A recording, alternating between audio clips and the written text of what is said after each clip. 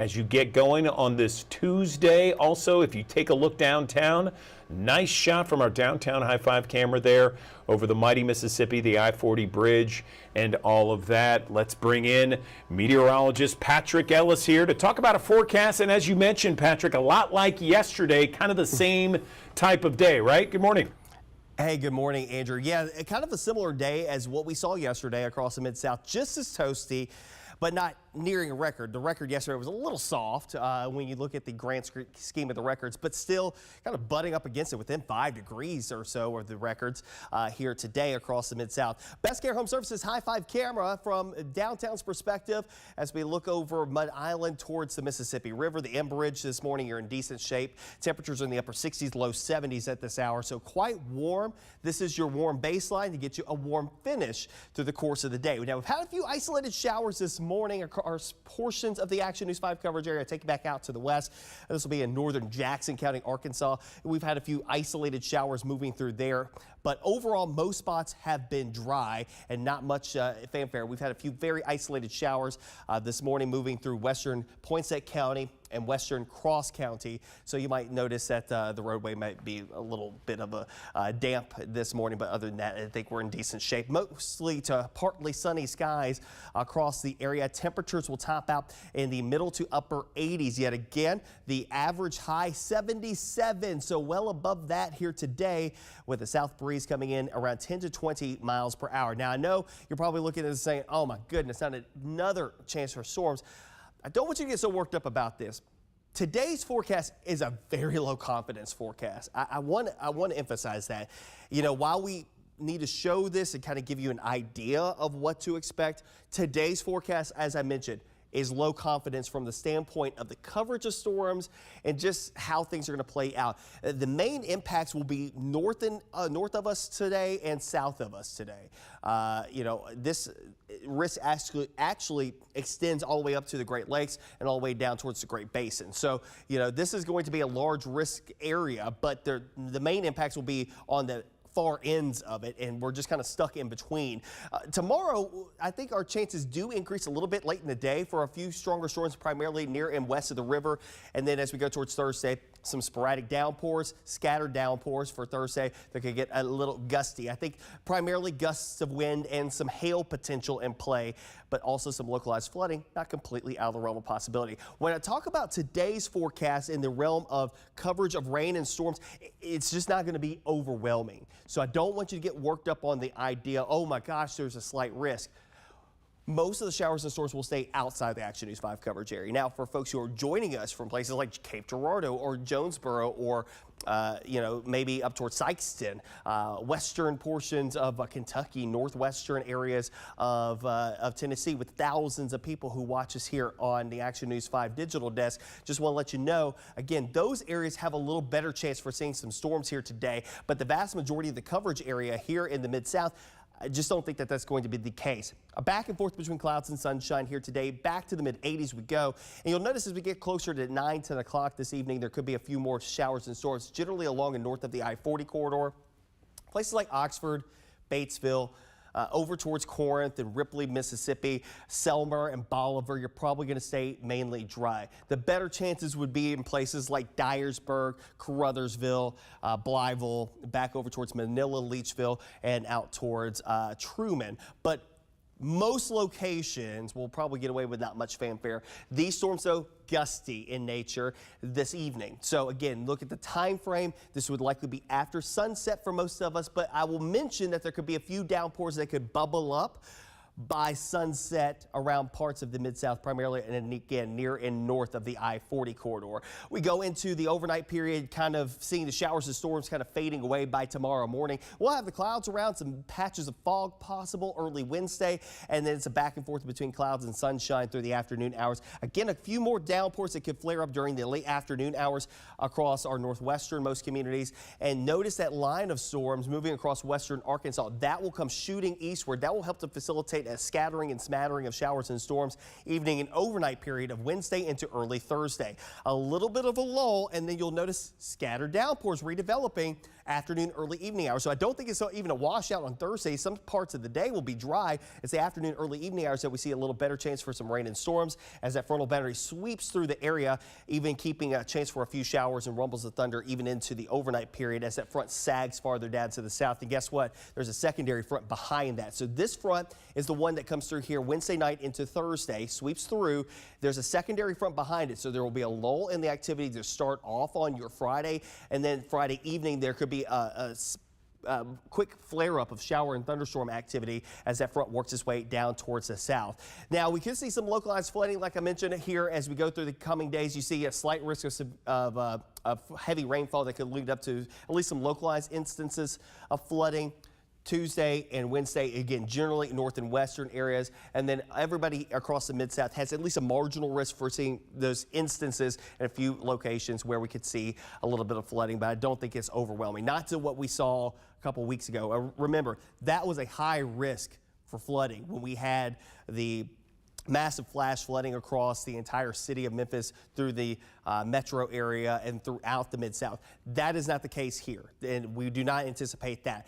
What we will see is more your traditional hit and miss spots that traditionally flood.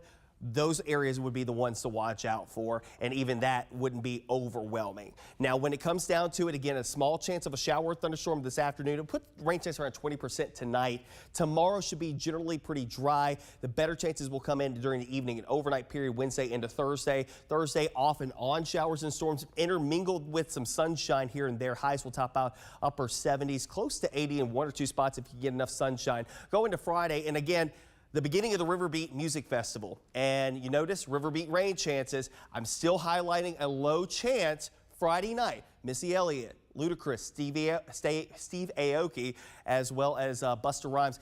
There is a possibility that we can still see some lingering showers, and that comes by way of that second front coming through the area. Saturday, Sunday looks to be fantastic. I don't think that these days are going to have any issues. It's going to be beautiful outside. This is going to be perfect festival weather, Saturday and Sunday. But Friday, we at least run the risk of a few showers and rumbles of thunder that we'll have to keep a close eye on. But again, the weekend sets up to be very nice across the area. Saturday, also going on, we've got several things going on. Overton Square having their Crawfish Festival this weekend. We also have the Cystic Fibrosis Great Strides Walk over at Shelby Farms Park. I'll be emceeing that on Saturday morning. Temperatures nice and comfortable when the walk kicks off at 10 a.m. 66 degrees, 70 by 7 a.m. A lot of sunshine and rain chances standing at a big old goose egg and a north breeze coming in around 10 miles per hour. Up to the mid-70s again on Sunday and near 80 on Monday, and the low and mid-80s return as we head towards the early portions of next week. I love how the festival weather is looking fantastic for Friday, Saturday, and Sunday. It can't be beat, right?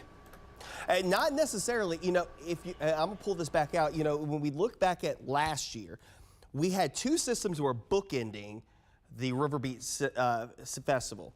We had a system that came in Thursday night and lingered into early Friday. Friday ended up being mostly dry once the concert started at 4 o'clock in the afternoon. Concerts start at 4 o'clock on Friday this week as well. But this time, the difference is that that secondary front could kick up a few showers and rumbles of thunder as it swings through Friday, late afternoon, early evening. So I got to put in that chance for a few showers there.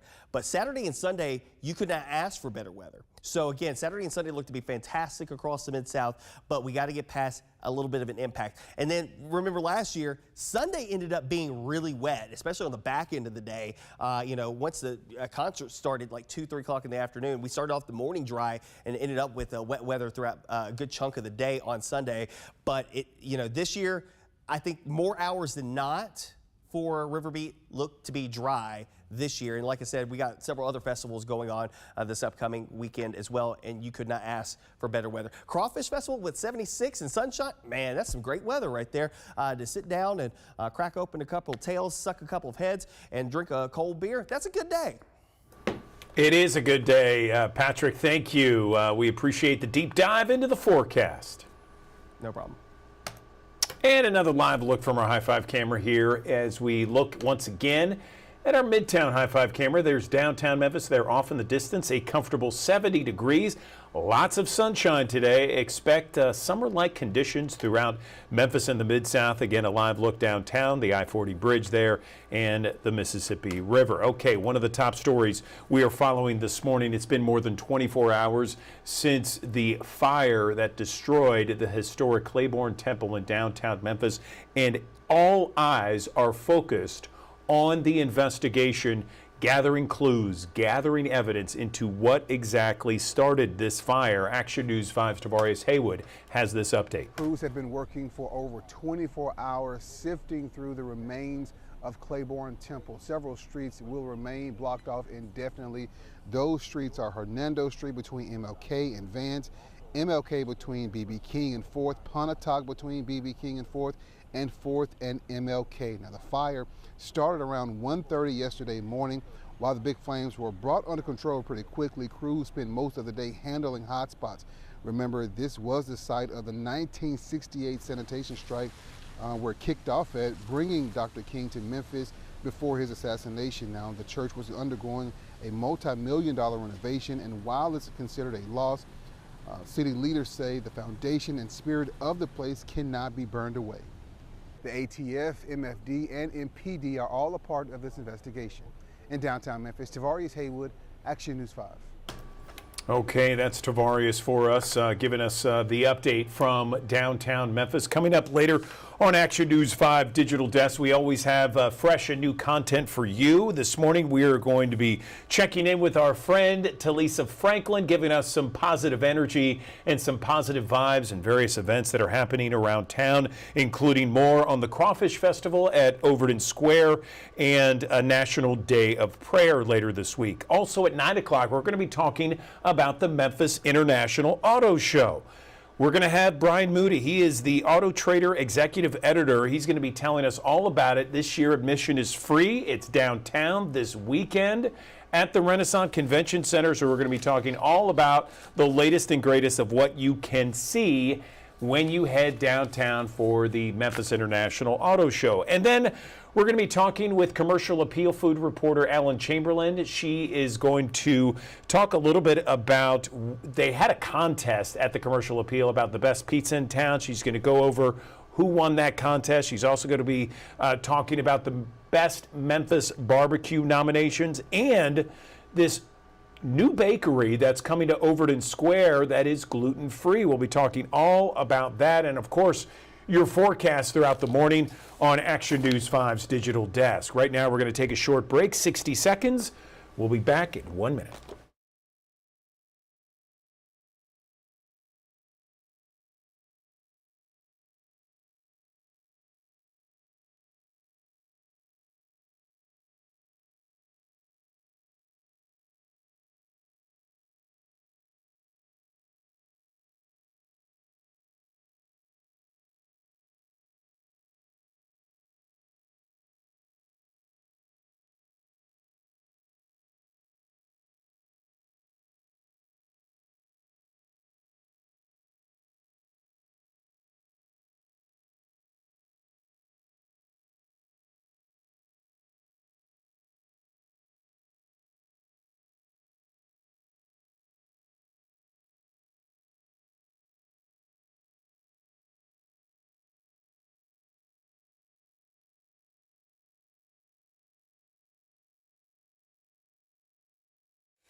Good morning. Welcome back to the Action News 5 Digital Desk. There was a lot made about a Shelby County Health Department town hall where there were a lot of concerns about XAI and some environmental concerns with regards to pollution, gas turbines, that sort of thing.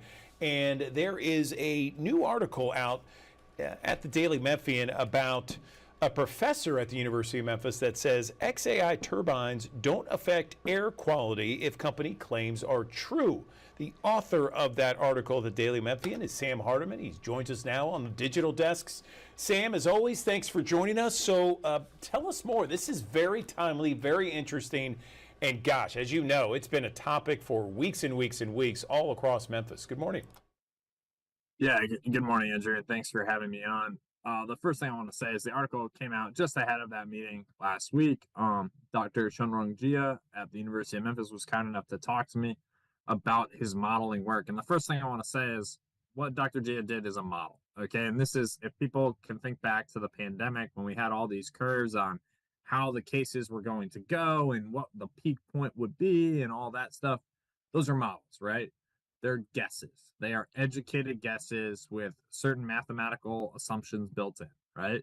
And so that's what's happening here. This is not, I want to be very clear, this is not anything to do with actual air quality. Like, no one is measuring, as far as we're aware, right? And maybe they are. No one is actually measuring the air quality close to XAI down in Southwest Memphis. What Dr. Gia did was just simply model what possibly could be happening based on what the company said it is using in terms of the turbines and the technology it has added to the turbines to reduce emissions. So, can you talk a little bit more in detail about what he said with regards to his model? Yeah. So first, Dr. Gia, sort of explained that like the air we breathe right now, whether you in Midtown or me, where I am at our office in East Memphis, right? All of that has baseline pollutants in it, right? Because like we live in a developed world, we're not coming into like a pristine situation here. Like this isn't before people existed, right? Like there's been development, there are cars, there are all these sorts of pollutants in the air, right? So what Dr. Gia is saying is there's a baseline, okay? And there's a baseline in Shelby County of certain pollutants. And I'm not going to go into all of them. And based on the technology that XAI has. And so XAI in its permit for 15 of its turbines to be permanent with the Shelby County Health Department, which is why we had that meeting the other night, right? In Whitehaven, okay? At Fairleigh High School. Based on their application, okay?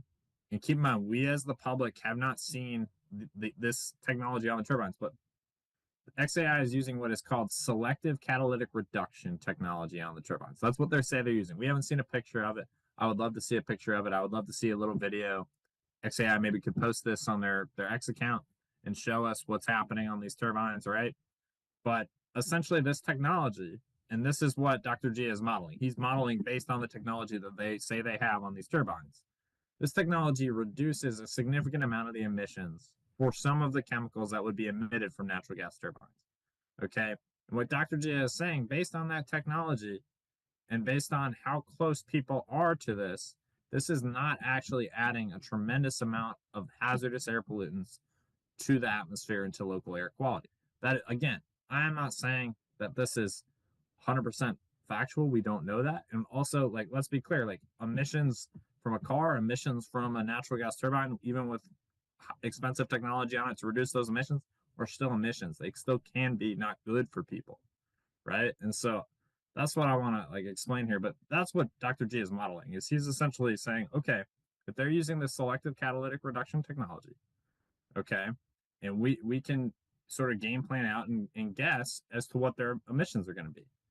And so, like, again, I want to be very clear. This is modeling. This is not actual tests. And I think one of the most important things in this story for everyone to understand, right, is that the closest air emissions monitoring station, which means the Shelby County Health Department, I think, has 3 or 4 air monitoring stations, okay, in Shelby County.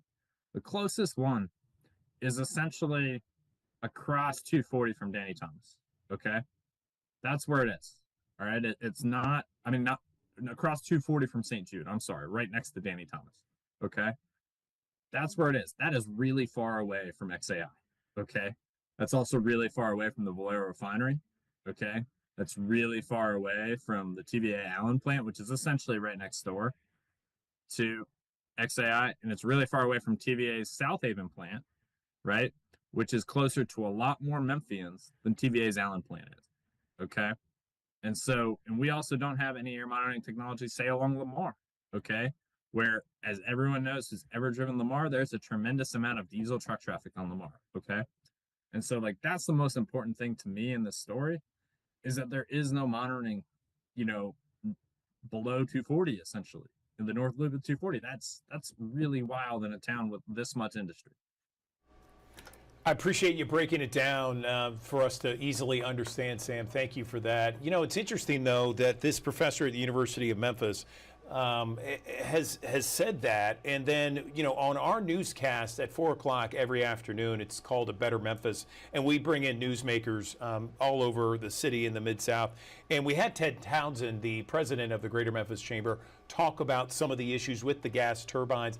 And he said the amount of turbines that are working right now, way below EPA levels, you know, based upon what these gas turbines emit, they're below EPA levels. So it almost kind of lines up a little bit, if you will, in theory with this professor. I'm just curious, has XAI talked specifically about emissions and just refuted some of the arguments out there that is, you know, against that plan? Yeah, Britt Mayo, their site leader in Memphis, did read a statement the other night during that town hall meeting. He really couldn't be heard, to be quite honest, because he was being booed and shouted at. All right, and that was what was happening during the meeting. You know, that statement mentions the selective catalytic reduction technology, okay, which is the same technology that's cited in their application to the health department. All right. They have said that again, like I said earlier in this interview, right? A lot of these issues maybe could be put to bed if XAI, with their X account, put on Twitter, put on X, a picture of this technology and where it's being used, right? And just show us, like they're telling us, but also show us, right? Because that it's trust but verify. And so, yeah, one of the things that is key here, and that people like maybe. And I'm not an expert on air quality. I want to be clear about that. But like, we have a tremendous amount of truck traffic in this community. We have highways in this community, right? The cumulative effects of those emissions are very high, but we don't really talk about them very much. Okay, in terms of measuring them with science, measuring them. Go ahead. As technology has revolved, there is this technology like STR technology, catalytic reduction technology, that has made some of the natural gas and fossil fuel burning technologies that we have today safer for human health than they were in the past. That does not mean that they are great for human health. Okay. That just means that they are safer than they were. And so, like, as a society, I think it's important we have a nuanced discussion about these things. And that's why I wanted to talk about this article today. And I think that's why it's important. Again, XAI can put all this to bed by just showing us that they're really using this technology. And, you know, it is also worth pointing out that when XAI stops using these turbines, because these are a temporary power source, this is what they're using until they're fully connected to TVA and LGW's grid, okay? It's worth pointing out that then when they're on the grid, just like us, just like the electricity that's powering this very interview right now, they're using what is essentially a representative sample of emissions from TVA's grid, which means nuclear, hydroelectricity, natural gas, and coal, okay? And solar. So, like, that's what they're going to be using too. And so our emissions as just people aren't wholly clean. And we should, like, keep that in mind as we're talking about this as well. Sam Hardiman, we really appreciate this conversation. It's such an important one to have on this topic, and thanks for not only the hard work and the journalism, but also just having these conversations, keeping this in the news, and certainly let people weigh in on all sides of this debate. Thank you. Good morning. Welcome back to the Action News 5 Digital Desk. We have Night Court star Melissa Rausch joining us on the Action News 5 Digital Desk to talk about the final couple of episodes that are going to be airing in just a couple of weeks. Melissa, good morning to you. First off, tell me about what it's like working on this show with such an amazing history. Good morning. Good morning. How are you? Oh gosh, this show has been nothing short of a dream come true. I grew up such a huge Night Court fan, and getting to work with John Larroquette, who's came back to reprise his role as Dan Fielding, and this amazing cast, Wendy Malick, Nambi, Lakrita, it's just such a dream come true every day. Our sets are the recreation of the original Night Court. Even some of the props and chairs and set pieces are the same. So as a TV fan, it's just, it's wild and so very special. I'm curious, Melissa, how is it to live up to expectations? I mean, you have this night court, sitcom that was on the minds of many for many, many years. People would watch it all the time in their living rooms over the years, and suddenly here you are, part of a staff that's trying to recreate that magic that they had so long ago. What's that like, living up to those expectations? Oh gosh, I think as someone who was a fan of the original, it was so important to me and to all of us that we just didn't mess it up. I think sometimes when you hear the word reboot, you're like, oh, don't mess up that show that I love so much. So we wanted to make sure that we were coming in, paying homage to the original, making sure that we had these nostalgia pockets for people who loved that first incarnation while also making it fresh and new for audiences who didn't watch the original. We started calling it a new boot at one point to sort of blend the reboot and the newness of it all. I love it. I love it. So this is season 3 ending here. Tell me about these next couple of episodes. Well, we have an amazing episode this week that's sort of an homage to The Godfather. Ray Abruzzo from The Sopranos joins us, as well as the Sklar brothers. It's a blood moon, and it's super, super fun. And then the following week, on May 6th, we have a 1-hour season finale event. We have 2 separate episodes at 8 and 8:30, and it's just star-studded all the way across. We have Marsha Warfield reprising her role, Roz Russell from the original, Michael Urie, Reagan Rayford, who played Missy on Young Sheldon, and then we also have a reunion with me and my Big Bang Theory buddy, Simon Helberg, and that was so, so special. It felt like going home again, getting to work with him, and it's a season finale, the likes of which we've never seen before. It's so great. It's one of the best season finales I've ever been a part of, and I'm so excited for everyone to watch it. Fantastic. So tell me, you just mentioned, there are people coming in. You work with John Larroquette, so you have people that are a part of the original production of this sitcom. And, have they given you any kind of advice, or have they talked about it, or do they say, back in my day when we first did this? I mean, what are those conversations like? Oh my gosh, they're so great. And John has been a part of the development of this show from the jump, from the first minute we started thinking about doing this. I called John and asked if he'd be willing to do it. And although he said no several times, he then eventually did. And now he's having the time of his life. But he was very, very instrumental in making sure that we were very much following the original DNA of the original. And so much of what we do and how each episode is constructed is really based on what was set up for us in the 80s and 90s with the original. Very much this sort of heightened vaudevillian, left of center, irreverent comedy with these really special, emotional, heartfelt pockets weaved throughout. And John is very much a guiding force in making sure that it stays true to that. Before we let you go, Melissa, can you just talk a little bit about how people can watch? Oh, sorry, you just broke up. Do you mind saying that Oh, again? I'm so sorry. Before we let you go, Melissa, can you tell our audience how they can watch you guys?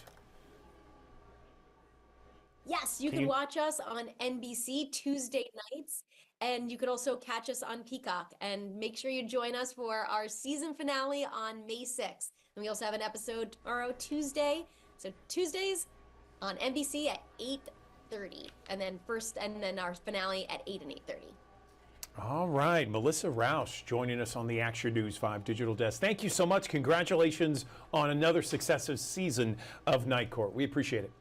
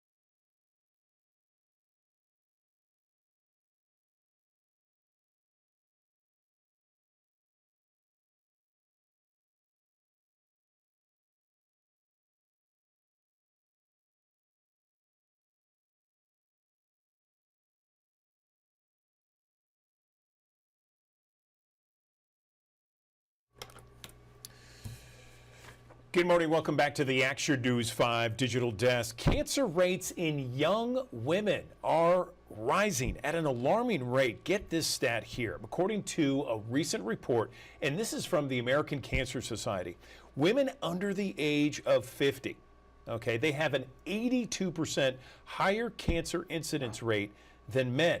Crazy, crazy stat there. And black women have a 38% higher risk of dying from breast cancer than their counterpart. Let's bring in a couple of women here to talk about these issues right now. I'm joined by Dr. Amanda R. Hathaway and Lachey, a cancer survivor. Good morning, ladies, to you both. I appreciate you joining us on the digital desk.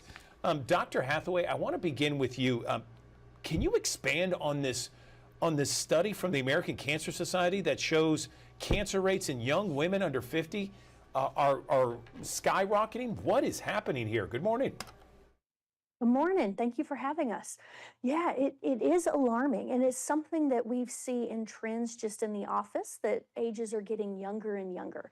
We do know, and what I tell my patients all the time, is that there's not one thing that makes someone develop cancer. It's kind of a potion or a soup where there's a lot of different ingredients. We know genetics play a role into it, and so when people have a strong family history, they are at higher risk. We know that lifestyle plays a role into it, and those that are more sedentary do have a higher chance of breast cancer. We know that hormones play a big role in breast cancer development, but also just our surroundings and exposures. But yes, it is very alarming that it's happening younger and younger. I totally agree. Lachey, over to you. Tell us briefly about your experience and what exactly happened. Yeah, so I felt a lump in my breast, and because I was an athlete my whole life and I've been strength training, I thought that it was initially some sort of muscle. But yeah, I went to my doctor immediately when I noticed that it persisted and it grew. And I got an ultrasound, a mammogram, and yes, it was breast cancer. It was stage 2B, hormone positive, HER2 negative breast cancer with a high risk of recurrence. And I was just so shocked because I was only 26 years old. And usually breast cancer is diagnosed in much older people. And so I was like, wow. And I immediately went into fight mode and I started advocating. And that's why I'm so happy that I'm partnering with Eli Lilly, because I'm able to spread this message even more and motivate more young people to just understand what's going on with their bodies and get to know their bodies so they can advocate for themselves and catch anything that may be happening early. Well, I love that smile. Every picture we're showing of you, Lachey, you're just smiling away. I mean, to be diagnosed with cancer at 26, what an unbelievable, life-changing diagnosis. Dr. Hathaway, back over to you. So, you know, we've talked about these issues. Is there any way to be proactive where people can, you know, change, I don't know, diet habits to stave off something like this? Or is it important to just have annual exams with your pediatrician or with your doctor, your main doctor every year? I mean, is it a combination? What do you have to say to our audience? It's definitely a combination of those things. And so there have been studies that show in women who are at high risk of breast cancer, an hour a day, 5 days a week of aerobic exercise cuts the risk of breast cancer development by 57%. We know people who drink excessively with alcohol are at higher risk. We know that those who live a sedentary lifestyle, so even if you're exercising but then spend the rest of your time in front of the television, there's a higher risk of that. And then we know that a lot of the foods that we eat, processed foods, refined sugars, do increase the risk of breast cancer development. But even without any of those risk factors, what I tell my patients is it's very important to know your body. So if you do recognize something abnormal, you can bring it to your doctor's attention, because the earlier we catch it, the better our outcomes are. Good advice there. Lachey, any advice from your perspective?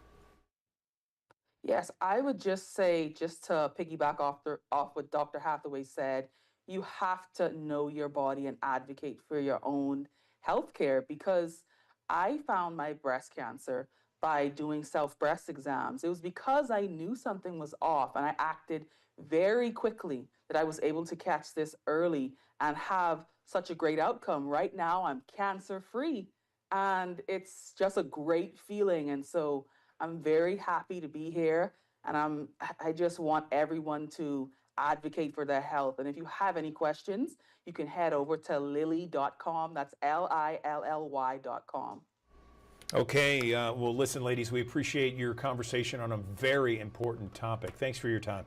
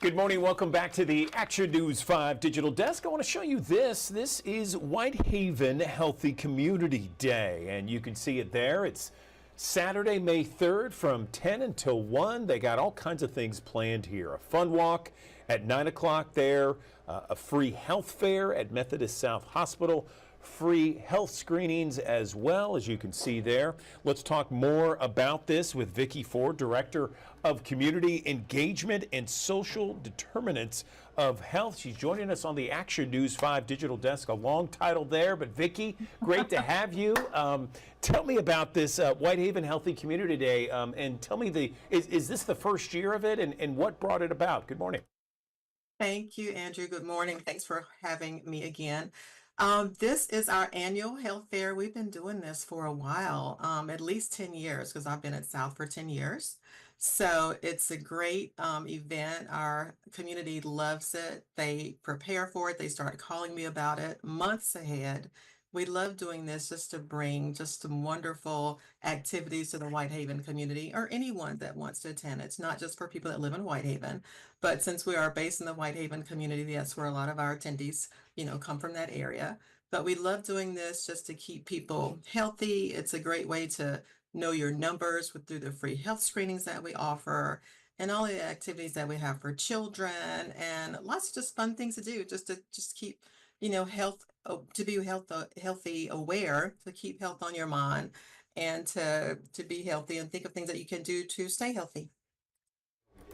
Absolutely. I want to show everybody that flyer once again here because there are so many different things, Vicki, that you guys have planned here. I mean, there's all kinds of free health screenings, which I'm sure the community would definitely want and need: blood pressure, cholesterol, glucose, among other things. And then there's stuff for the kids there, a scavenger hunt, photos taken, a fun photo booth, t-shirts, that sort of thing, inflatables, all kinds of stuff. When it happens on Saturday, May 3rd from 10 to 1, do you expect a big crowd? I mean, how many typically come out for the event? We've been so lucky. We usually have about 500 people that will show up for this event. Like I say, the community is very supportive. They want to know their numbers. They want to get their blood pressure checked. They want to know their cholesterol and glucose numbers, as we always say, the know your numbers kind of mantra. So they're excited about that. We have this scavenger hunt that you would love, Andrew. You go to different vendors and you go to so many. It's like a bingo card that you'll get. And you go to so many, and when you get your sticker at the end, you'll get a great prize. So you can do that as an adult or teenager. Anyone can do the scavenger hunt. It's always goes over very well. They enjoy it. And if you like to walk, we've got that fun walk at 9 o'clock in the morning for people that like to get their heart pumping early. You can start off with that. We do like about a 1 mile walk around a parking lot. So if you're familiar with Southwest Community College and the Whitehaven Center right here in Whitehaven, we kind of do a walk around that area. So it's quick, but it just gets the heart pumping for the morning. That sounds great. And again, it's open to everyone, whether you're living in Whitehaven or outside of the Whitehaven community. Anything else, Vicki, we can talk about with regards to this? Again, Saturday, May 3rd, over there in Whitehaven. Yeah, I just want to invite everyone to come out and just say thanks so much for all the support that we've gotten over the years. We definitely love seeing you. There are some regulars that come every year that we look forward to seeing. And we definitely want to invite anyone that haven't been there before. It's going to be a great event. Bring your children, bring your grandchildren, invite your family and friends and your colleagues. It's just a way to think about health, to think about what you can do to know your numbers, and to learn more about the wonderful community vendors. We'll have exercise demonstrations, we'll have a cooking demonstration, lots of fun things. So thanks so much for allowing us to be on to share this information with the community. Oh, yeah, absolutely, Vicki. So again, for everybody, it's Saturday, May 3rd from 10 until 1. A fun walk begins at 9, rain or shine, and that's at 1300 Wesley Drive. And then the 10 to 1, that's when everything, the free health fair at Methodist South Hospital, free health screenings, scavenger hunt, as you heard, everything's for free, right? Yes, everything is free. We love that word. Oh, yeah, I'm with you on that. Vicki, really appreciate you coming on the digital desk. Thank you so much for letting us know about the Whitehaven Healthy Community Day. It's something that's needed and something that we love to talk about here on the digital desk. Thank you.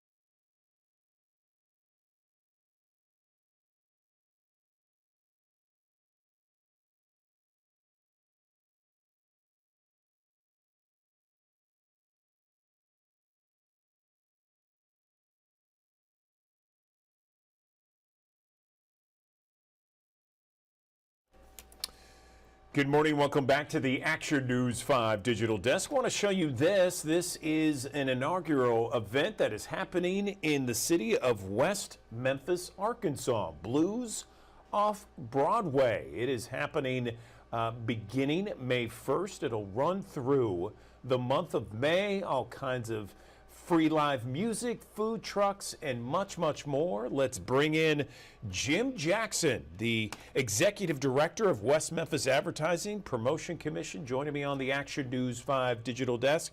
So, Jim, give me the concept behind this idea, how it came about, and what you are expecting. Good morning. Well, good morning. Thank you for having me on here. I have to correct you just a little bit. This is not the inaugural. We've been doing this for about 6 or 7 years now.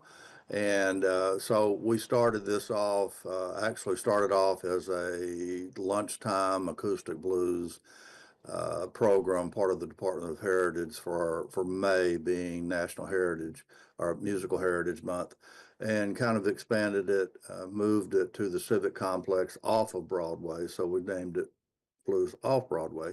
So, and we've gotten bigger and better, more turnout, larger turnout, and we feel like we are increasing our quality of artists.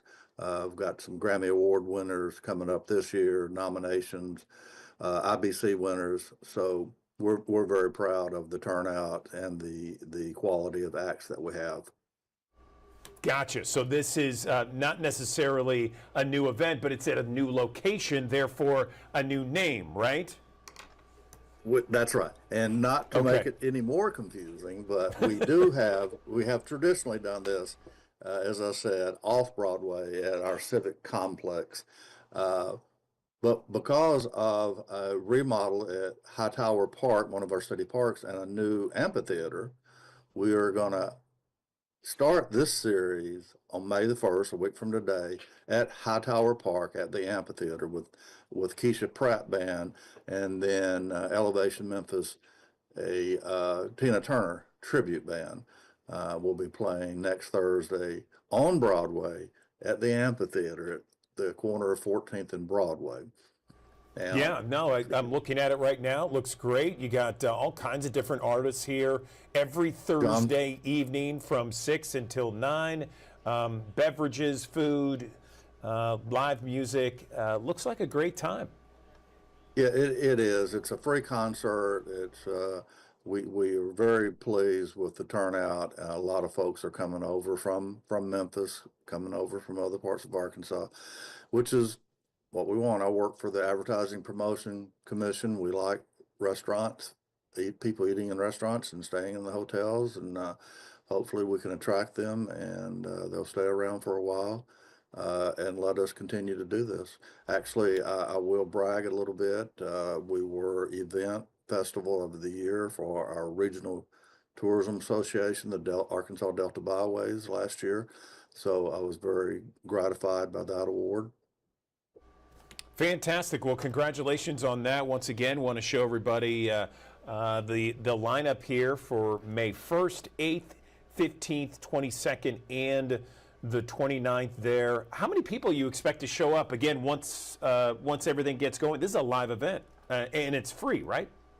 That's right. It is free, and we'll typically have 400 to 500 people, depending on the weather. We do have a rain contingency. We have a 1,000-seat civic auditorium if we need to use that, but we want to be able to stay outside. It's just much more enjoyable. We have a nice open portable stage that we use for that, so people will enjoy the nice May weather. But we do have a plan B.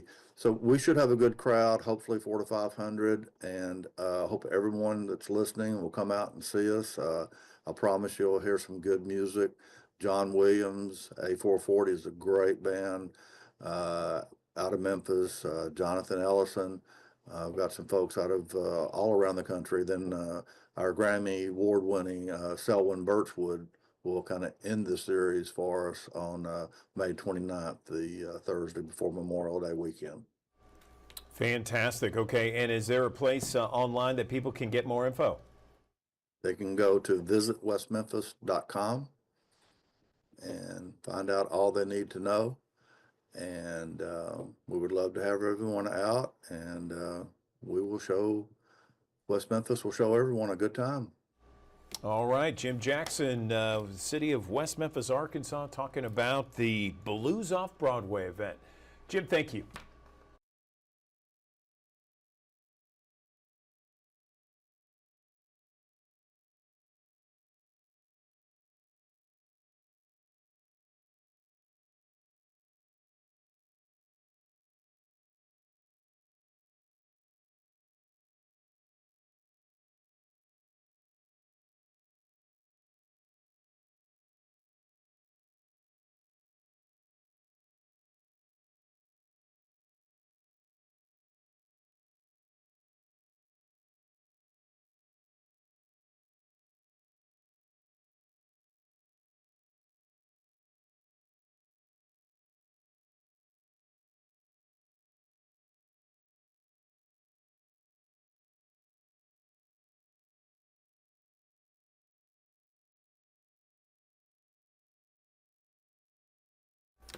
Good morning. Welcome back to the Action News 5 Digital Desk. There is a cool party that is happening May 2nd. It is the Troll Garden Party for ages 21 and up at Memphis Botanic Garden. Joining me now to talk about it, Carly Zamora. She is the Adult Education Coordinator at Memphis Botanic Garden in front of one of those big trolls. You know, you think of trolls, you think of these small little things, but they are huge and they are everywhere at Memphis Botanic Garden, aren't they, Carly? Good morning.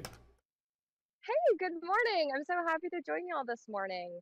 Yes, we are in front of one of our trolls. I decided we should maybe get a sneak peek at what this party is all about. So, this troll that we're currently in front of, her name is Rosa. Rosa is our upcycling troll. So, as you can see from her really cute car that she has completely ripped out the inside and put a bunch of flowers and plants. And that's one of the things that you'll be able to see at our garden party. We have 6 trolls in total, so we're excited for everyone to see all 6 of them. So, Carly, can you explain again to our audience about the idea and the purpose behind these trolls? It's about environmental consciousness and sustainability. Is that right? Yeah, absolutely. So our 6 trolls have traveled all this way to be in Memphis with us because they are part of what's known as the Save the Humans Initiative. So the Save the Humans Initiative, like you said, is all about sustainability, your environmental impact, and kind of taking a look at where we as individuals, as humans, kind of play on this planet and how we are tied in with every other portion of life. So, where Rosa is talking about taking old materials and recycling or upcycling them, putting plants in them, kind of giving them new life, we have one troll who's all about recycling. We have another troll that's all about relaxation and meditation. So, to me, being outside in nature is a different kind of journey for each individual. It's going to look different for everybody. So, we've got kind of 6 different trolls showing what 6 different portions of that could be. I love it. I love it. Great. So this is going to be around until next month. Is that right? And then you got a party going on. Tell me about that. Absolutely. So our trolls are going to be here in Memphis until May 21st. On May 2nd, we have our troll garden party from 6:30 to 8:30. This is a really fun 21 plus event. It's a great time to come out and see the trolls in a very relaxed, fun environment. We'll have a few different food trucks on site. We'll have good groceries, poke paradise, and salt cured blues. Plus, your ticket gets you 3 free drink tickets that's included in that price. That price is going to be $25 for members, $35 for yet to be members. So it's a good bundle. Plus, we'll have some little surprises hidden throughout, maybe some different crafts, activities. Maybe you can take your own plant home. We'll have a little station doing that. Fantastic. Okay. Anything else we can touch on with regards to the big party at Memphis Botanic Garden, the trolls? It looks like it's a beautiful day. We've had several beautiful days in a row, haven't we? I know, we've been so lucky since the past rains and everything's been going on. It has been gorgeous outside. We're obviously going to encourage you to come anytime you can. But if you're watching and maybe this kind of party isn't your thing, we also have Troll Fest on May 3rd. It was moved from its rain date in April. It is now May 3rd, and that is a completely family-friendly event. For Troll Fest, like I said, that's going to be May 3rd from 10 to 4.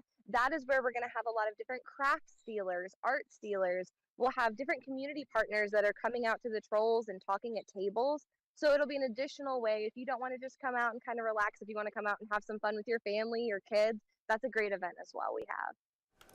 Awesome. Okay. Carly Zamora, we appreciate you and everybody at Memphis Botanic Garden for being a part of one of the great gems of Memphis in the Mid-South. Thank you so much for coming on the digital desk as always. We appreciate it.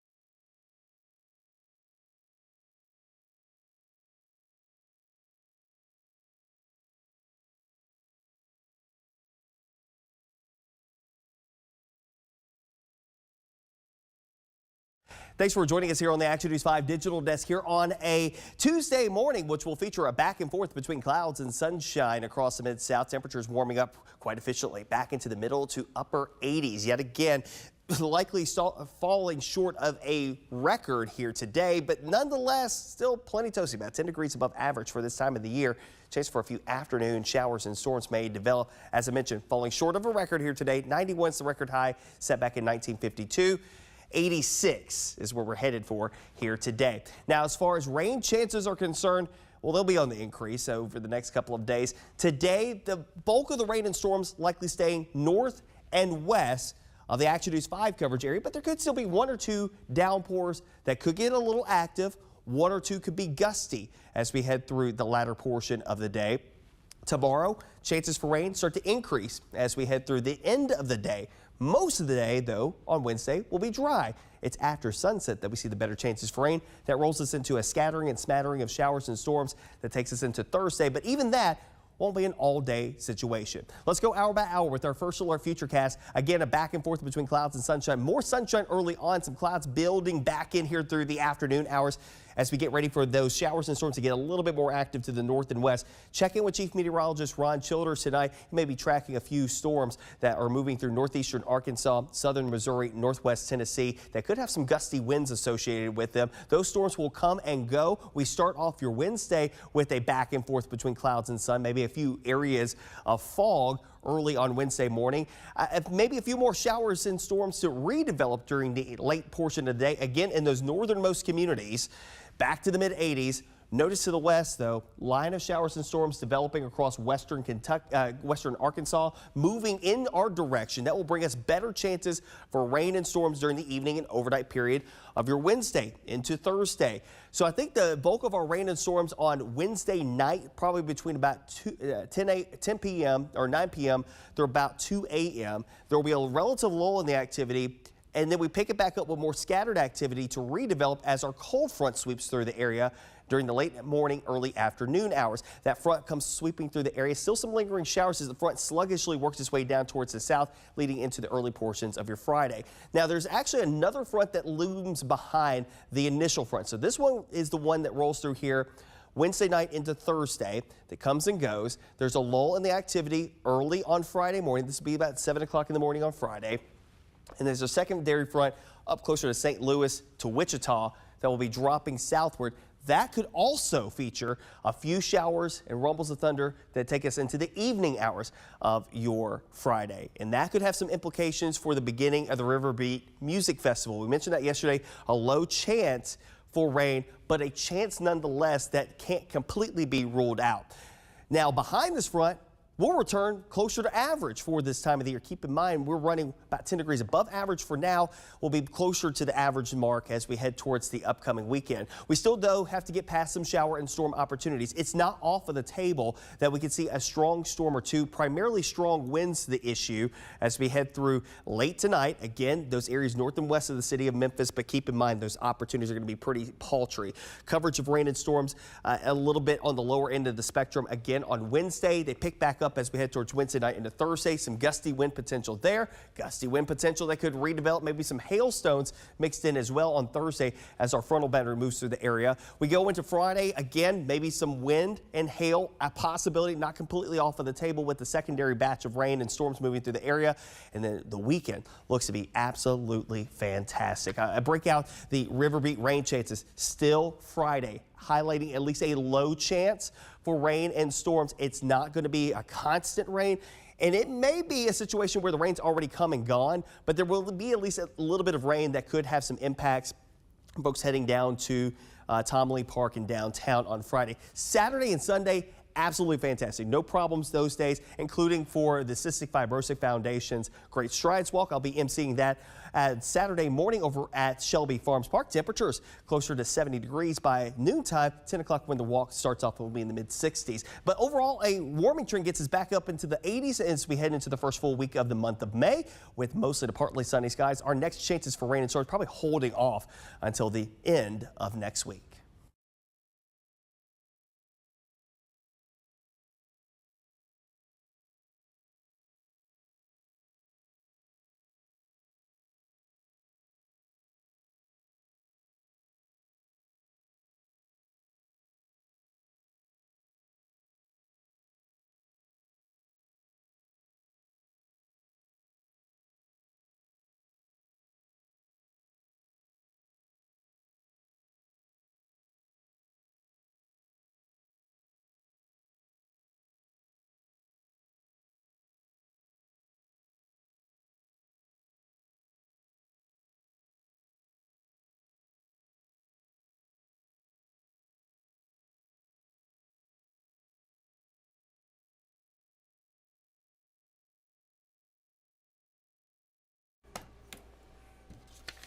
All right, good morning. Welcome back to the Action News 5 Digital Desk. I'm sure you are very well familiar with this friendly face. We are talking about the celebrity Peabody Hotel Duckmaster, Keenan Walker. He's got one of the most unique jobs in all of the country, and he is delighting fans from all over the world right here in Memphis at the South's Grand Hotel, the Peabody Hotel. Well, guess what? Keenan is quite the actor these days, and he is starring in a movie that was filmed in Memphis. To talk about that and much, much more, he is joining us on the Action News 5 Digital Desk. Keenan, how are you this morning? Man, I'm fantastic. Thank you for having me. I really appreciate it. I appreciate you being on. So tell us, first off, tell us about being a Duckmaster. You've been a Duckmaster now for several years. How's that going? And how did this opportunity come about for you to be in this movie that was filmed in Memphis? Tell us about that as well. Well, I've been an actor since I was 13. I've been acting in Memphis since 2000 actually since 1999. So I've been an actor for quite a while. But then I was an actor who was blessed to become the Peabody Duckmaster. So I guess it's safe to say I'm an actor of one of the most unique jobs in the world. But my acting never stopped. But more doors opened after becoming Duckmaster. So a few years ago, I crossed paths with a director named Jerron Lockridge, who is stationed out of Jackson, Tennessee. And I continued to do work with him, and this work just continued to grow and grow. And this is my fifth project with him. And he wrote this film with me in mind, so I was blessed with that opportunity. And now it comes out May 6th, Betray Thirst, romance thriller that I think is really going to blow people's minds. Well, we have a little snippet here that we're showing our audience. And again, as you mentioned, the new film is called Betray Thirst with director Jerron Lockridge. Tell us a little bit about it. Well, Jerron Lockridge, he has a number of movies that he's done. One called The Sticks, another one called Cubic Zirconia, which I'm always in, which I'm in as well. But he created an anthology series called Betray. And the first movie, Betray, is already out. It came out last year. That's available on all streaming platforms. And they're movies that have to do with betrayal in relationships. So the first Betray had to do with a wife who became bored with her relationship and decided to step outside of that relationship and the dynamics that happen around that. This one is the second installment in the Betray anthology. It's called Betray Thirst. And I star as a lawyer named Jamal Wiggins, who is a happily married man who owns a law practice with his best friend. And things in his relationship have seemed to have fizzled, but he is a loving husband. But one day a client crosses his path, named Jada, who's played brilliantly by an awesome actor named Bree Hassan. And she was seeking compensation for her husband, who was injured in a firefighting accident. And the husband is kind of abusive, and Jamal seems to be the only person who shows concern for her well-being. So as he continues to have a concern for her well-being, a bond is made, and then from that point, they just have to watch and see what happens. I gotcha. So how is this series? You mentioned this is an installment of a series that's already out. How has it been received so far, and what do you expect when this one comes out next month? Well, we had the red carpet premiere at the Malco Studio on the Square on April 17th, and it was received amazingly. The crowd loved it. The reviews on IMDb have all been 10 so far. I think this is a conversation piece, and this is a perfect movie to watch with your spouse, your significant others. It's a perfect movie to watch with friends, female friends, male friends, because I think it's going to leave people in a place where after they see this story, they'll wonder, okay, who was right? Who was wrong? Who should have done something differently? How could this have been changed? And that's the whole purpose behind the Betray series, is to start a conversation, not necessarily to point blame or to villainize anybody, but to put you in a position where you ask yourself, what would you do if you were in this situation? Realistically, what would you have done? And I think Jerron just perfectly captured the essence of that in not only the first portray, but also in this one. I think when people get done watching this, one, they'll be entertained because it's like I said, it's a romance thriller, but it's got comedic elements as well.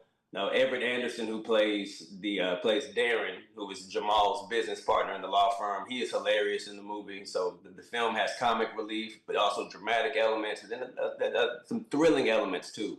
But when it's over, I think that people will still be talking about it, and it'll definitely engage in a conversation. It'll kind of spark a conversation of what would you do if you were in that same situation. So let me ask you this. Are there other local talent actors in there as well? And do we see places in Memphis that we might find familiar? Well, yes, there is some other local talent.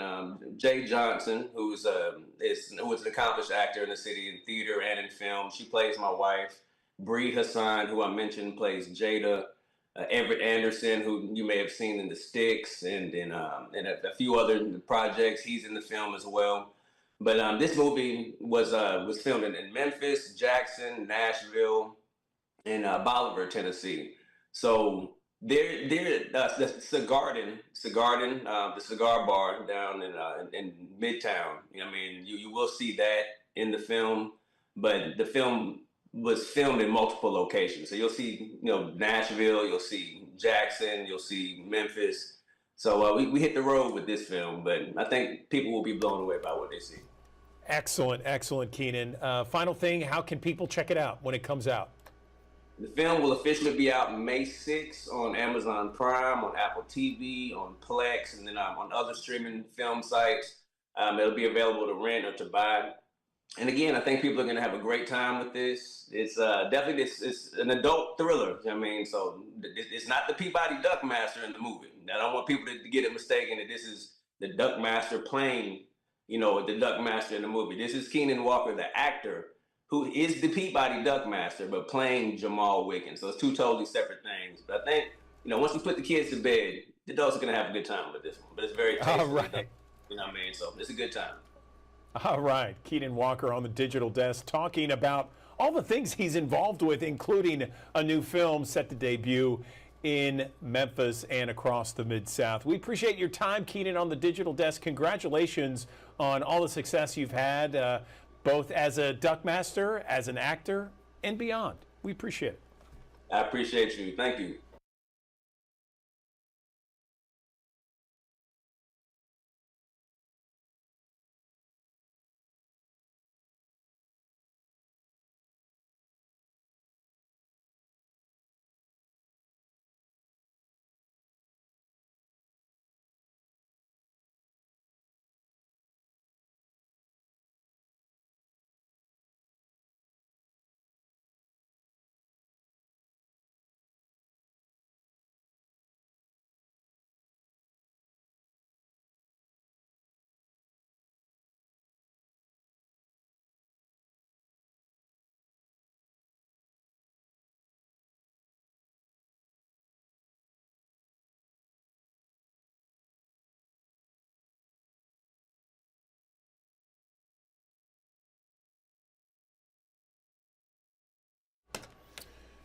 Good morning. Welcome back to the Action News 5 digital desk. I want to show you this. This is the sights and certainly lots of sounds of the Memphis Greek Festival headed our way May 9th and 10th from 11 until 8 both days. It's going to be on the Greek island on Highland and Sam Cooper in Memphis. Joining me now to talk more about the Greek Festival is Kathy Zimbelis.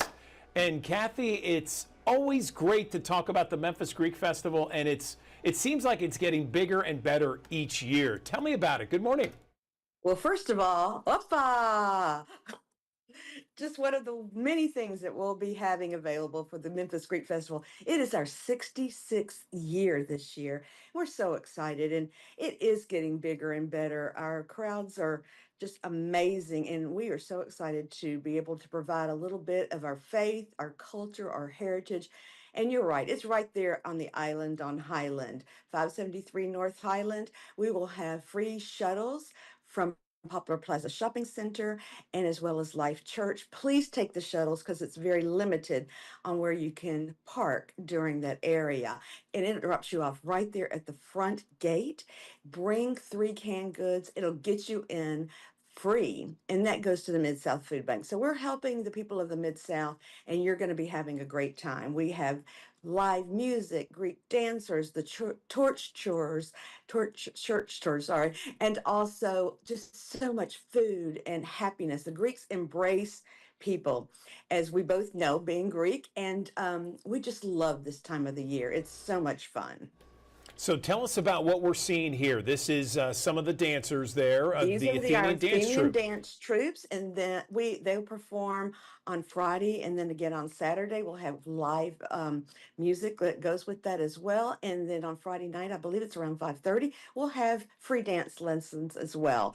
Inside the church, we want you to go in our church. It's absolutely beautiful. Father Simon will lead our church tours, and then inside our fellowship hall, we have the main meal, which you can get if you'd like to online. If you go to memphisgreekfestival.com, you can buy tickets in advance and find out about everything. And don't forget, we have a drive-through, and everything's available there as well with our meals, some of the desserts. We'll have Greek pizza. We'll have the biftekia, which is like a gyro, with the tzatziki sauce. And you know what? If you don't know where we are, roll your window down, go down Highland, and you will smell all of the delicious food being cooked and be ready to go. Our lady's been working so hard on all of the pastries, and gosh, they're delicious. The baklava cheesecake, to our meals that we have prepared, as well as our pastry. If you don't have a gift from mom, come to the festival. We have tons of great gifts available. We have a Greek boutique. We have so many things ready to go for you. Yes, and you know, some of those pastries, I mean, the recipes go back decades, and you know, Yes. sometimes 100 years there. And the ladies, the yayas, the grandmothers, have been working on this feverishly leading up Yes. to the festival. Yes, we'll have our cookbook. It's Greek to Me available as well. And you know what's so special for us is we are continuing our wonderful traditions that our mothers, our yayas, our grandmothers that you said, and our men too, because they're involved just as much as the ladies are. And these recipes are so authentic and so delicious. And if you don't know what you want, we have a pre-packed sweets ready to go. So get a little bit of everything while you're doing that as well. No question about it. Okay, so we have the dancing, we have the music, we have the food, we got the church tours, we got the bookstore, Greek dancing lessons. What Yes, else can and we also talk we about? have a little family area, the kids zone. So you know what? A lot of people come to through the drive-through on Friday because they're working, and then on Saturday they come back and they bring the whole family, and you can literally spend the whole day there and just have an absolutely fabulous time. And we'll let you be Greek for 2 days, and we think that it's a lot of fun. And a lot of people go to the church tours, and they end up joining our church because they love our Greek Orthodox faith, which is the mother church. So come and learn about that. That's what's most important to us as well. Is there going to be Greek beer? You know, some years it goes so quickly, and It it's so goes tasty. fast. It It goes does. fast. I know, talking for yourself, I'm sure, but it does go super fast. And we really want people to come early because a lot of their sweets, especially the baklava, even though we make extra, that goes very fast because it's really one of the most popular. I personally like the baklava cheesecake. I think it's absolutely delicious. I mean, baklava and cheesecake you put together, and man, boom, it's wonderful. And it's important for people to know that, you know, there is a cover charge, but you can get in for free with 3 cans, and that goes Yes. to the Mid-South Food Bank. It does, and we are one of the best ones of the events that helps the Mid-South Food Bank. So know when you're coming, you're doing something not just for yourself to enjoy, but you're helping the Memphis community. I mean, it's a win-win as far as I'm concerned. Excellent. Okay, Kathy Zimbelis on the Action News 5 digital desk talking about the Memphis Greek Festival, May 9th and 10th from 11 until 8. Kathy, always appreciate talking to you. Looking forward to Yes, seeing you we'll see you on once the again dance on the floor too, Greek Island. Andrew. Yes, Greek Island on Highland. Thank you. Yes. Opa.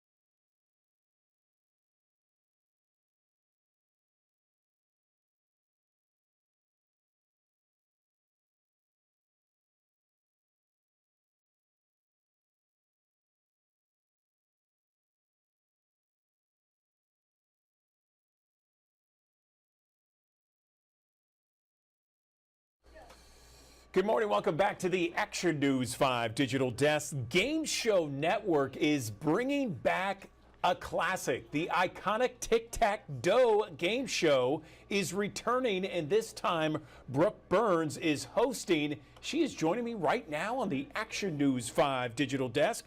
So, Brooke, good morning to you. Tell me about Tic Tac Dough, and first off, how much did you watch the old show? Good morning. Good morning, Andrew. Thank you so much for having me. I've always been a big fan of game shows, and specifically with Tic Tac Dough. When I was offered the job, I went back. I was watching, when Chuck Berry hosted, and of course Wink Martindale, and I was like, this is so much fun. I just love the idea that it's the first game that you've ever learned when you're a kid, tic tac toe, and then adding in trivia, which obviously I love, and then giving away $10,000 to some of the contestants who get to come on the show and play. So it just felt like a right fit for me. That's fantastic. I'm with you. I watched Tic Tac Dough a lot when I was younger, and Wink Martindale is from the Memphis area. He's from here. He just recently passed last week, and so there's more of a connection to us here in Memphis. Tell me what you thought just watching Wink Martindale. I mean, the guy is an icon so much in the game show space. He is an entertainment icon. I totally forgot about the Memphis connection. And obviously my heart just sank when I heard the news of his passing, but I was also so grateful to go back. About 10 years ago, he actually came on the set of The Chase and, came up to me on stage, and we had a beautiful conversation, and we got to sort of connect over our love of game shows, and told me a little bit about his life. And he truly was one of the most authentic and genuine human beings that I've ever met. And so I just hope that I can do everything that I can to step into those giant footsteps and carry on his legacy in this one specific show. Our premiere was the night before his passing. And so I look at it now as I just say my prayers up to Wink and say, just keep guiding us, Wink, and, help us continue this beautiful legacy that you started. So hopefully we can honor him in that way by bringing it back and in having this generation really enjoy a show that he was such a big part of. Yeah, I appreciate you saying that, Brooke. I have some video of you kind of doing your thing here. Take me through, for our viewers that have never seen it before, take me through Tic Tac Dough, how it's going to work, and the $10,000 up for grabs. Absolutely. We have two contestants, as you can see, who play against each other in, the strategy obviously is to pick the squares where you can mark 3 in a row, whether you're X's or O's. But to do that, you have to answer some trivia questions. The middle square, you have to answer 2, because obviously that's a valuable square. And if you make it to our final round, then obviously there's only one contestant left. And then you're really playing against the clock and our dragon, who's trying to block you from making 3 in a row and taking home the $10,000. So it's very exciting at the end there with the clock ticking down and the dragon chasing you around. So you mentioned that it debuted recently, and what kind of feedback are you getting? Pretty good so far. I mean, I try not to, I'm not a big press review reader, just because I feel like from my acting days, you can read people love something, people hate something. You can't believe your own press. I'm a big believer in that. So I sort of go, I do my job, and then I let GSN handle all the rest of it. But from our interviews this morning, I heard that there have been some positive social media buzz around it. And so going into week 2, we're feeling pretty good. That's smart to not look at any of the, the comments and everything. That is so smart, Brooke. Nice job. I just go back to being a mom, It's like, I did my job. Now focus over here. I'm with you 100%, no question about it. So you're someone who is very familiar with people watching game shows, Dog Eat Dog, The Chase, and you've been on TV for years. What makes Tic Tac Dough so unique and so special for you, Brooke? I love every show that I've done. Clearly, you choose it for a reason, and it has a special place in your heart, whether it's the time of life that you're in or the content and quality of the show. I think that obviously the legendary nature of Tic Tac Dough and the history, the game show history of it, was very appealing to me. The being able to go and shoot 6 shows a day and finish an entire season within a month. I have 3 daughters, but 2 are already gone college, out of the house, and then I have my last one at home who's 8. And so it works for me in my lifestyle right now as well.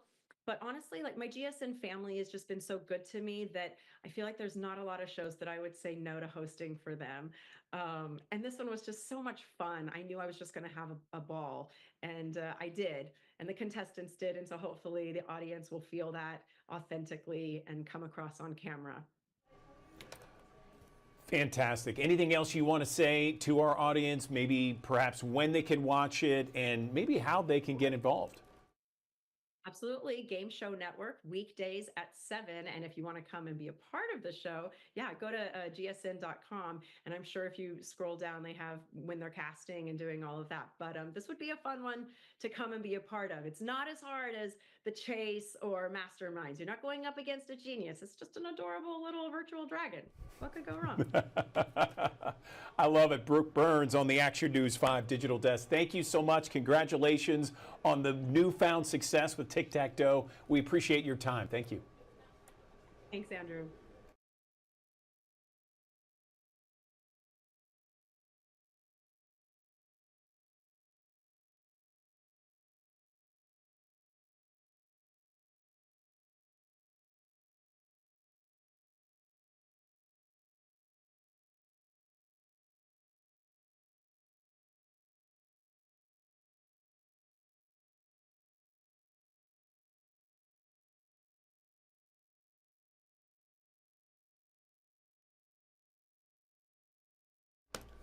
Good morning. Welcome back to the Action News 5 Digital Desk. There is a store in Memphis that is considered the first and only zero waste refill store. So this is a zero waste store.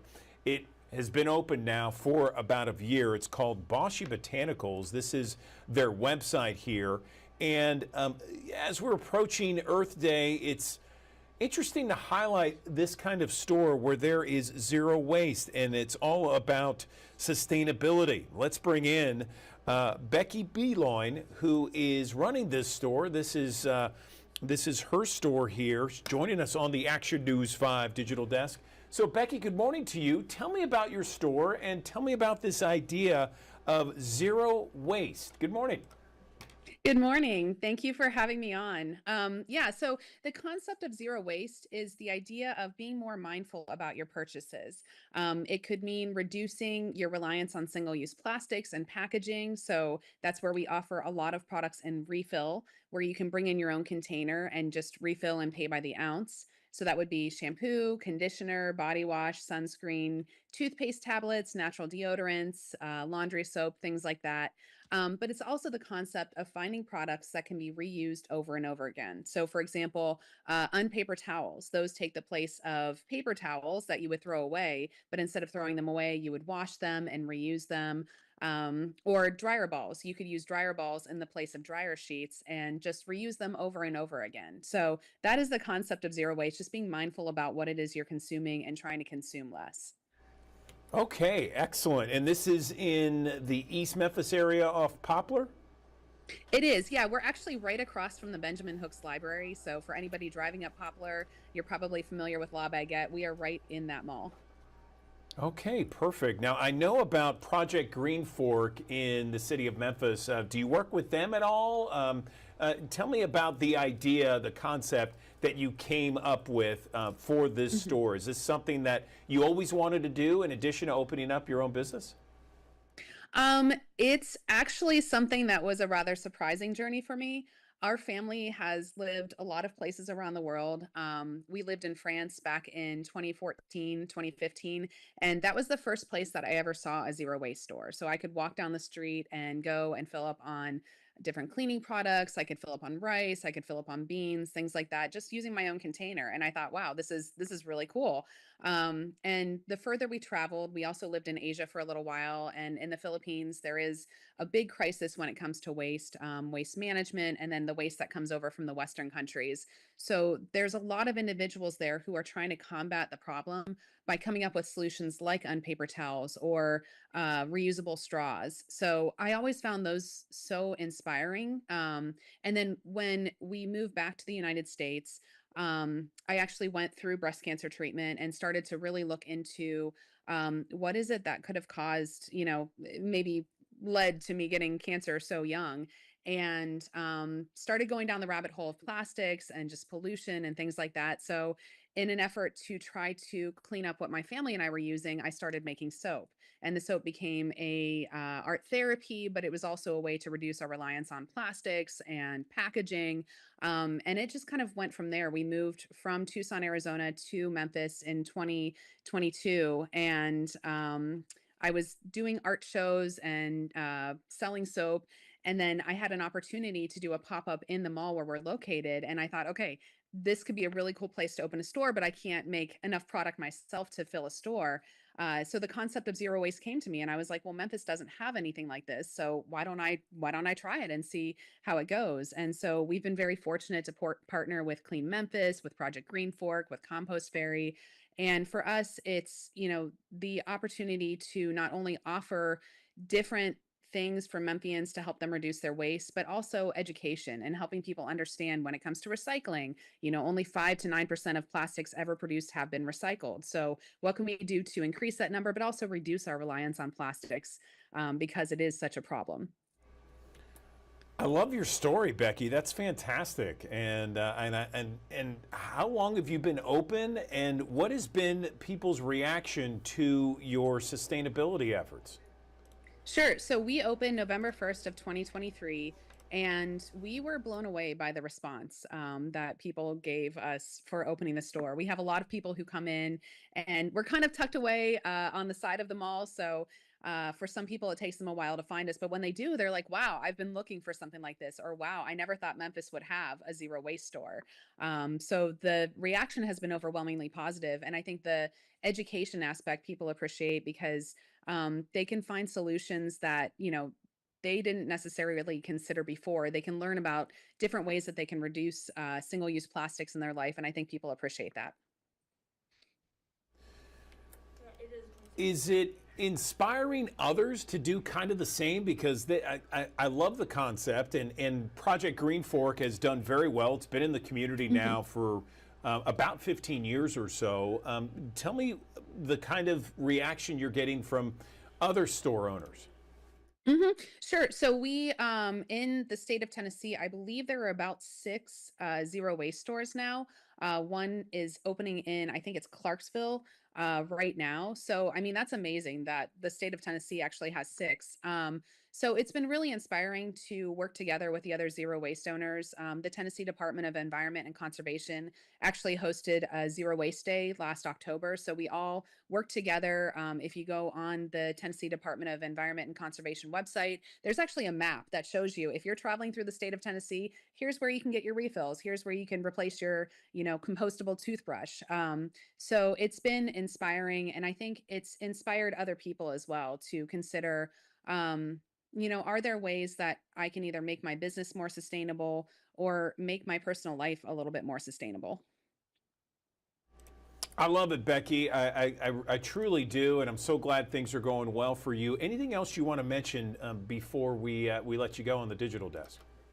Sure. I would just encourage, when people come to our store, bring your own container. We actually accept clean, dry glass jars as donations, so you can bring them in. And if somebody doesn't have a jar, they can use one of those.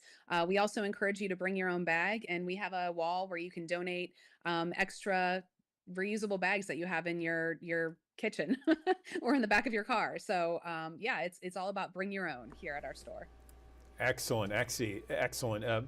Becky Beeloin, we appreciate you and Boschi Botanicals for setting the standard there for sustainability across Memphis and the Mid-South. Thank you.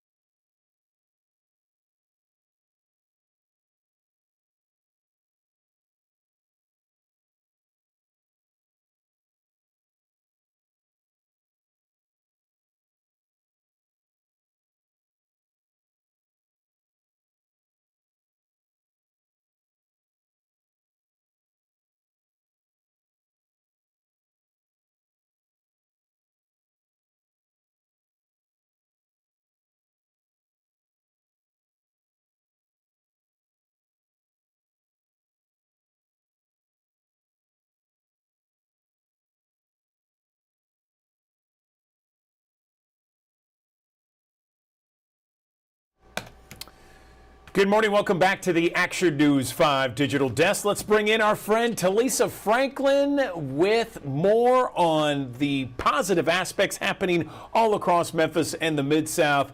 Great to see you on a beautiful day, Talisa. Andrew, it is a blessing to be here. Let me tell you, I am literally at Midtown Memphis at Cafe Electric. Y'all, the breakfast was amazing. And so I was like, y'all, I got to be a part of my family on Channel 5. So let me get over here. So they gave me an office. I want to say thank you. So if you guys love this place like I do, then come on by. Well, let me tell you, Andrew, we have. I love it. The food is good. So I feel like I'm on location today. Listen, y'all, this week, y'all, there's always so many great things happening in our city. And this Thursday, I want to personally invite you to National Day of Prayer, where we'll be focusing on the 7 P's.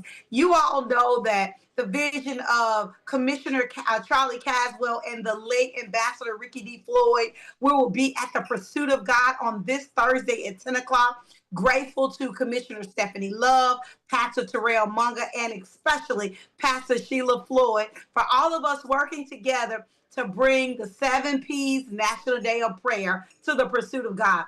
We have area schools that will be there. Then we have so many different people from our community that will be in the place as we pray for our city. And so, listen, I want to encourage each and every one of you all, if you're available on this Thursday at 10 a.m., join us for National Day of Prayer at the Pursuit of God Church. I will be more than happy just to love on you and pray with you, because I believe Memphis' best days are yet ahead of us, and we can do it if we do it together. And then, y'all, listen, this weekend, it's the Crawfish Festival. And who's ready for crawfish? I am. I'm ready for crawfish. Listen, we want to join everybody. You see the information on the screen. Make sure you get out and let's support the Crawfish Festival that's actually going on this weekend, y'all. We have so many different things that's going on, and I got one more event, and I want y'all to make sure y'all take tune of all the information that you see on the screen, because we got National Day of Prayer, we got the Crawfish Festival, and we got another amazing event, and it's the So What Foundation Awards. Shout out to Summer Owens, the visionary of So What. And this weekend, she's always honoring incredible individuals, and you see their faces.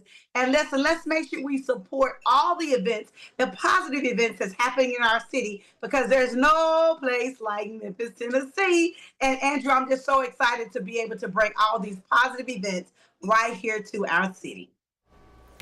It's so great, Talisa, and these are amazing events. And you know, I don't really ask where people can see some of these events that you promote. Is there a place online where they could go? Absolutely. They can always go to my Facebook page to Dr. Talisa Franklin, and you can actually go to our website. We're building something on our website so that people can see them a little bit more quicker on our website, but they always can just go to my Facebook page. All of them are listed there, and I reshare this feed because it's imperative everybody get all the great news that we have right here in the city of Memphis. Awesome. I love it. Dr. Talisa Franklin joining us on the Action News 5 Digital Desk. Have a fabulous day. Enjoy the nice warm weather out there, Talisa. Yes. Love you all. Okay, love you too. All right, another live look from our High Five camera downtown. Beautiful day, 73 degrees already as you're getting up on this Tuesday. Let's talk about the forecast in 1 minute.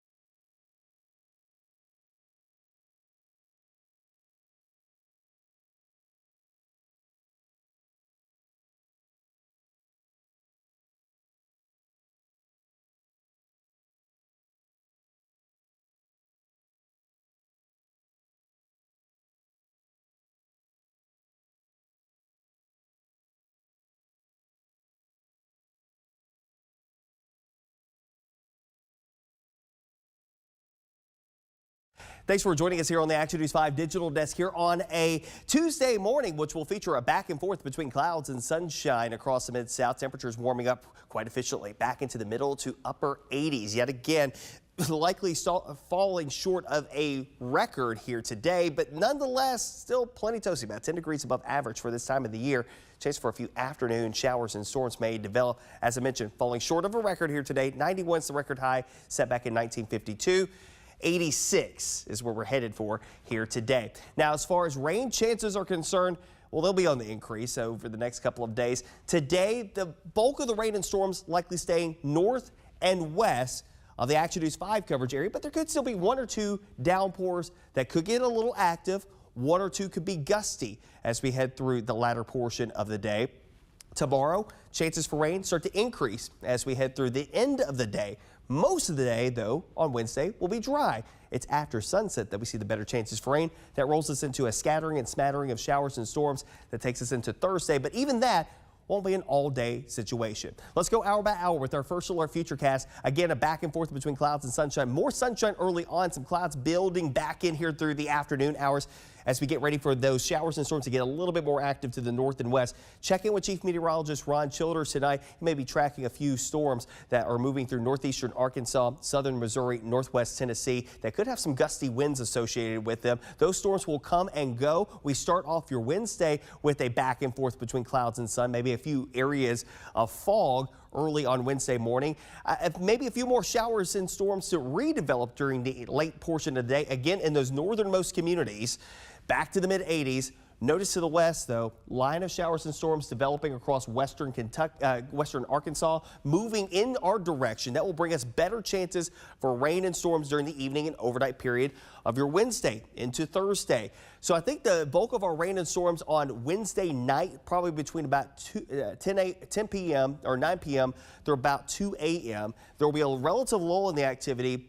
And then we pick it back up with more scattered activity to redevelop as our cold front sweeps through the area during the late morning, early afternoon hours. That front comes sweeping through the area. Still some lingering showers as the front sluggishly works its way down towards the south, leading into the early portions of your Friday. Now, there's actually another front that looms behind the initial front. So this one is the one that rolls through here Wednesday night into Thursday that comes and goes. There's a lull in the activity early on Friday morning. This will be about 7 o'clock in the morning on Friday.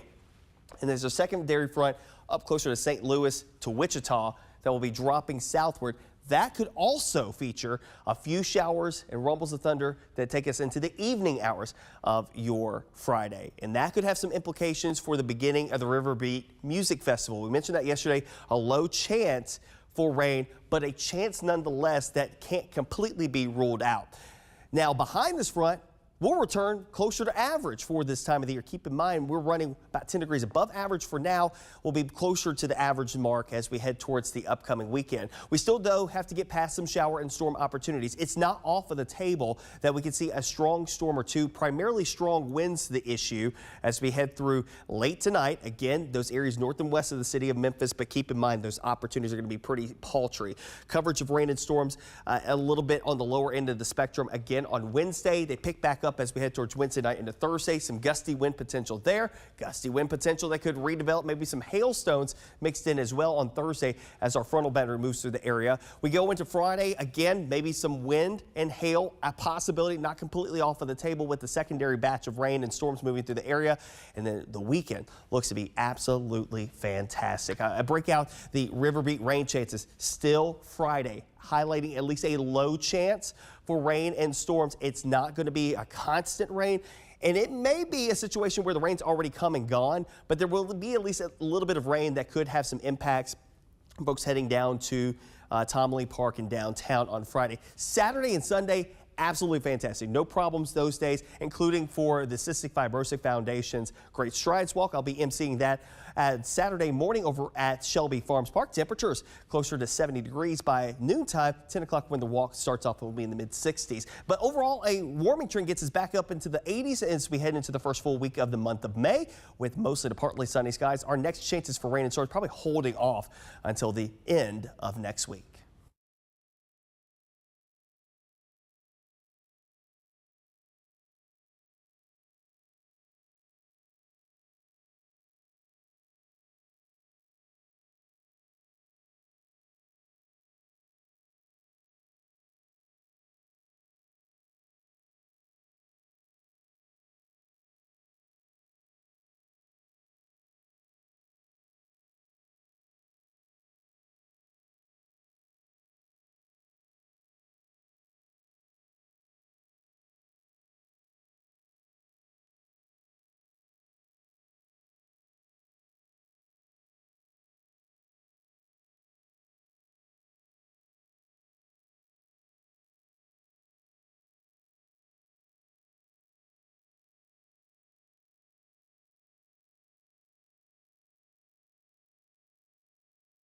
Good morning. Welcome back to the Action News 5 Digital Desk. It's always great to talk about food in Memphis and the Mid-South, and what better way to talk about food than the Daily Memphian food reporter Jennifer Chandler joining us this morning on the Action News 5 Digital Desk. Jennifer, I understand you're going to be talking about the ever-changing landscape of restaurants here in Memphis and the Mid-South. It continues to change very dynamically, doesn't it? Good morning. It does. It is amazing to me how much movement there is in the restaurant scene here in Memphis, Tennessee. There are always places opening. Sadly, there are a few that close for different reasons. But we have a really robust food scene here in town. And despite what's going on in the world and the prices of eggs and all of these crazy things, people are still opening restaurants, which is a good thing for us who like to eat out. So I wanted to talk about some of the things that have happened in the past couple of weeks here in Memphis in the restaurant scene. So you ready? Let's go. Okay, the first one. Now this one is very bittersweet for me. And in fact, the two owners involved in what I'm about to tell you both use that word. And I think it's very, very fitting. But this past week, 17 Berkshire, which is a lovely bakery in Overton Square. They have a pop-up location also in Saddle Creek, and she just was nominated for Outstanding Bakery in the United States. She made a semifinalist in the James Beard Award.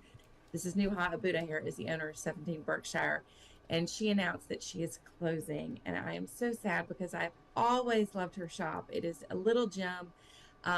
It's open a few more days. If you have time to swing by Overton Square and check it out, because Nuha has done a beautiful job. Her macarons are lovely. She does these French pastries. She has a wonderful coffee bar. It's just a really, really special place, and I'm going to be really sad to see it go. She's going to step back. She has 3 small children. It's time for her to be a mom, she says. So she's going to step back to do that for right now. But I have a feeling, I'm hopeful that she will start. She started as a pop-up. So I'm hoping we might be able to see her sweet treats at some point in time in the future, that she is not gone for good. But I wish her the best of luck, but she is going to be missed. But the sweet part of that is going into her space is Jacques Louis Bakery. And many people may not know about this, but this is a gluten-free bakery by baker Savannah Kinney. And she's been doing, for a couple of years now, she's been doing online orders only. She had a pickup spot at Snapdragon Floral in East Memphis, but you kind of had to be in the know to know what she was doing.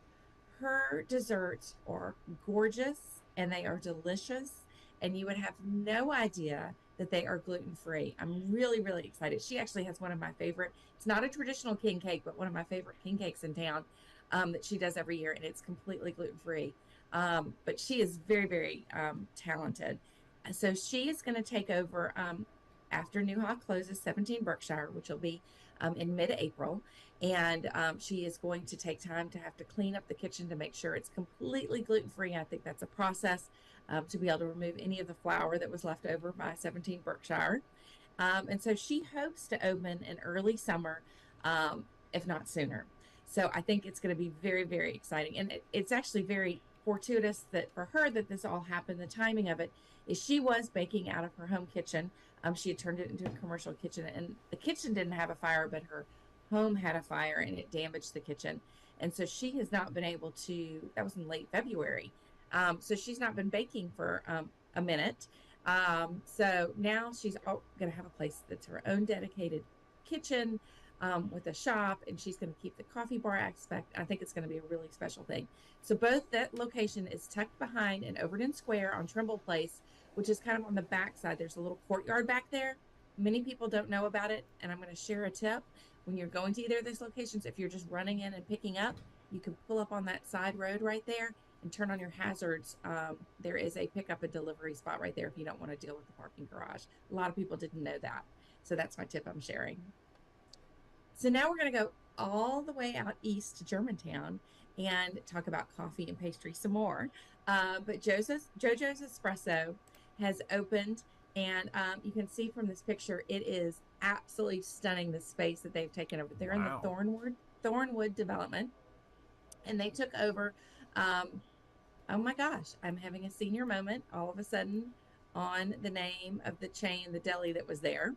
But they took over this large deli space, and they have transformed it into this adorable cafe. They kept all of their color scheme that you see, the white subway tile, the black. There's some greens in here.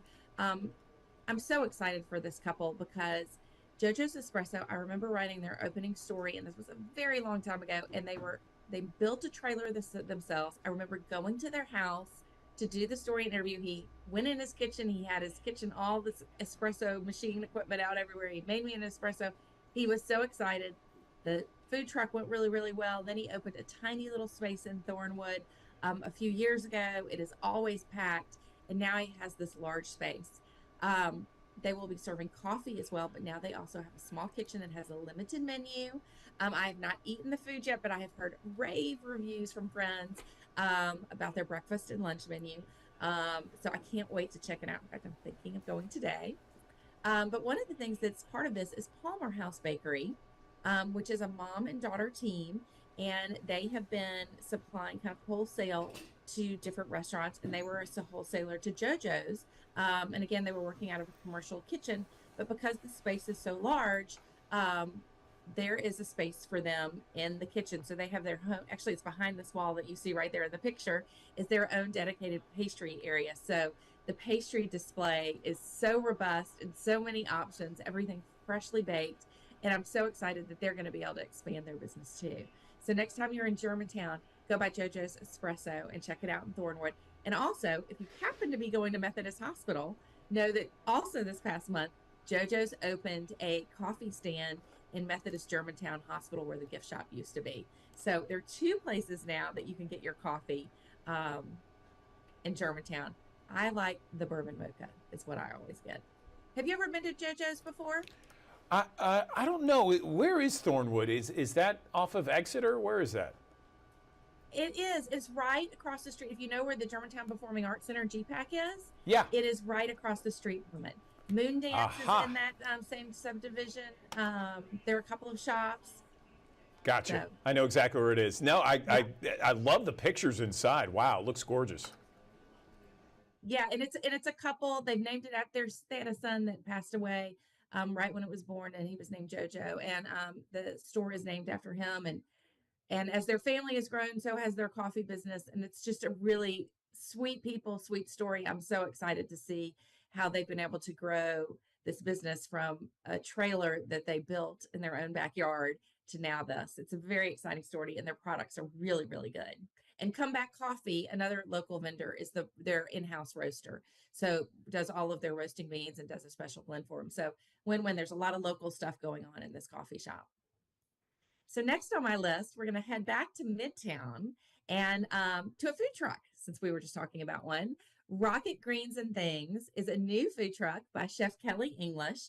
It is in Midtown. It is on kind of at the corner of Union and Cooper, maybe one block. If you know where that CVS is right there, it's right behind it. There is an empty lot, and there is a bright green food truck there. And he has a fun menu. It's a small menu of salads that he does. He's very excited about the Korean salad, which is the one you see right here. It has a very spicy Goujon dressing. I did try it. The dressing is very spicy, so don't pour the whole cup on there unless you really want some spice. I also had the muffaletta one, which is like almost like a sandwich meets a salad. Very, very hearty. There's a picture of it. But they're open for lunch every day, an early dinner during the week, and then on Saturdays for lunch if you want to grab a hearty salad to go. And they think that they're going to add, they kept the name things in their title because they might add things like wraps. In the winter, they might add soups, but they're very, very excited about it. And it's a quick and easy way to grab a salad on the go when you're in Midtown. And they actually, now that the weather is about to turn nice, they have put out some picnic tables out there. So you can sit out there and eat at a picnic table, or you can take it to go. Now we're going to keep flip-flopping across Memphis. Now we're going to head back out to Germantown. And, you know, Half Shell has been a restaurant that has been beloved by Memphians for forever.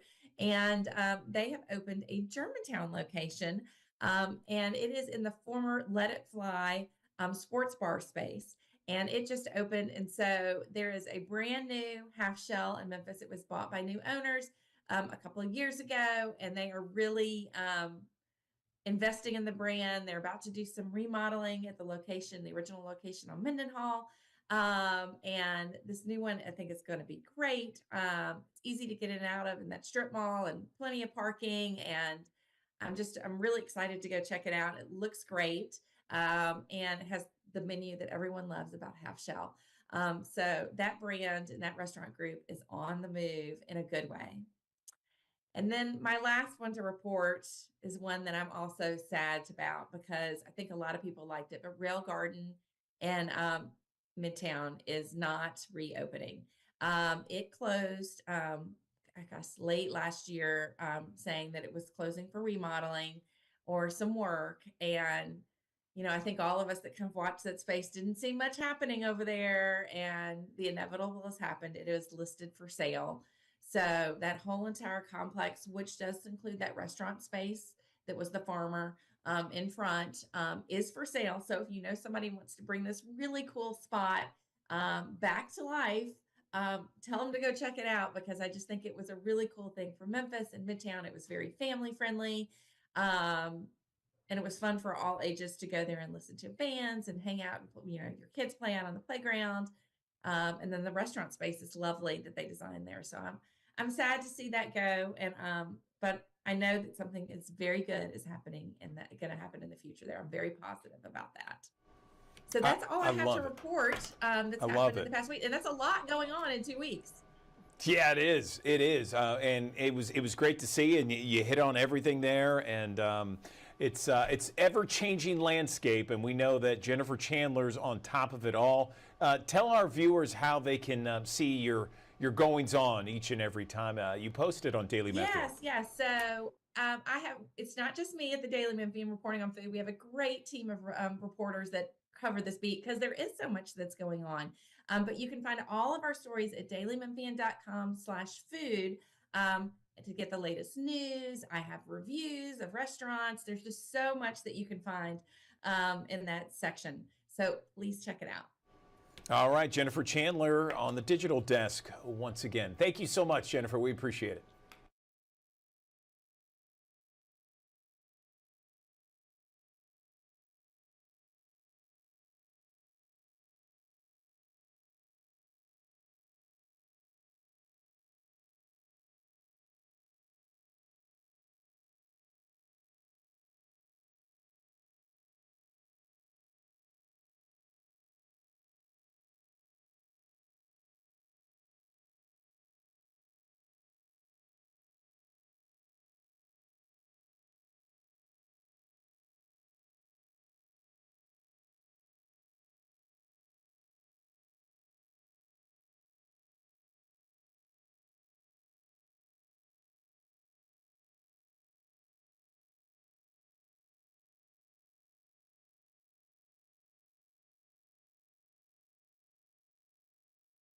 Thanks for joining us here on the Action News 5 digital desk here on a Tuesday morning, which will feature a back and forth between clouds and sunshine across the Mid-South. Temperatures warming up quite efficiently back into the middle to upper 80s. Yet again, likely falling short of a record here today, but nonetheless, still plenty toasty, about 10 degrees above average for this time of the year.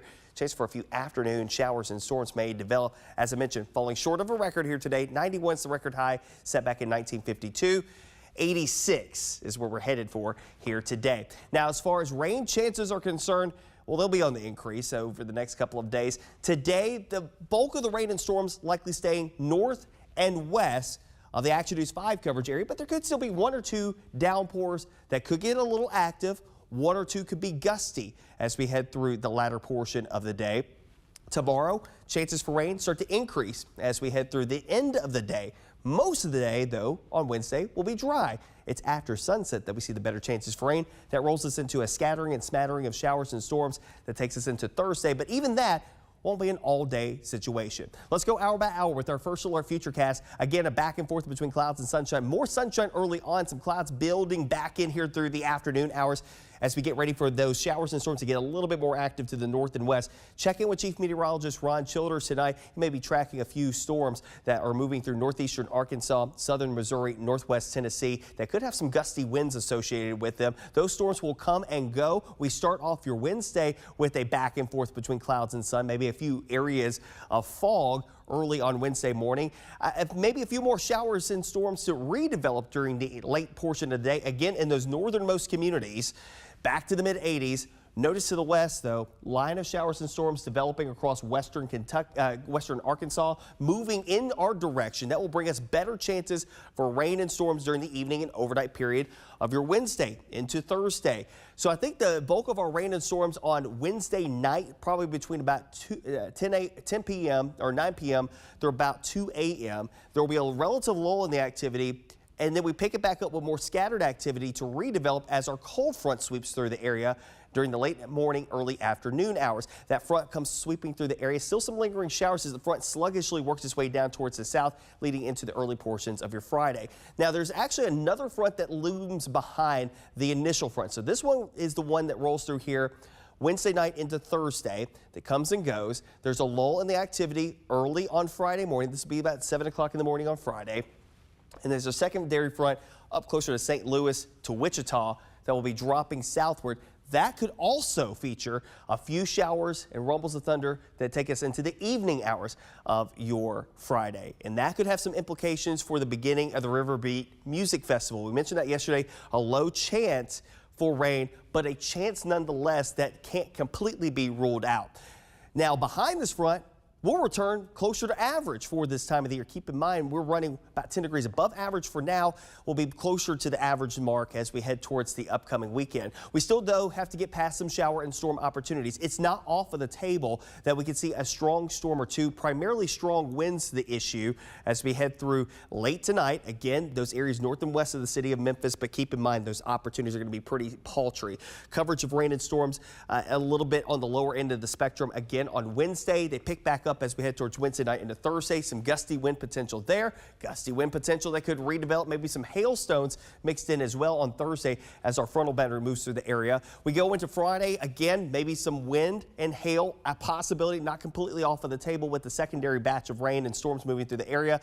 And then the weekend looks to be absolutely fantastic. I break out the Riverbeat rain chances still Friday, highlighting at least a low chance for rain and storms. It's not going to be a constant rain, and it may be a situation where the rain's already come and gone, but there will be at least a little bit of rain that could have some impacts. Folks heading down to Tom Lee Park in downtown on Friday. Saturday and Sunday, absolutely fantastic. No problems those days, including for the Cystic Fibrosis Foundation's Great Strides Walk. I'll be emceeing that Saturday morning over at Shelby Farms Park. Temperatures closer to 70 degrees by noontime. 10 o'clock when the walk starts off, will be in the mid 60s. But overall, a warming trend gets us back up into the 80s as we head into the first full week of the month of May with mostly to partly sunny skies. Our next chances for rain and storms probably holding off until the end of next week.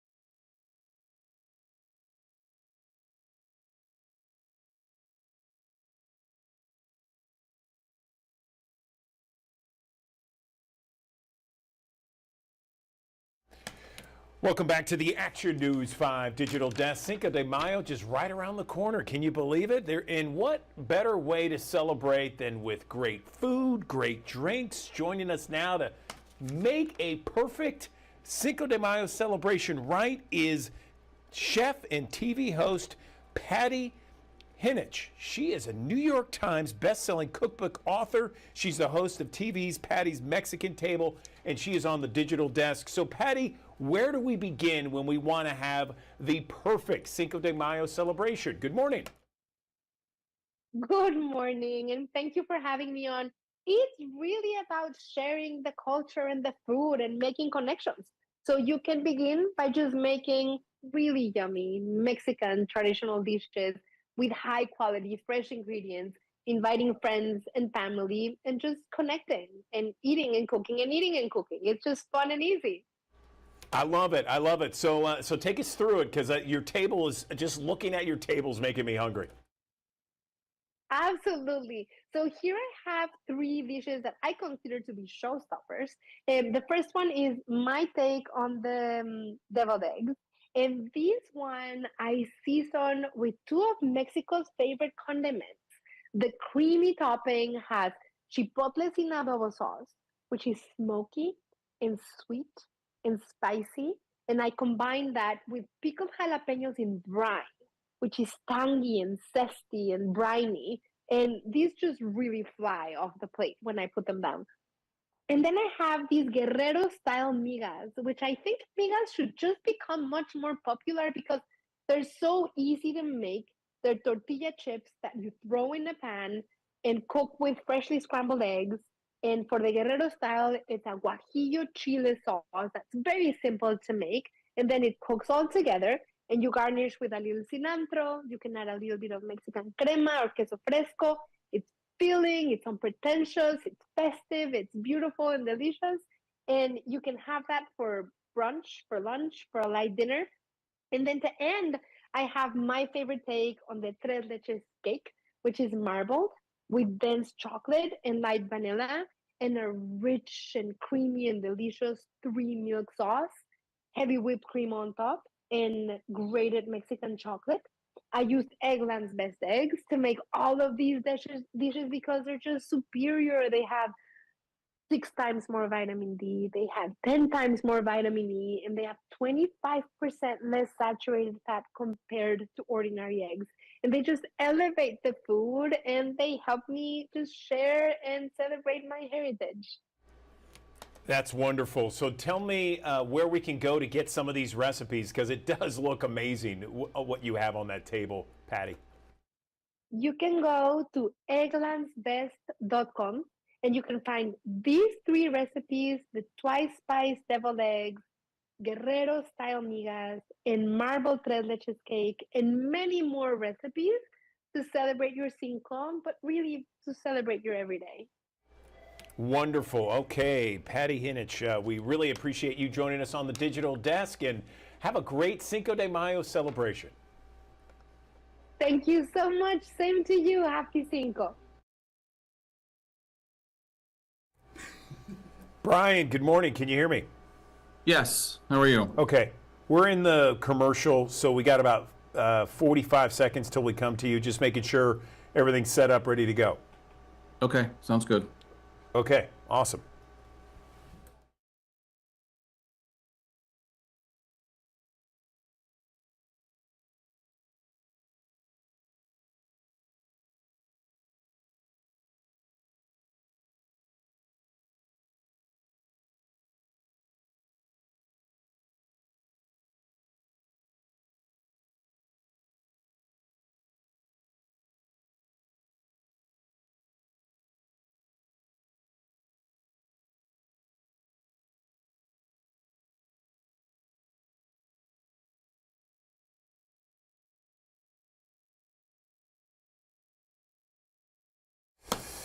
All right, good morning. Welcome back to the Action News 5 Digital Desk. The Memphis International Auto Show is going to fill the Renaissance Convention Center downtown this weekend. You can check out the latest in cars, trucks, SUVs, crossovers, EVs, and much, much more. And this year, admission is free. Let's bring in Brian Moody. He is joining us on the Action News 5 Digital Desk. He is the executive editor of Auto Trader, and he is on the digital desk. So, Brian, this is a big deal for a lot of people, a lot of car enthusiasts out there, and it's this weekend. Tell us more about it. Good morning. Right. Good morning. A lot of cars there at the center, and like you said, admission is free. It's good for car enthusiasts. There's lots of cool cars to look at, but it could also be very helpful for car shoppers. And one of the reasons for that is that you have all of these different brands, more than 20 brands, in one place, so that you can walk from car to car, sit inside, press the button, see what the seat feels like, bring your kids, put them in the back, and see how that works for them. And you can do that all in one place without having to drive all over town. The other thing that's interesting about this particular show is that it's not a sales environment. So the goal, of course, the local dealers hope that you see one you like and go down and buy one later. But that while you're there, there's no pressure to buy. This is just for research. This is just to get acclimated to what's out there. And they also have spokespeople where you can ask questions about the car, and then you get all your questions answered. Then the next step would be the actual test drive or buying. Yeah, that's really interesting. You know, I never thought about that because a lot of people like to get in the car, know the feel, what it's like, the kind of, you know, different material, how everything looks for the driver. And you have an opportunity to do this with almost every automaker out there, right? Right, and in person. Remember, like of course, we always suggest do lots and lots of research online. Of course, do that. But I don't know about you, but I've had this experience where I see a car online and I can't tell the scope of it. I can't tell the size compared to what I had before. And sometimes, to be honest, things that you see online, the lighting or the size of the picture, it doesn't look as good as when you see it in person, or vice versa. So you look online, you see what it looks like. Ever done research for car colors online? Then you see it in person and you're like, oh my gosh, this is way better in person. So doing the research at home is, if you're a shopper, of course, is important. But then you get down there and you see the size, the scale of it. Can this fit in my garage? And what do the wheels and the color and the interior, like you said, textures and patterns, all that stuff is important. My wife used to tell me that we could never buy a car that had red gauges inside because that's a car for boys. So that's something she found out at an auto show. I love it. I love it. Yeah, no question. That would be great, especially if you're in the market. What about those other enthusiasts out there that just like looking at cars?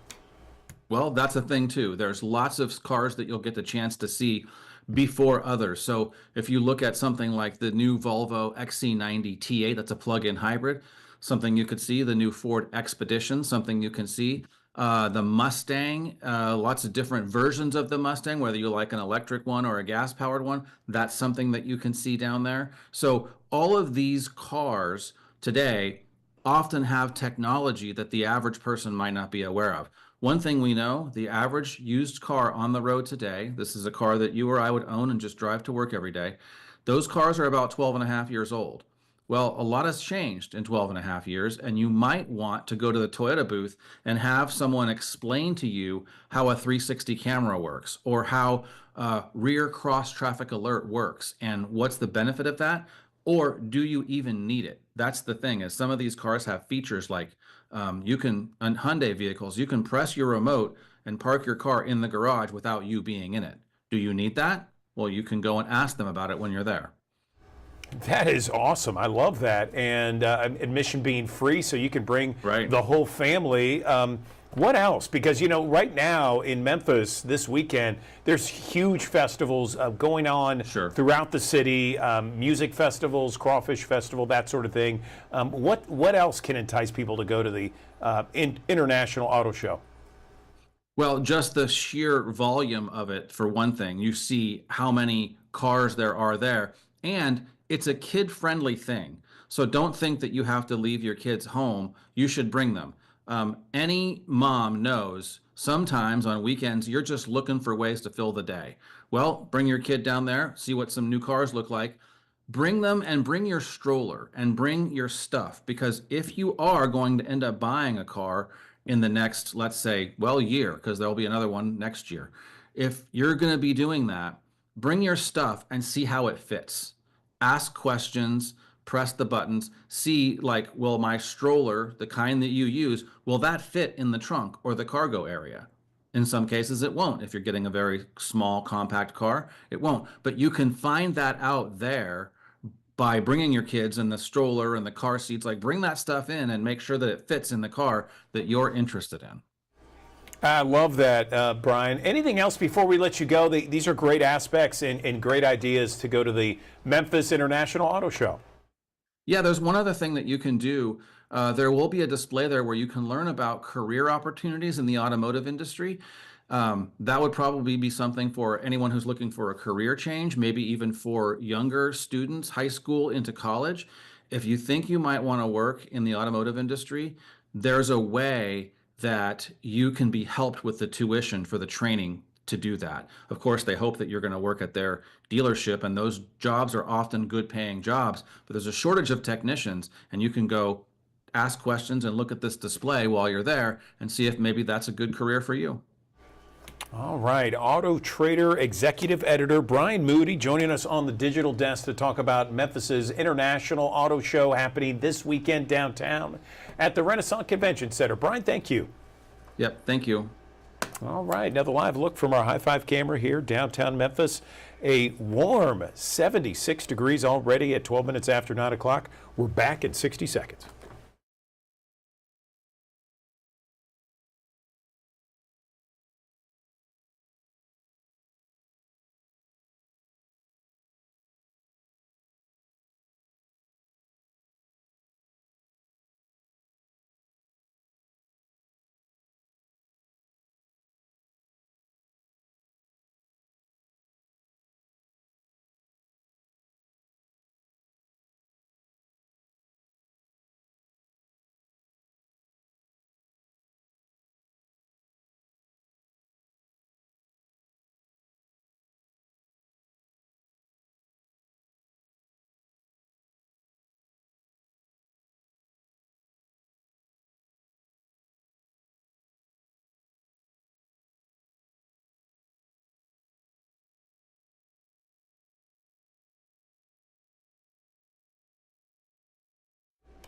Good morning. Welcome back to the Action News 5 digital desk. We are just a few days away from this. Yes, another amazing festival, music festival downtown. Of course, the Riverbeat Music Festival is the first weekend in May 2nd, 3rd, and 4th at Tom Lee Park. Some amazing bands, quite the lineup for Friday, Saturday, and Sunday, all set, all ready to go for Memphis, Mid-Southerners, and everyone across the region. Let's talk about tickets, parking, music lineup, and what's new this year, what to expect downtown with Lawrence Boo Mitchell joining me on the Action News 5 digital desk. Boo, great to see you again. So tell me about Riverbeat this year. What's getting you the most excited about the lineup? Good morning. Good morning, Andrew. Man, this is always such a good festival. I'm really excited about Missy Elliott because I've never seen her. I just remember years ago her first song, Super Duper Fly, had a And People sample that was recorded here in Memphis, Tennessee, I Can't Stand the Rain. And she just has such a killer show. You know, I've only seen videos, so I'm real excited about Missy, about Anderson. The Killers is like, you know, the soundtrack for a generation. Their music was on. Defendant Desmond Mills wishes to take responsibility for his role in the beating and death of Tyre Nichols and fully acknowledges that his conduct and the conduct of his co-defendants was improper, excessive, and criminal. He acknowledges that Tyre Nichols was improperly beaten, then restrained, and that he and his co-defendants then covered up their criminal conduct by, among other things, lying to first responders and to MPD personnel about the true nature of their contact with Tyre Nichols and the nature of his injuries. Defendant Mills acknowledges that these actions resulted in Tyre Nichols' death. Requirement to provide complete and honest testimony and cooperation. Defendant Mills agrees to cooperate and provide truthful testimony in any and all federal and state proceedings related to this matter or related investigations, including civil rights investigations by the United States Department of Justice. This extends to any interviews requested by federal or state prosecutors and investigators, as well as trial testimony. Defendant Mills must tell the truth at all times and not knowingly withhold any material information. Guilty plea and sentencing. Defendant Mills will enter guilty pleas in federal court to offenses charged in Federal Indictment 23 CR 20191/MSN, and when appropriate will also enter guilty pleas in state court to offenses charged in Indictment 2300214. He will be sentenced in federal court first. The federal court judge will determine his sentence. After federal sentencing, he will enter guilty pleas in state court. Agreement by the state. The state of Tennessee agrees that upon fulfillment of the above conditions, that it will agree to a guilty plea that provides for a state sentence that will be served concurrent. Do you know what concurrent means? Yes. It means at the same time, is that right? Yes. That we will agree to a state sentence that will be served concurrent with and will not exceed defendant Mills' federal sentence. Does that make sense? Yes. Furthermore, any period of incarceration shall be served in the Federal Bureau of Prisons. Yeah. So you have an agreement in federal court in which you have pled guilty. Is that correct? Yes. With a federal judge to set your sentencing. Yes. A recommendation by the United States Attorney's Office not to ask for a sentence in excess of 15 years of incarceration. Yes. Correct? Correct. But a federal judge able to sentence you all the way from supervised release to life. Yes. Correct? Correct. And you also have an agreement in state court. Tell the truth. And your state sentence will run at the same time as whatever federal sentence you get. Is that correct? Correct. And when you're sent to prison, that you will go to prison in a federal prison and not a state prison. Yes. You and I have met how many times? Twice. Only twice. Total amount of time we spent with each other? Not an hour. Less than, did you say not an hour? Not an hour, no. Not an hour, so less than an hour. Yes. Have I told you there's two most important things? Yes. I tell you it was to listen to me and for me to listen to you. Yep. And for you to do what? Tell the truth. Tell the truth. Do you understand that the agreement that you have in federal court, that the agreement you have in state court, that what a federal judge will take into account is whether or not you tell the truth? Yes.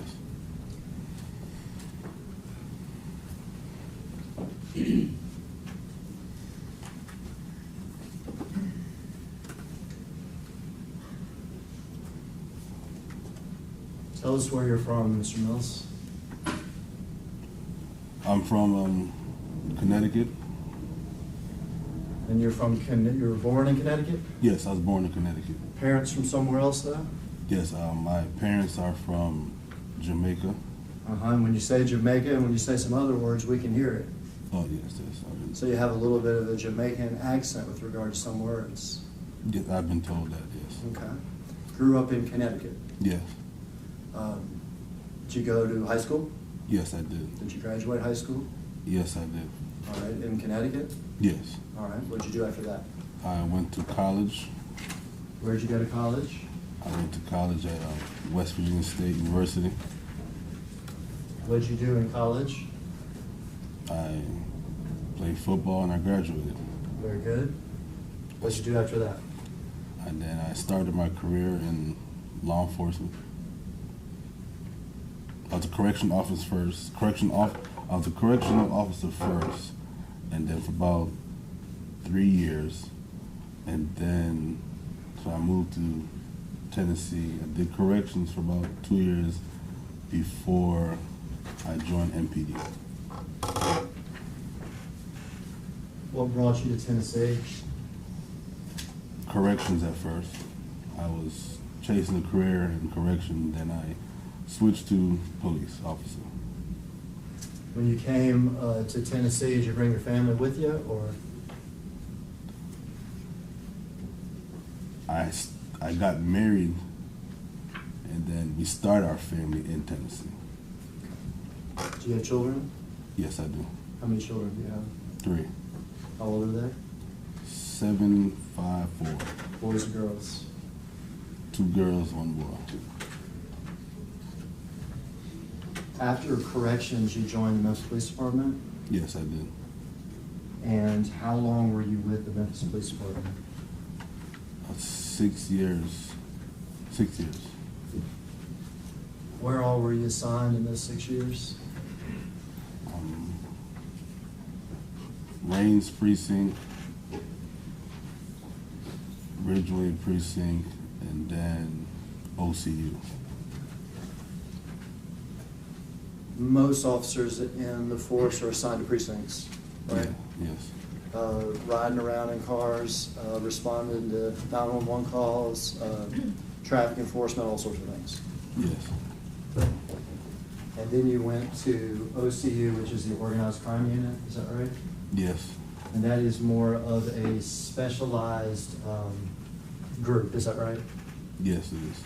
Organized Crime Unit is actually a large umbrella where there is device team, where there is drug enforcement teams, where there are fugitive apprehension teams. It's a large umbrella, is that right? Yes, it is. Where in particular in the Organized Crime Unit did you go? To the Scorpion Team. All right, and what were the responsibilities of the Scorpion Team? We were sent to areas where a lot of crime, violent crimes. They come from the top. They'll send us there, and it's like a zero tolerance policy. They really want it. They want the drugs, money, cars, and guns. That's what they want. So rather than being assigned to a particular area like you are in a precinct, you're part of this team where you're sent to certain areas. Is that right? Yes. And these would be high crime areas? Yes. One night you could be in South Memphis? Yes. One night you could be in North Memphis? Correct. One night you could be in Hickory Hill or whatever it is? Yes. And your responsibilities on those nights, you've said zero tolerance, is to saturate that neighborhood. Is that correct? Correct. Zero tolerance, does that mean making a lot of traffic stops?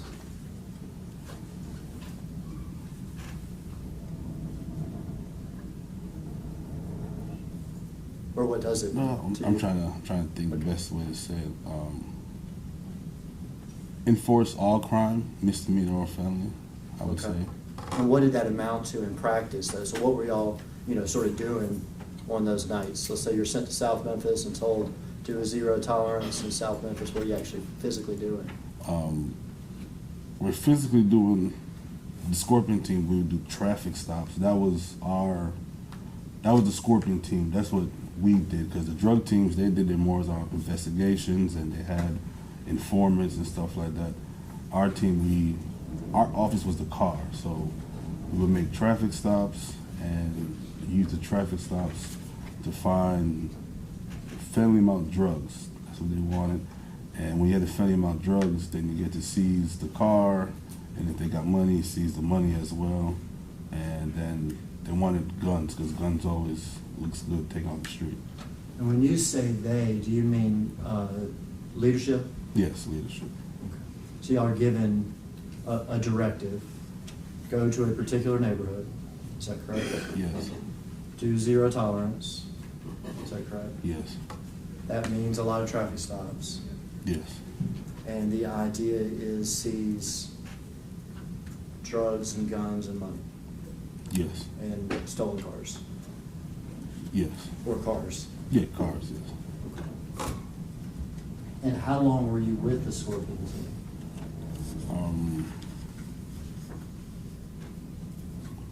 I'd say around COVID time. Around that time. So COVID started around, Can't remember. I think maybe it's 2020. 2020 or something?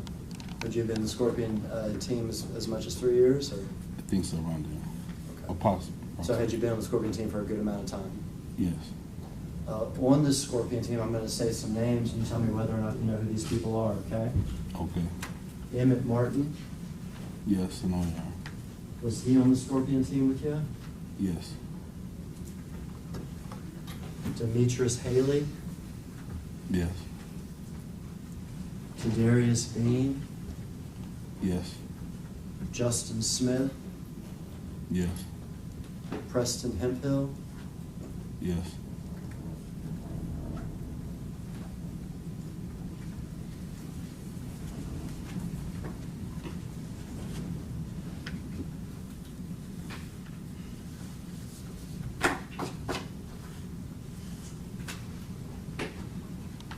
January 7th of 2023. Okay? Okay. Tell me about that night. All right. I was working Scorpion unit, and me and Bean, we had someone under arrest for a traffic stop violation. Let me interrupt you real quick. When you say Bean, do you mean Kadarius Bean? Yes. Do you see him in the courtroom today? Yes, I do. Can you point him out and tell me what he's wearing and where he's seated? It's a navy blue suit, blue tie, blue shirt. I think he nodded at you, but what seat is Mr. Bean in? He's sitting beside Smith. All right, if Mr. Smith is in number one, in the seat number one. Okay, so. Mr. Bean is number two? Yes, number 2 seat. All right, so you're with Mr. Bean. Yes.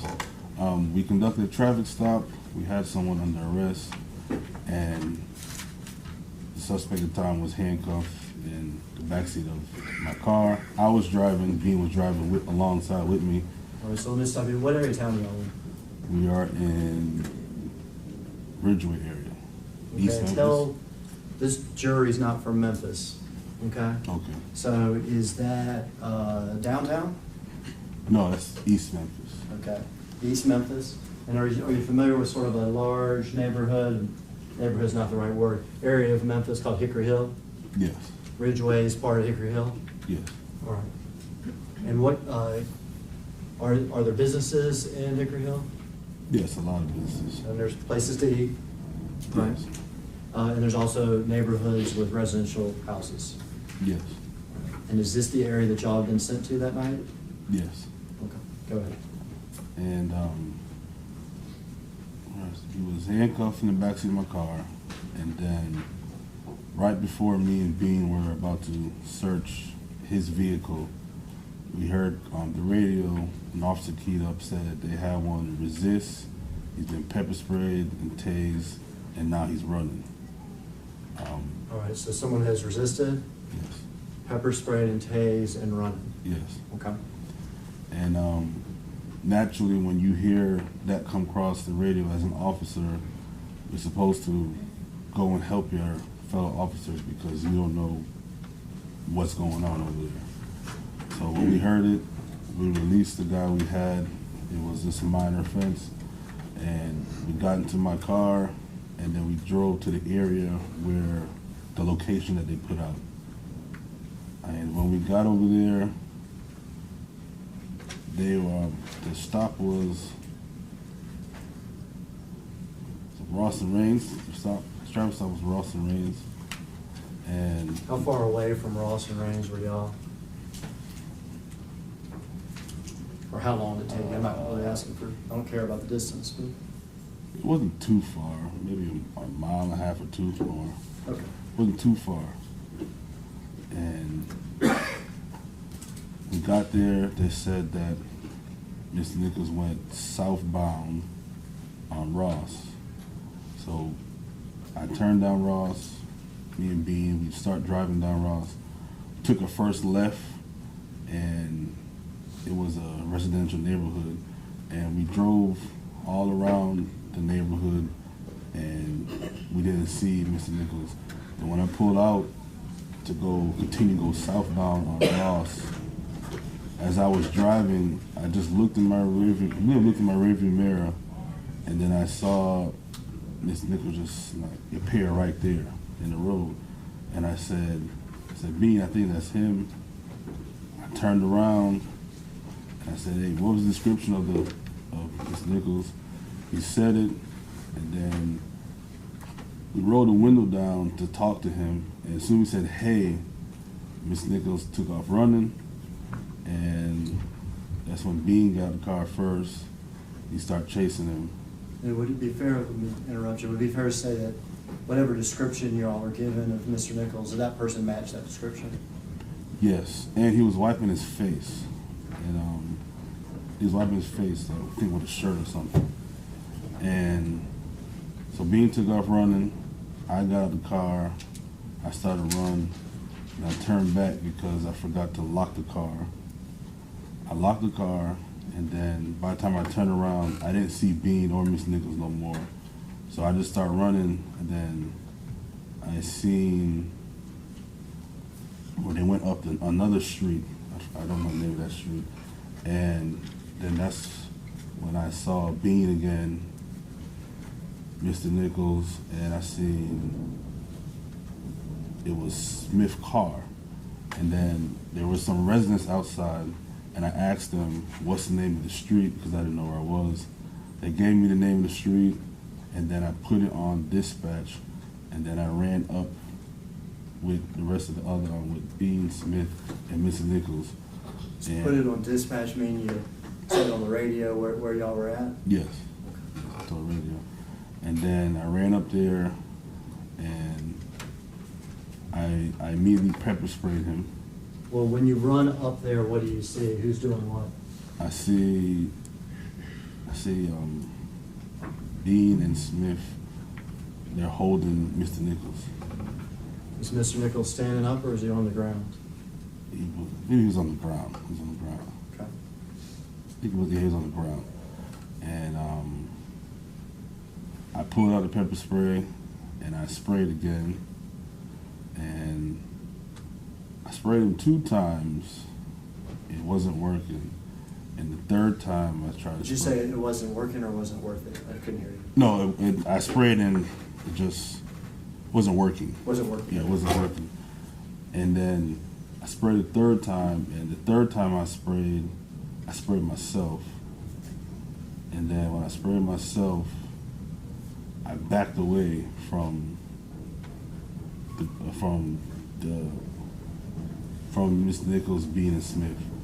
And I was trying to collect myself, collect my thoughts, because when you get sprayed, you really can't see that. You can't see it.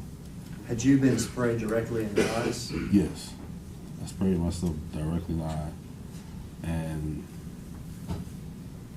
I backed away. I was trying to collect myself, and then at that time it was Bean, Smith, and I believe Martin was there now. And let me interrupt you because we did this with Mr. Bain. We need to do it with everybody. I think you've already identified him, but can you tell me where Mr. Smith is seated in the courtroom? Seat 1. The record could reflect he's identified, Justice. So reflected. Smith and Bean and Emmett Martin? Yes. So at this point, it is those 3. Is Mr. Nichols still on the ground? Yes, yes. And you had sprayed yourself and you're attempting to collect yourself? Yes. And I heard the officers kept saying, give me your hands, give me your hands. And because I sprayed myself, I became angry and I used my baton. I pulled my baton out and I approached. Now, talking to you right now in this courtroom, you seem pretty mild-mannered. How angry did you become? To pull the baton out, I sprayed myself, so I couldn't see, and it made me angry. Okay, what you did? And then I pulled the baton out, and I approached Mr. Nichols, and I told him, I said I was gonna effing baton you, and I told the officers who were in the way to move. I said move, and then I used the baton on Mr. Nichols 3 times on his right arm, and then I stopped. And Now, had you been trained in the use of this baton? yes, Now, with regard just to the physical way in which you struck Mr. Nichols, just in regard to where you struck Mr. Nichols, was that consistent with your training? yes, it was. Okay. As part of your training, were you trained when to use a baton and when not to? Yes. Are you supposed to use it because you're angry at somebody? No. You struck him 3 times where? On his right arm. Did he react to that? No. Physically, where is he at when you're striking him? He had right arm was on the ground and the left arm was up, and he kind of was like a knee in the ground, maybe I would say. Okay, so sort of half up, half down. Yes. Were Bean and Smith still there with him? I think it was Smith was holding his arm at that time. Was Bean still there? Yeah, he was still in the area. Now, when you had collected yourself, did you know that Emmett Martin had soccer kicked him to the head? No. Did you know that Emmett Martin had kicked him even a second time to the head? No. Did you know that when he soccer kicked him both times that Bean and Smith were there holding him down? No, I didn't learn the kicks until I watched the video.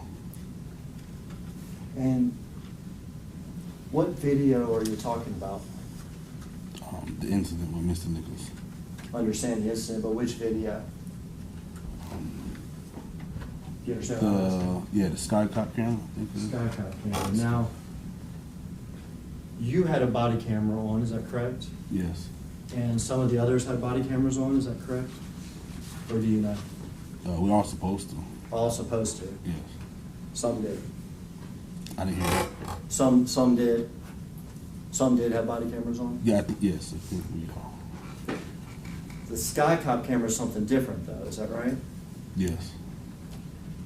When did you find out that that Sky Cop camera was up there on the pole? When did you find out that was there?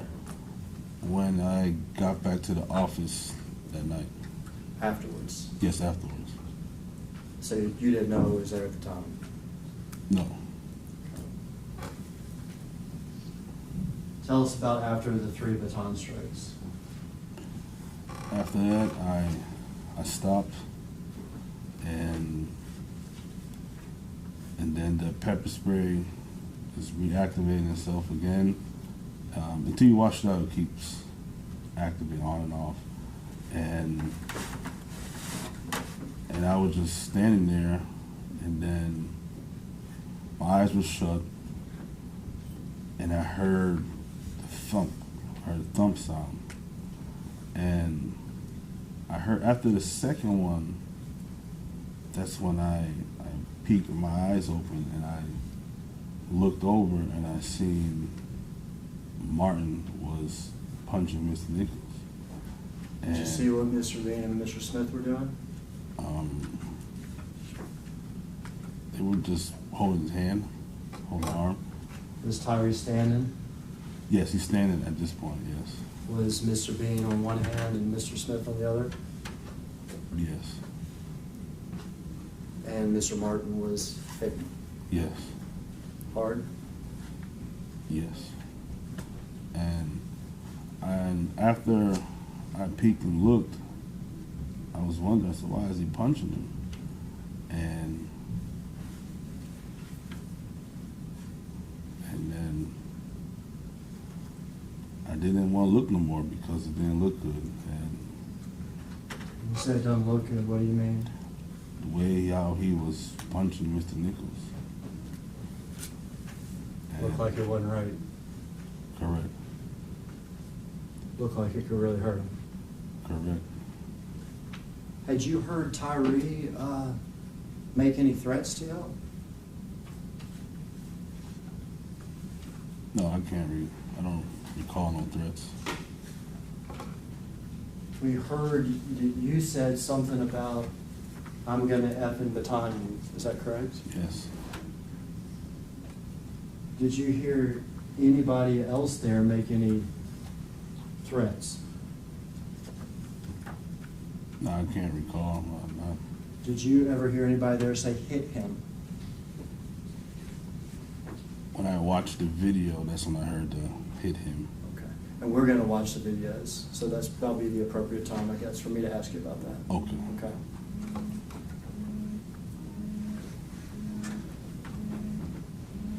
Mr. Martin's hit Mr. Bean Smith at his side. What happens next?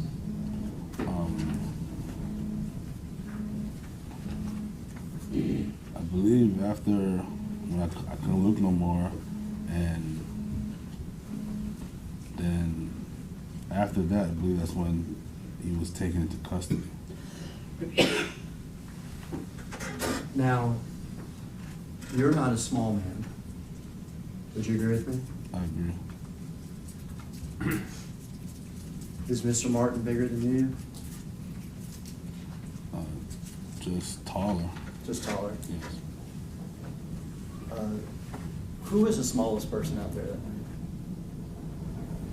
Officer or anybody? Anybody? Mr. Nichols. Mr. Nichols. Did you ever see Mr. Nichols throw a punch? No. Did you ever see Mr. Nichols try to karate kick anybody? No. Did you ever see Mr. Nichols produce a weapon? No. When you said that what you saw Mr. Martin doing with Mr. Bean and Mr. Smith at his side, when you said it was wrong, well, you're doing something wrong right then too, aren't you? Yes. What's your duty as a police officer when you see something like that? Stop Mr. Martin. You gotta try to stop it, don't you? Yes. You take an oath to be a police officer, don't you? Yes. You understand that you have a duty to intervene, Yes. even if that means intervening with your fellow officers when you see excessive force. Is that right? Yes. Each and every one of you officers out there had a duty to intervene, didn't you? Yes. Did you ever say, stop? No. Do you regret that? Yes. Did you ever try to get yourself in between Mr. Martin and Tyre and, whoa, we got this, we got this, we got this. You ever try to do that? No. Do you regret that? Yes. Did you ever see Mr. Bean or Mr. Smith? We got this, we got this. Stop. No. Did you ever see any of those officers out there do that? No. Instead, it just kept going. Yes. You said he was taken into custody. You meant that he was brought to the ground? That he had both handcuffs on. This point, a bunch of people on top of him? No, I don't. I have to see the video again, but I don't recall. Okay, do you remember how many people were physically, taking him into custody at that time? No, I don't. Did you ever physically touch Tyre Nichols? Yes, I did. When did you touch him? When I used the baton. I got that. So when you struck him with a baton 3 times, but did you ever handle him? No. Did you ever hold him up?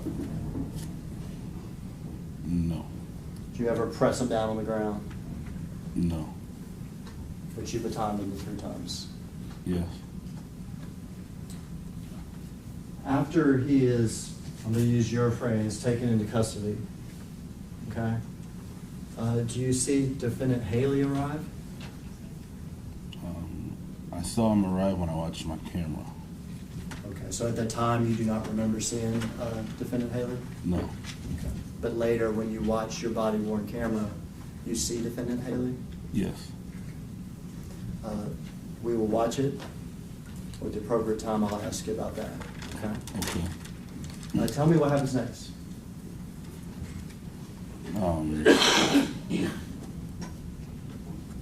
So after he was taken in custody, he was propped up against someone's car, the tire, and then the fire department arrived. And they were there. They were doing what they do to someone, and then I remember I saw as they were there, Miss Nichols like slouched over to the ground, and I yelled, "Hey!" I said, "Hey!" Like, look at him, and then I believe Smith said to the fire department, he said, "Bag him." That means, does that mean something about like oxygen, did oxygen to him or something? I don't know what it means. I just know Smith went to EMT or paramedic school, something, but he did that. So I would say that Smith would know better what EMT paramedic should do than I would do. Gotcha. While paramedics doing whatever they're doing, we'll see it for ourselves, you know, on the video. While he's doing what he's doing and Smith's saying whatever, are you telling these paramedics, man, look at his head, he got hit a lot really hard in his head? No, I didn't tell the paramedics anything.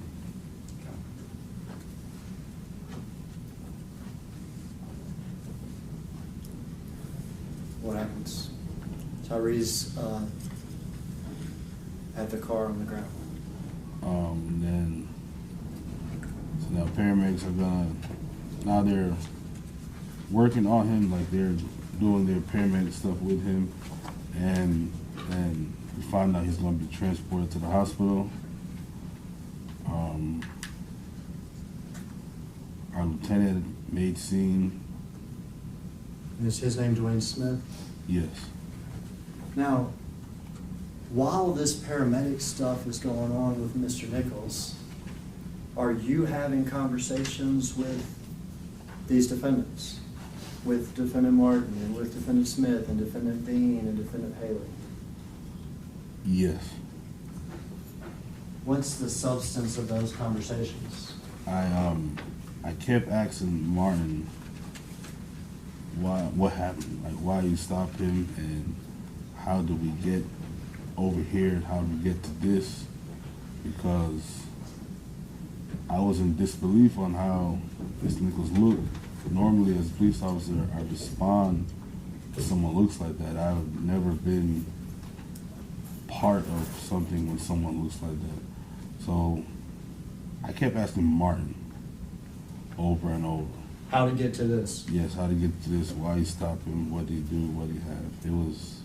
I kept asking him. Well, you had part of the answer of how it got to this, like this, is your anger. Yes. At some point in these conversations, we'll watch it on the body cam, so I'm not gonna ask you exactly what everybody said, okay? Okay. But did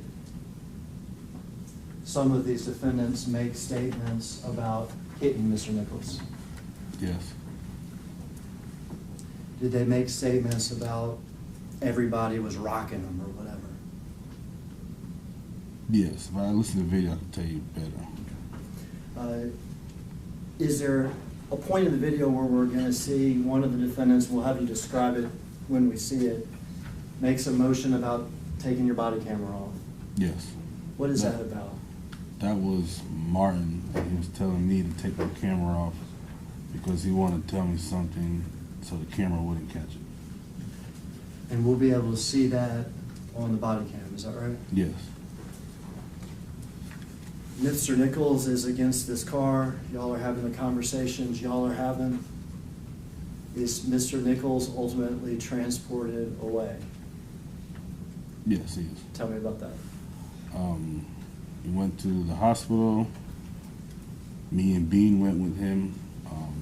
Bean was riding in the ambulance and I was following behind. We got to the hospital and When you were following the ambulance, were you aware of how critical Mr. Nichols' condition was? yeah, yes, I called Bean as we were driving and he said they were performing CPR. As in his heart stopped? But if that's for CPR, yes.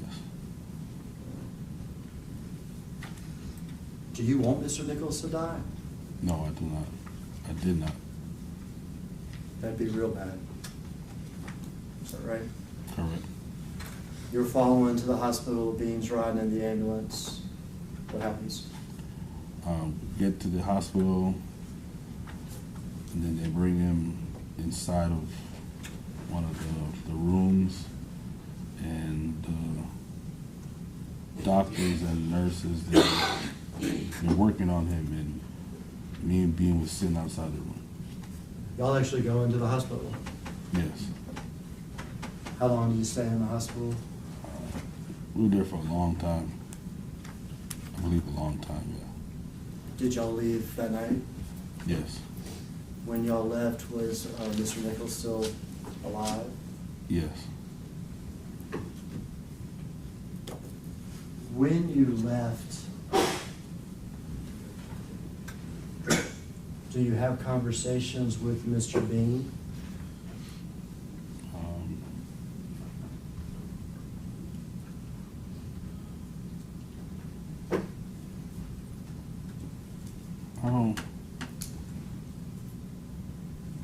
I don't think we said too much. We was riding car, but we was. I didn't mean to interrupt you. You said, you don't think you said too much, or just riding the car? It was quiet more so. It was quiet. Yeah. Probably pretty sobering. Yes. Did you have a conversation that night with Mr. Haley?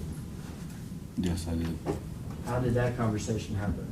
When I was leaving the hospital, Mr. Haley kept calling my phone, and when I spoke with him, he asked me if I seen him on my body camera doing anything. Mr. Haley asked you if you could see your body cam and see whether or not Mr. Haley was doing anything. Yes. Okay.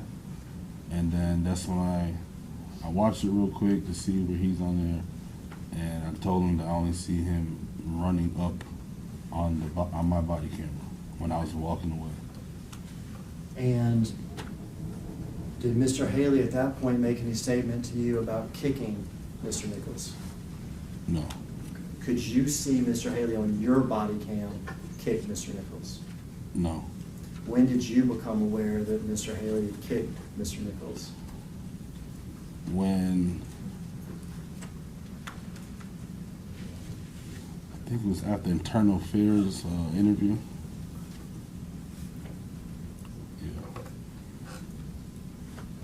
Y'all have to speak with internal affairs, is that right? Yes. Y'all have to fill out forms about like what type of physical contact you had with Mr. Nichols, is that right? Yes.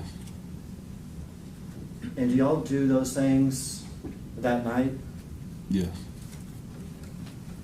And that night, do you tell the truth and say, I batoned Mr. Nichols for no reason other than I was angry? No. Do you tell the truth and say, while Bean and Smith stood at his arms, Mr. Martin punched him and punched him and punched him, and I could hear the thuds, and I thought this was wrong? No. Did you tell him that I, just like everybody else there, had a duty to intervene, but we didn't do it? Yeah. will object to the leading. He can ask his questions on what he said that night. I'll sustain the objection. What did you tell him? Well, the blue team is a form, like you said. You called it blue team, is that right? Yeah, so when you use of force, the form name is called blue team. And on the blue team, I put the use of force that I use. You put what you use, and I did what I did. And you didn't put that other stuff? No, I didn't put none. No, I didn't put what I saw.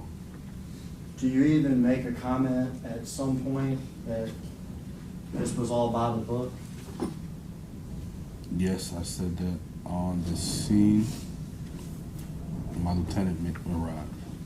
And was that a truthful statement or an untruthful statement? Untruthful statement. Why would you make an untruthful statement about what y'all did that night? It was just trying to. I knew it was a bad situation. I'm just trying to make it seem better. Were you trying to get yourself out of trouble? Yes. Were you trying to keep your fellow police officers out of trouble?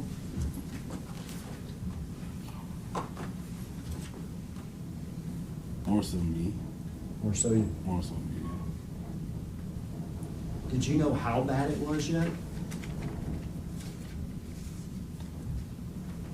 I knew it was real bad when we was out there, because I was praying for him when I was out there. I knew that. Did you know they had that Skycop camera video yet? No, not till I got back to the office. We've mentioned Mr. Haley a couple times. Can you point him out in the courtroom and tell us where he's seated? Would that be seat 4? Seat 4, okay. So Mr. Smith, Mr. Bean, and then Mr. Haley, is that correct? Yeah, yes. The record could reflect that, identify Mr. Haley. So reflected.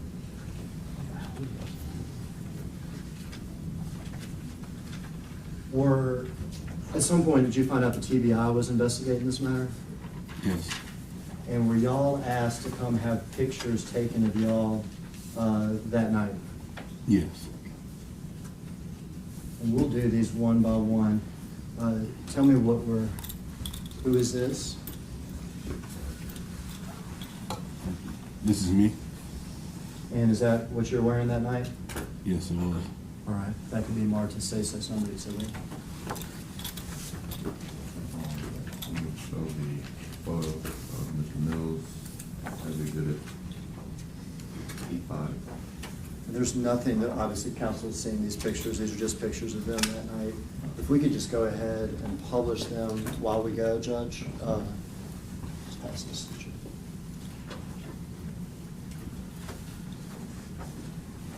You tell me who's in this next picture? This is Bean. Is that Marta Say number exhibit?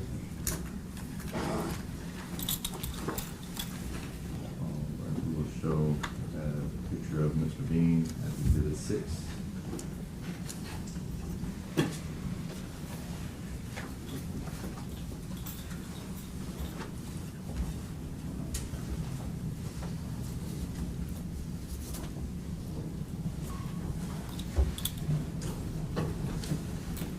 Martin. Next on the exhibit, huh? So a photo of Mr. Martin as exhibit 7.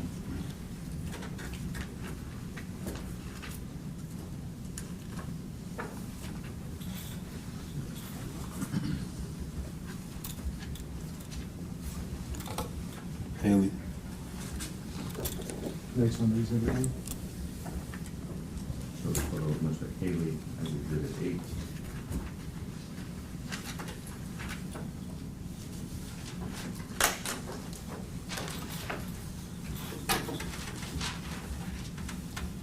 This is a set of 2 photographs. The second photograph is of this defendant's shoes.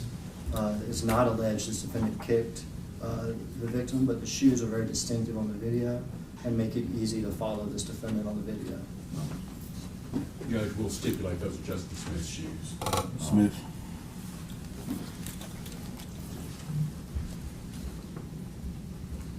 show the tooth page of the Mr. Smith and his shoes as Exhibit 9.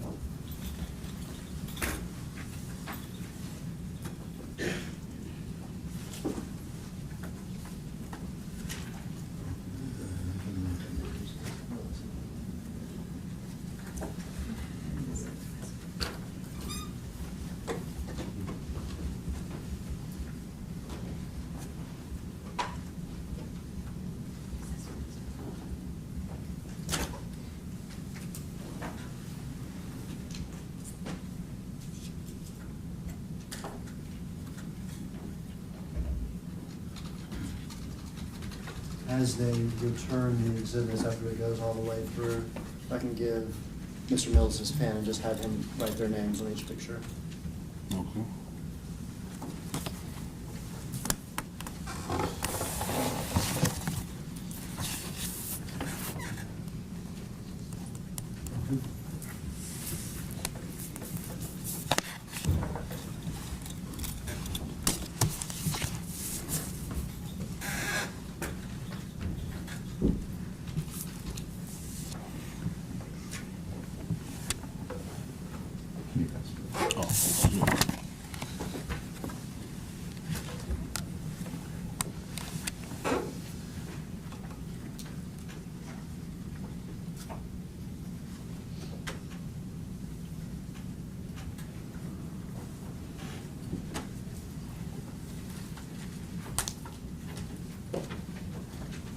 While we're waiting, there's one more. We're gonna watch some body cam later of the stop. Tell me who this officer is. Hempill? Was Hempill on the Scorpion team with y'all? Yes, he was.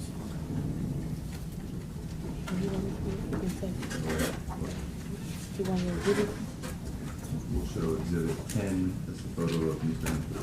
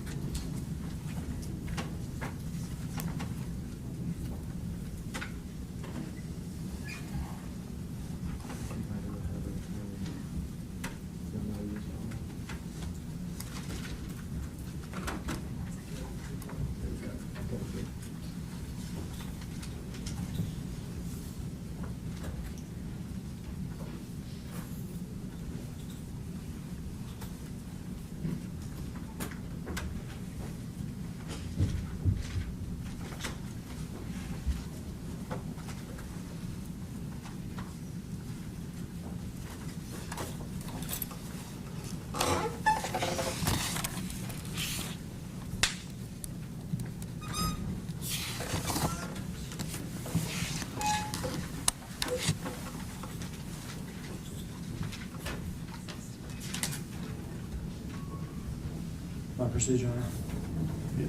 Oh, I'm sorry. I didn't see it.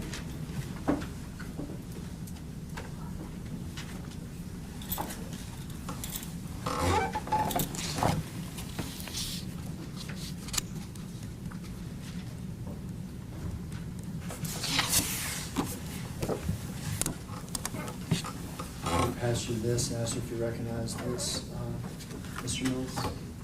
Yes. And what is that? This is the traffic stop. Incident started. This is where they finished. Okay. That's a map, is that right? Yes. And on it, you can see the location where there was the traffic stop, is that right? Yes. And is that Ross and Rains? Yes. That's where you drove in response to this call about a man had been tased and pepper sprayed. Yes.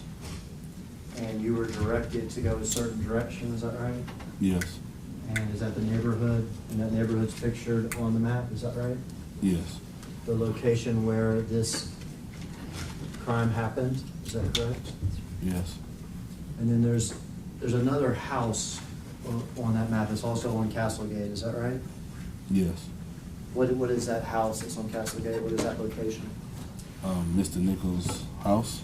Mr. Nichols' house, and did you have occasion to go to Mr. Nichols' house that night? Yes, I did. When was that? When my lieutenant made the scene. We heard that Mr. Nichols is against the car laying on the ground, is that right? Yes. There's paramedics, is that right? Yes. Y'all are discussing things with each other, is that right? Yes. Your lieutenant makes a scene eventually, is that correct? Yes. And do you and your lieutenant go anywhere briefly? Yes. Where do y'all go? To Mr. Nichols' house. And was it a short walk? Yes. And were y'all able to speak to anybody there? Yes. Was that Mr. Nichols' mom? Yes. Was it you or Mr. Lieutenant Smith was actually speaking with? Lieutenant Mom? Smith. Were you sort of hanging in the back a bit? Yes. We can have that marked as states next under these over. You want to be marking on this now? No, I think we're gonna be able to show this one on the projector here. We'll show the aerial photo as exhibit 11. Thank you, Dr. Lee.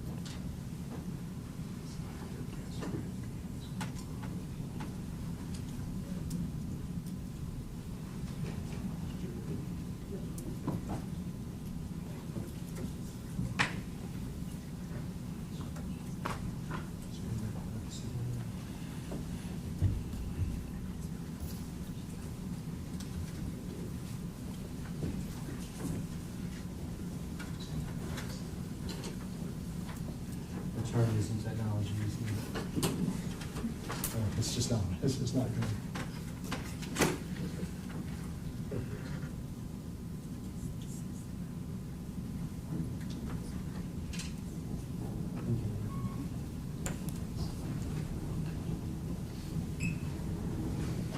All right, what area of town is this, Detective Mills? East Memphis. All right, and this is East Memphis. We've called the general sort of area Hickory Hill, is that right? Yes. And I guess it's obvious, but this is just for the record. Is this in Memphis, Tennessee? Yes. And in Shelby County, Tennessee? Yes. All these locations that we're talking about where the incident occurred are in Memphis and Shelby County, Tennessee? Yes. Ross and Rains. Is it these two fairly major streets? Yes. And what occurred at that location? A traffic stop. Okay. So this is initial traffic stop here.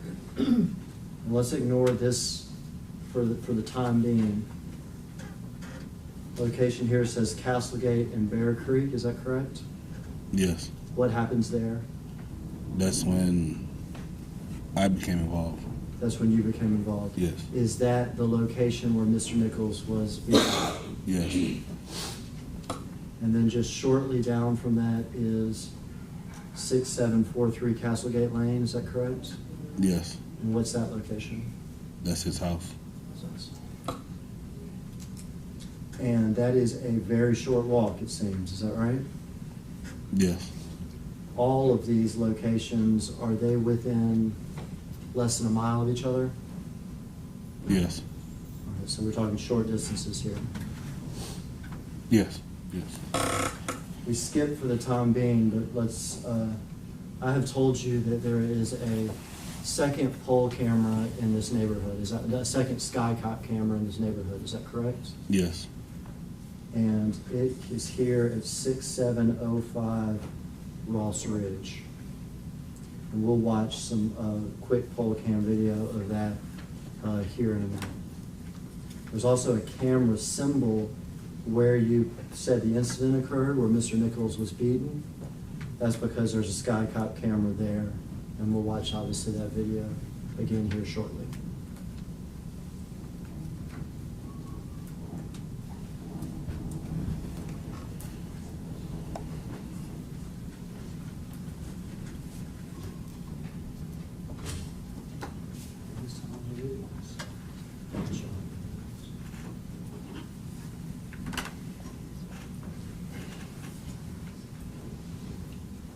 We're going to start with one of the pre-emitted videos, Your Honor, the video of the traffic stop at Ross and Rains.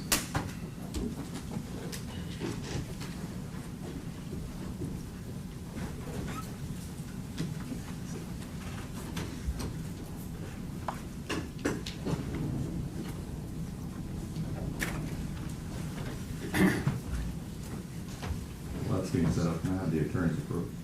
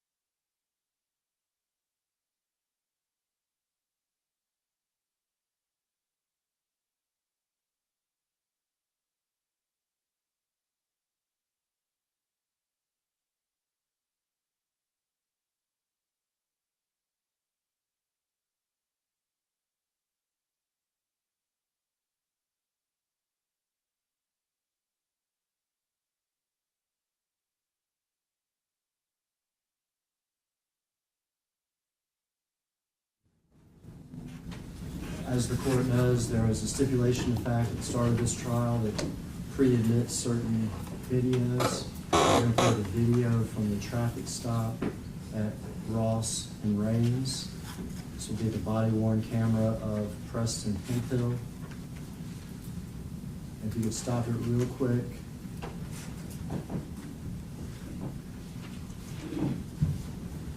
Mr. Mills, you've testified that you were not present at this scene, is that correct? Correct. So because of that, I am not going to ask you to narrate the video and describe what's going on. You weren't there, okay? Okay. But I am going to ask you who is who, okay? So you can identify for the jury at least who is who, Okay.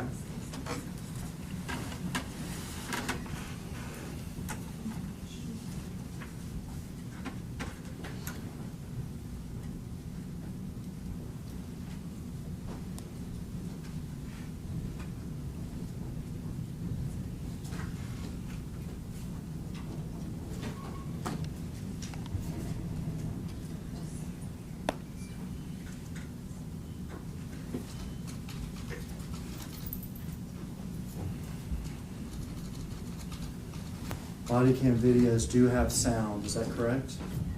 Yes. But they don't have sound for the first minute or so. Yes.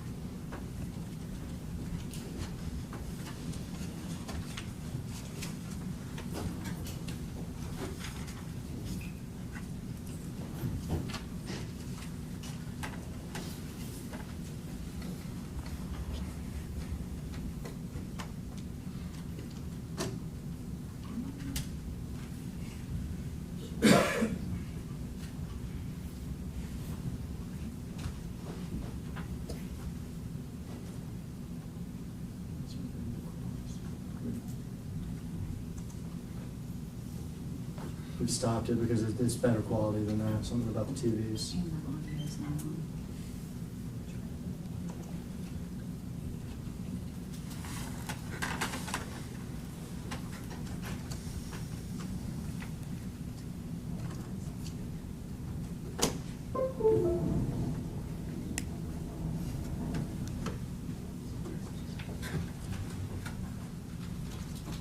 Approach. You check the TV audio.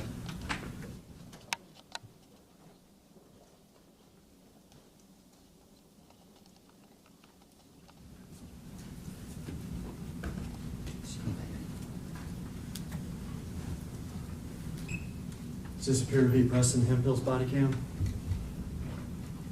Yeah. Speak up Yes. a little bit for me, Mr. Yes.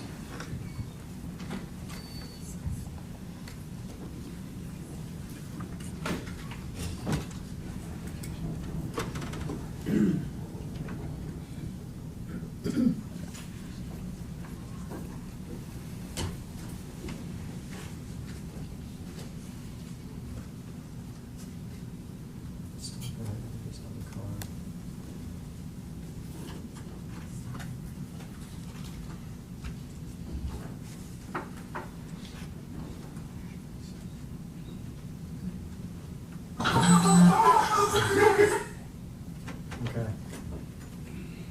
You see the hands there? Yes. So whose hands are those? That's Hemphill. Okay. And you see the car there? Whose car is that? Mr. Nichols' car. Mr. Nichols' car.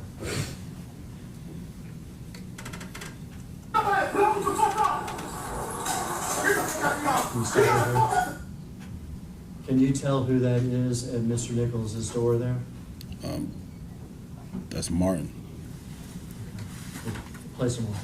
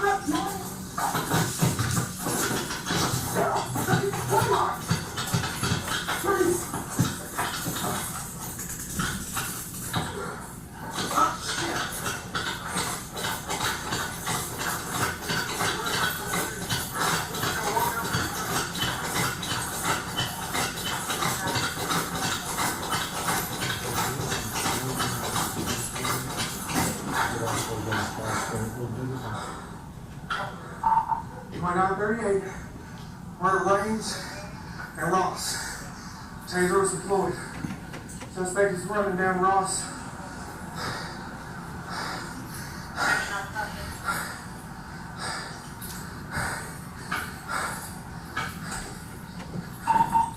Young male, black, slim build, blue jeans, and a hoodie.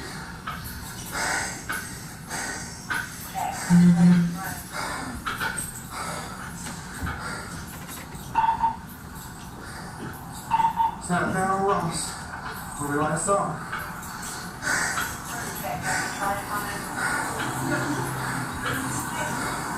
Good. Mother.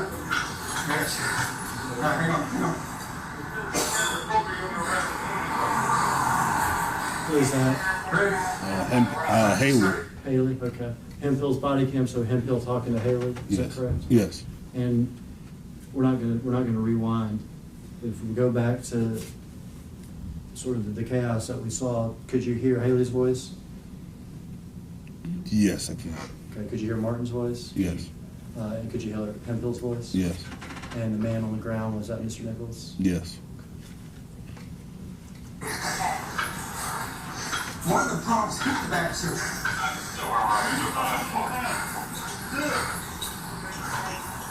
Alright, your car's right in front of you.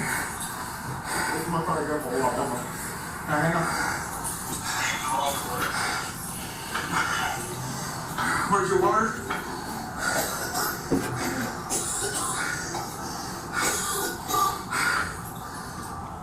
Can't see shit.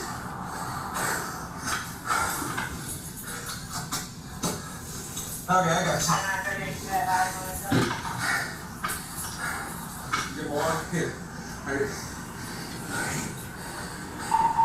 Negative 2938. Where are my damn glasses at?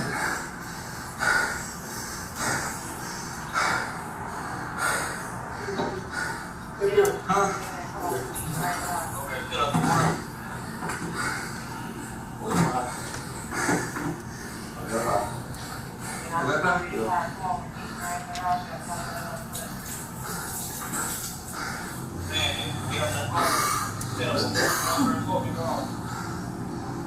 Who was that?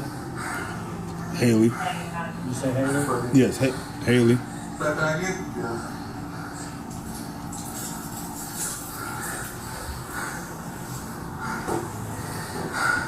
I can't see jack shit. My glasses, what are you, fighting me?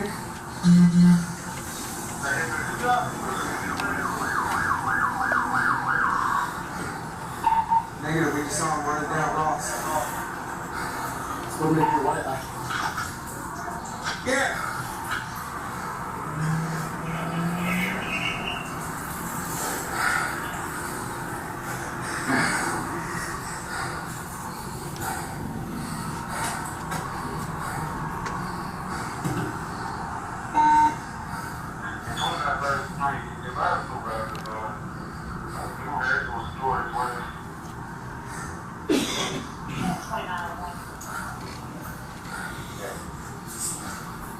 How's that? Right eye. All right, ready? Yeah.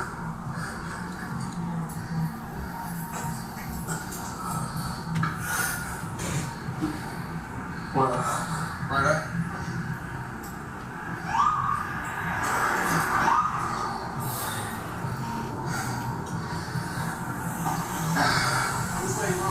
That way. Who was that? Smith.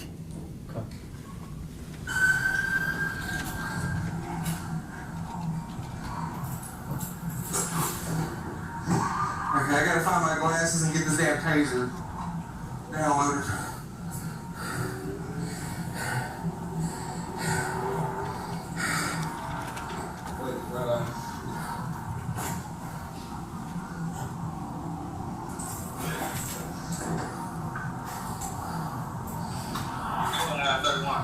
Could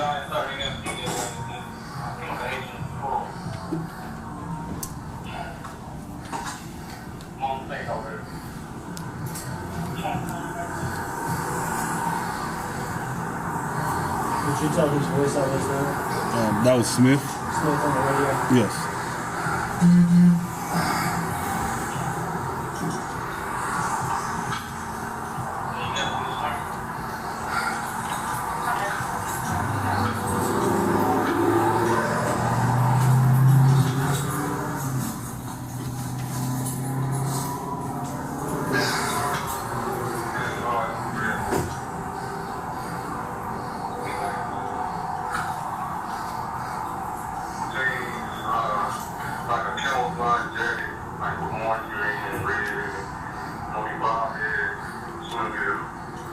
Whose voice is that? Could you tell?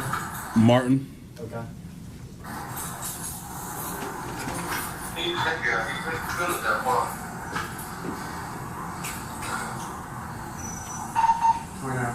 can also read Floyd Martinez.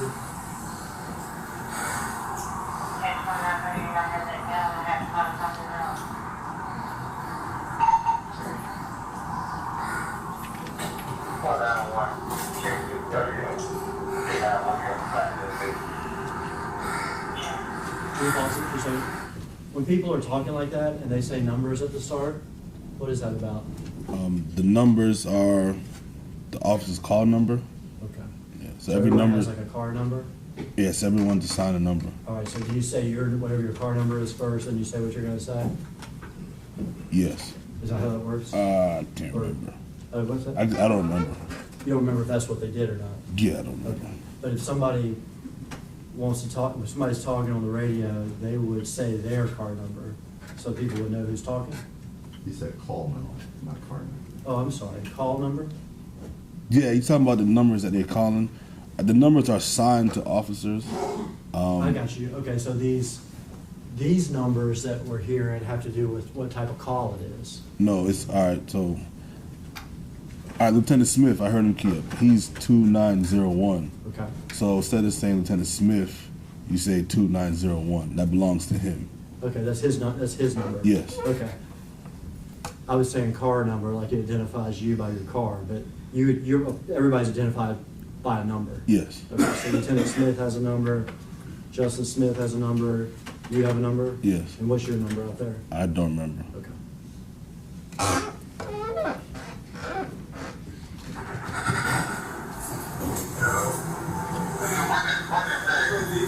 That way.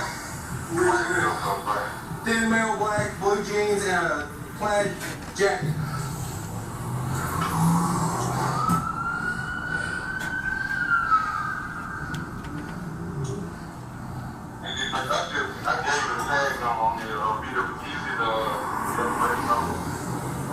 Who was I talking to? Martin. You good right now? Can you give me something in your eyes?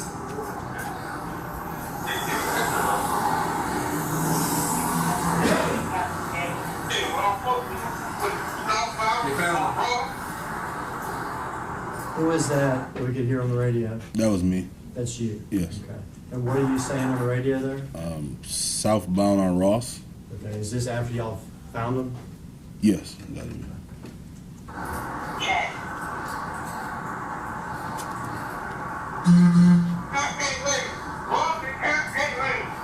Who's that? That's me.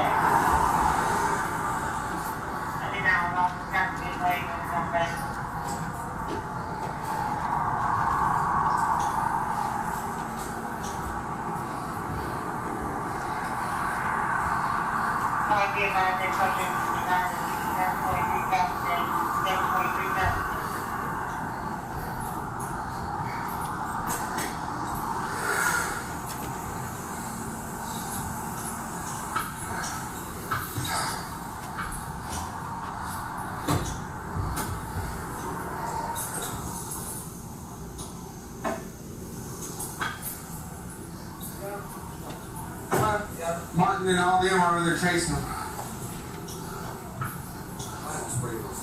Shit, you sprayed me too, but luckily you didn't get my eyes just on my eyebrow. I Oh, they stomp his ass. Is that what it says? I hope they stomp his ass. Hemp Hill. I hope they stomp his ass. Smith was calling for other cars because him and Martin were chasing. Does Hemp ever come to the second scene where Mr. Nichols is beat to death? No, not while I was there.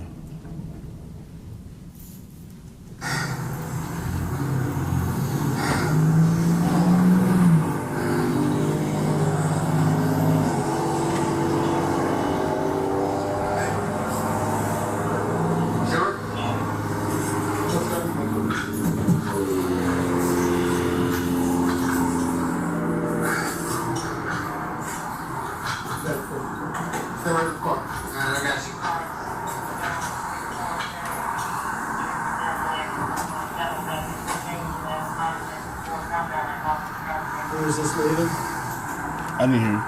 Who is this leaving? Haley.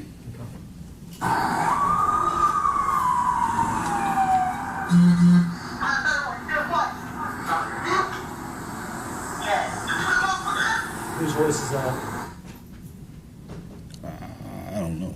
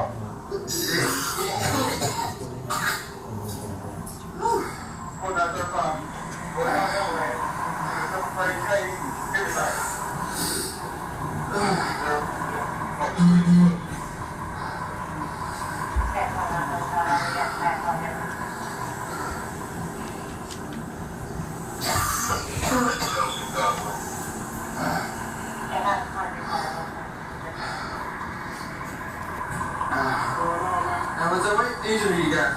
55. 38, engine 55, just make a scene over here with me. If you're able to, bring the suspect up here. Partner pepper spray. Yeah, we were fighting the dude. I tased him and then we sprayed him. Okay. I think they're fixing to bring him over here because they're further down there when he took off running. So, I mean, you know it. I know. So, did you call or? Bro, we called you. But you the one that got sprayed? Yeah. Or was it for the patient? It was for the suspect. Now, she didn't wait. No, we were on the ground and our partner said, I'm spraying him. And she sprayed all of us. So they took the patient away and bringing him back? He took off running, they just got him.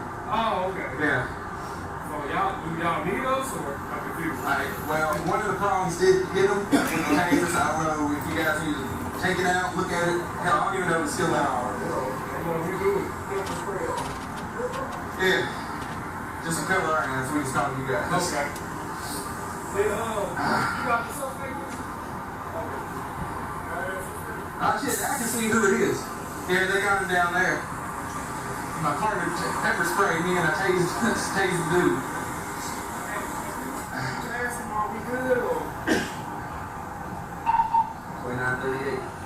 fire department need to come down to you, or are you bringing them back down here? Come down here, bring them down here. All right. Yeah, just go down a couple streets and you should be able to see them. Whose voice was that said just bring him down here? Or, you know, Sound like Smith. Smith. Sound like.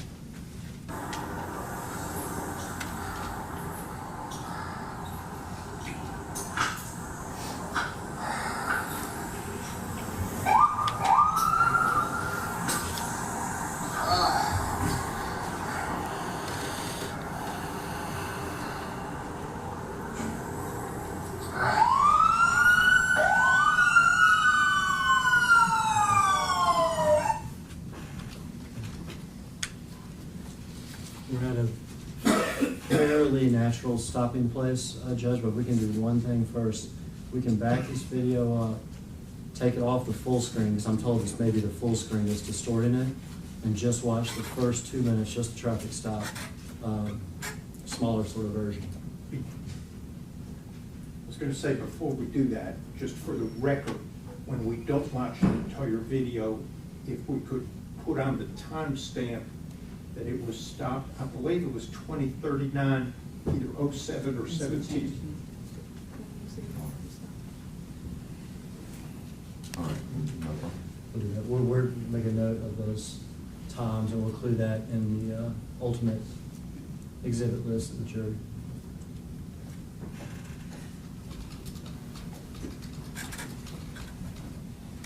So we're not going to watch this whole thing, just the stop and smaller version, because we think that TV is distorting it when it goes full screen.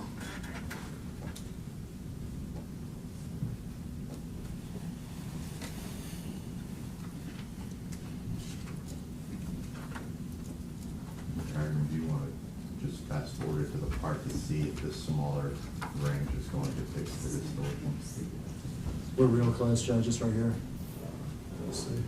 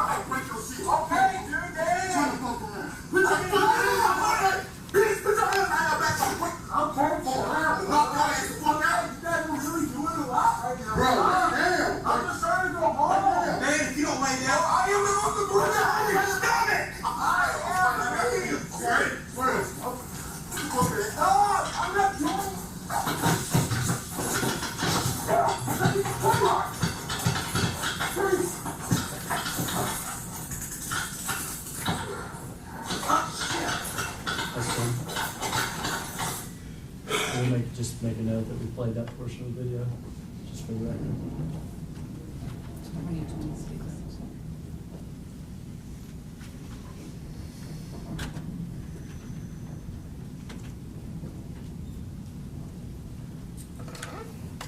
The next video will be the pole cam that we haven't seen from the neighborhood.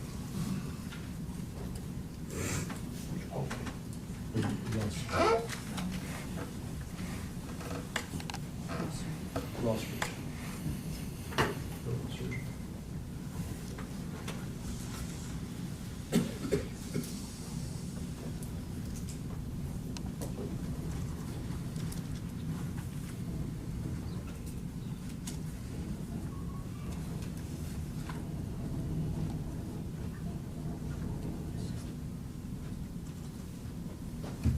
I'm told by our tech people that it's probably the laptop and they have a different one to use.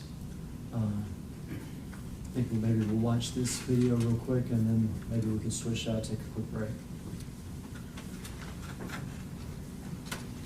If you can stop real quick. Mr. Mills, I told you there was actually a second pole cam in this neighborhood, is that correct? Yes. The 6705 Ross Ridge in this neighborhood? Yes. Okay.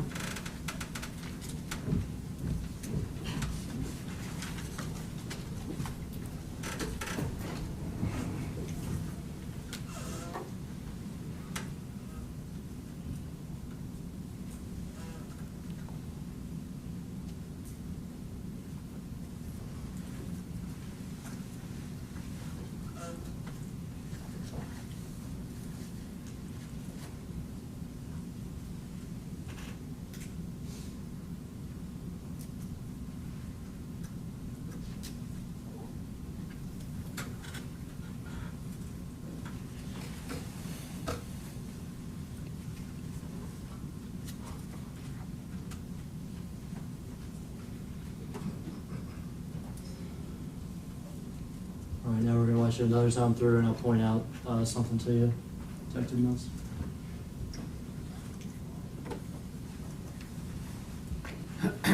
We're going to look in this area here. We're going to see a person. It appears to be Tyre Nichols.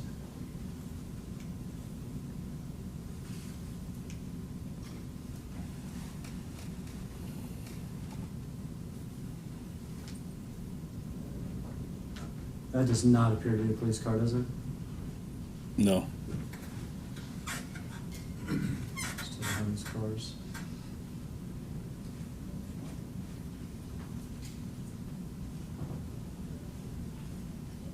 This does appear to be a police car, doesn't it? Or could you tell? I can't tell to see the tail lights. Individual is crouched down sort of between the two cars. Yes.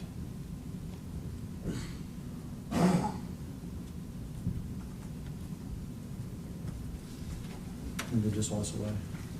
Yeah. Did you drive down the street? Yes. All right. Could that have even been your car, that second car?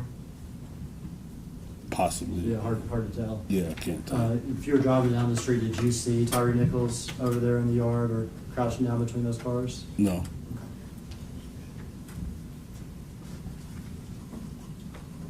If we could have a break, Your Honor, and switch laptops and hopefully have better quality when we come back.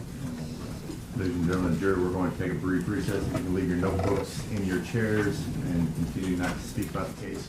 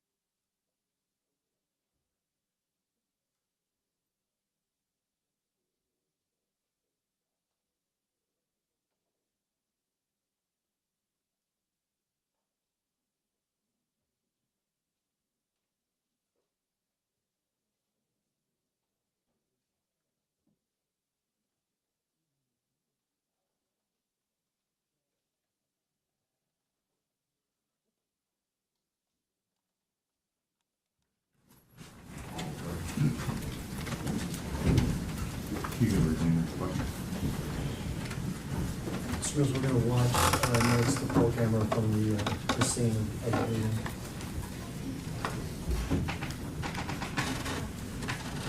Mr. Mills, while he's asking you questions, I know you may be facing this direction, but if you can just make sure your voice is loud so that the jury can hear your answers. Yes, Your Honor.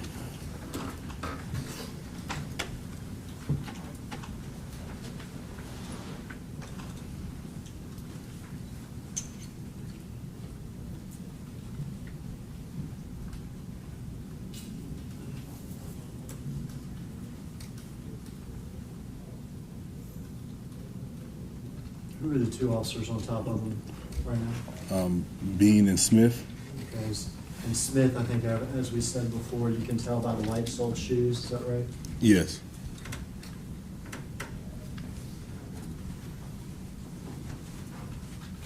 Who is this officer walking up? Martin.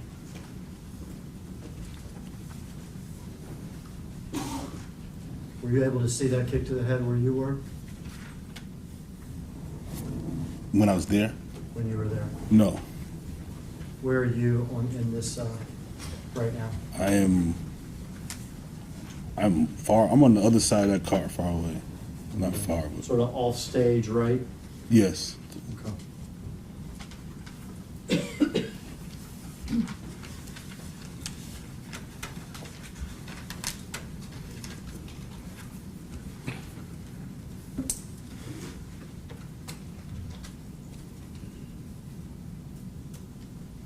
Were you able to see that second kick from the head from where you were that night?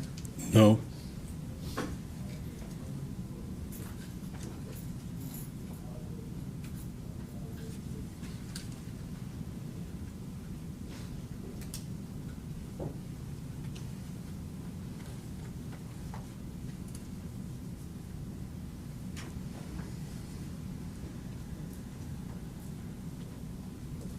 We go in order, it's Martin, Bean, and then Smith, is that right?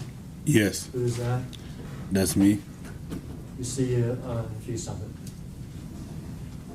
We see you go like this. What Yes. are you doing?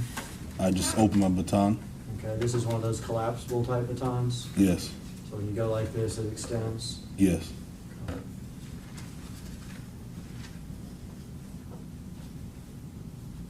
Can you tell, if you stop here, can you tell here? Martin's back to us, is that correct? Yes. On the far right, is that Smith? Yes. In the middle, Bean? Yes. Far left, you? Yes. And Mr. Nichols, like you said, half on the ground? Yes.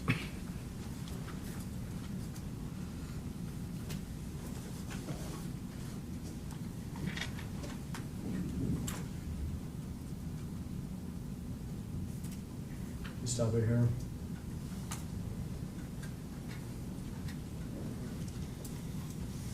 You're back to us, is that correct? Yes. Left with the shoes is Smith, Yes. on Tyree's left side. I can't see Tyree's left side, but I can see right here, left of You me. can see Smith. Yes. On the right, Bean, is that correct? We can play it a little more. Yes, please. Okay, yes. Okay, so left side of Tyree, Smith, right side Bean, and we stop this mid punch by Emmett Martin, is that correct? Yes.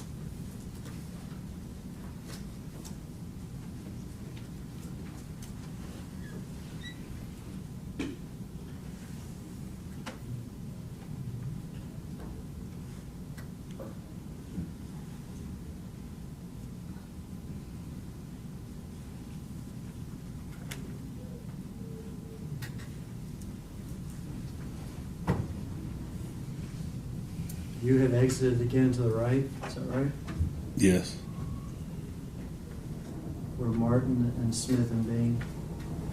They're still with Mr. Nichols.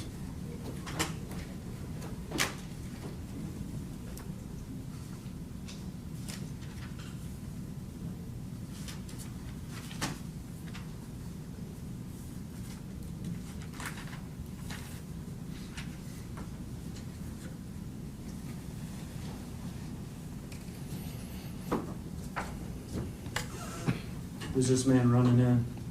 I don't know. Go ahead.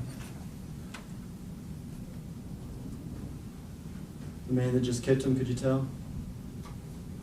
That was a little blurry with the Haley. Okay. We'll see some body cams later, so if you can't tell who the first kick or the second kick was from, you can just say that. Okay.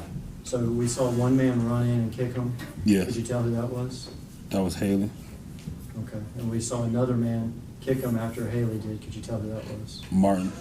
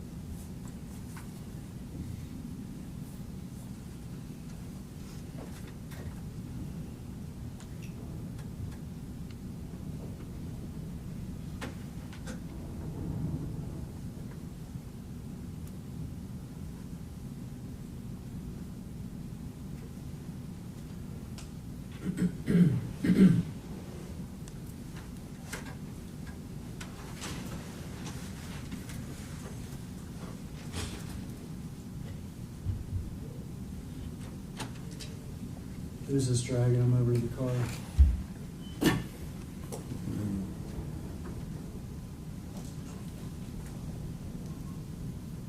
Smith. Isn't it Smith?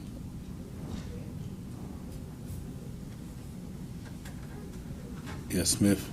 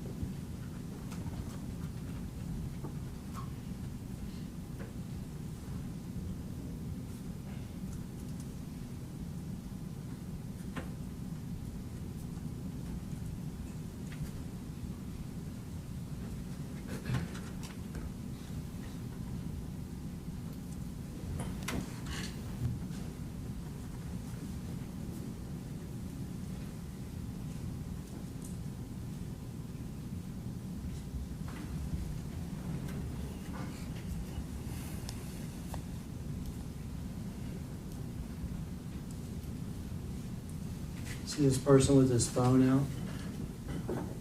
Yes. Who's that? That's Haley. Did you become aware of that Haley took a picture of Tyre Nichols with his phone when he's propped up against that car? You said if I was aware? Did you become aware of that? Yes. Did you also become aware that he sent it to people? Yes, found out later.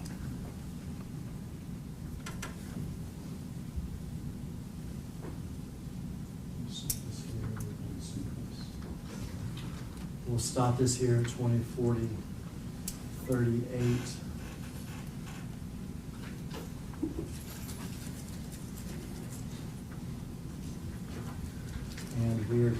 launch next your body cam, Detective Mills?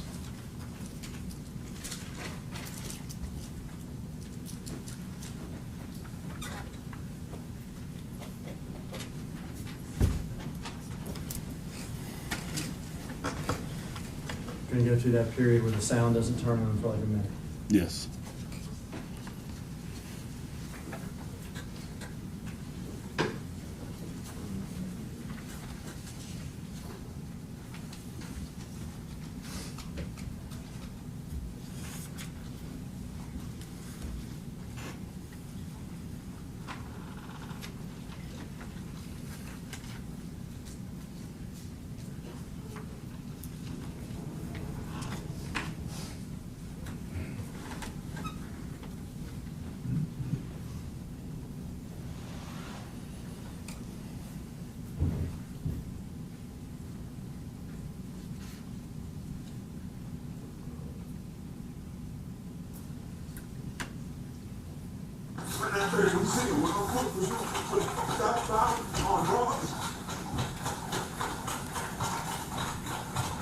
What fruit is this? What fruit is this?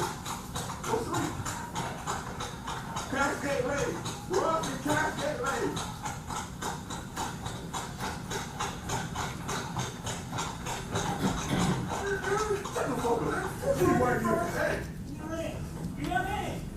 You might get sprayed in it. What's up?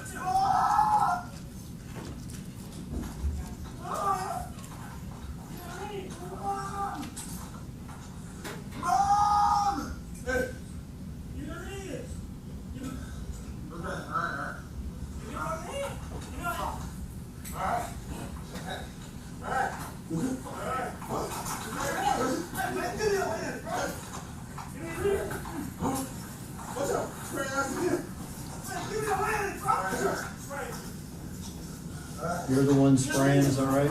Yes. Yes. You sprayed yourself at this point? Yes. What did we just see right there, Detective Mills? Did you see that? Nah. Can you rewind it or? Yeah, we rewind it for a second. Rewind it just a bit.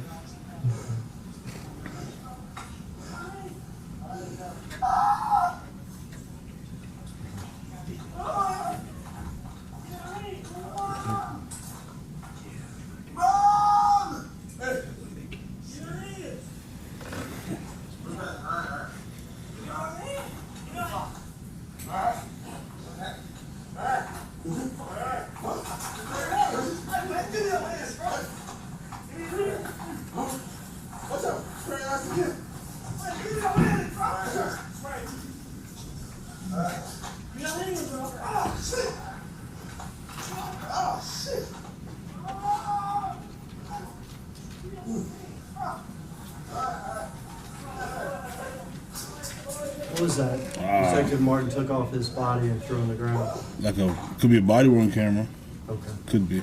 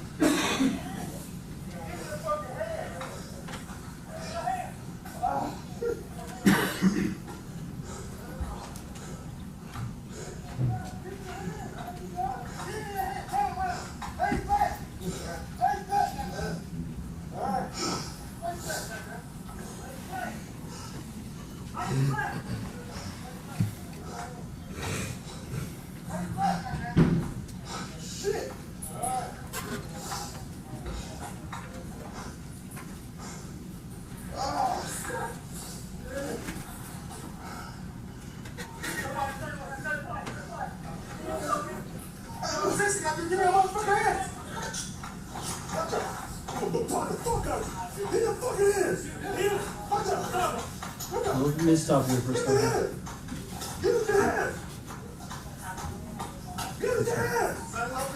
Please stop. You said, so I don't want to misquote, but something to the effect of, where did you say? Your Honor, out of the rule of completeness, I'm gonna ask that, but because at this point, the narration, if we need to approach out, it's because it's gonna be a slight speaking objection, but the video needs to play, and then he can come back and ask his questions, is how it's normally done. And right now, I would ask the court to allow him, to allow it to play to a certain point, and then come back, because it's not giving the video the weight of what it should be given, or the effect of what it should do. Well, I mean, with regard to the video, it's being admitted into evidence. So if you're wanting to play the video in its entirety during your cross-examination, yes, then I'll allow you to do so. But during the direct examination, I'll allow him to ask questions with the portions that he wants to direct on. Yes, sir. Maybe approach on something I'd like to bring to the court's attention. All right. Just briefly, Your Honor. Respect.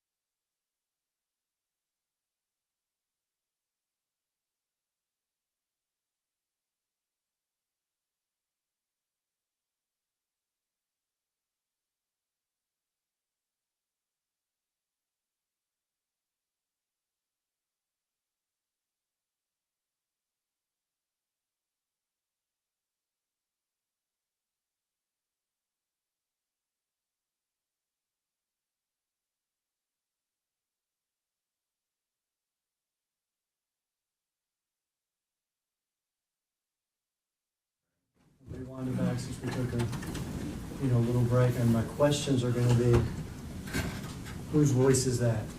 Okay. Okay.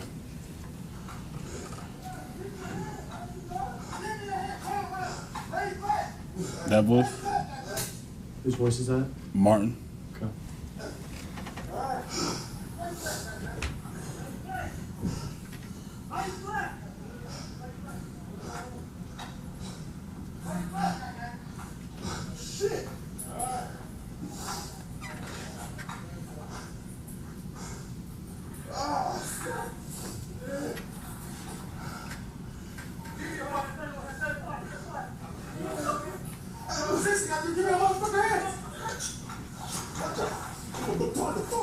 Whose voice is that?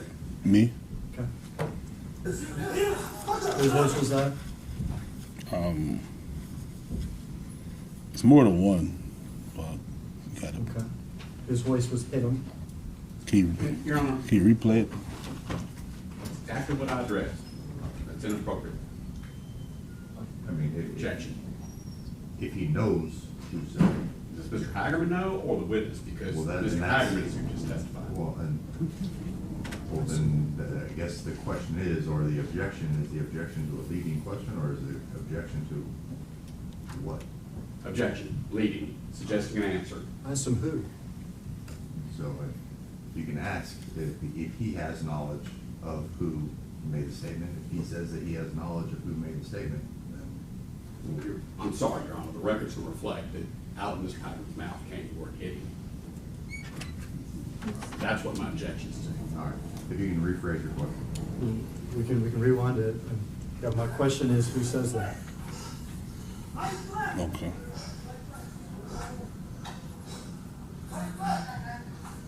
Shit.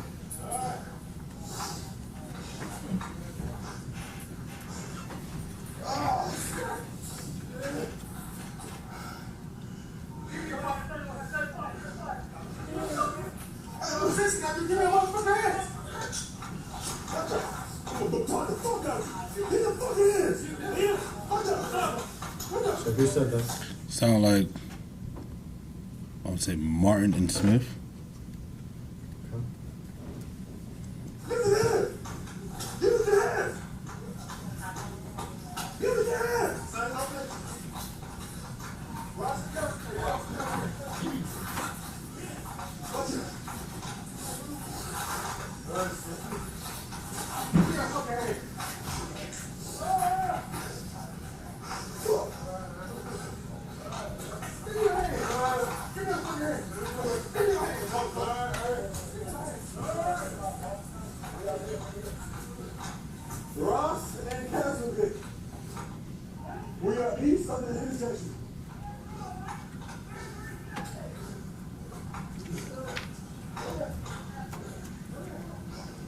Who said the location?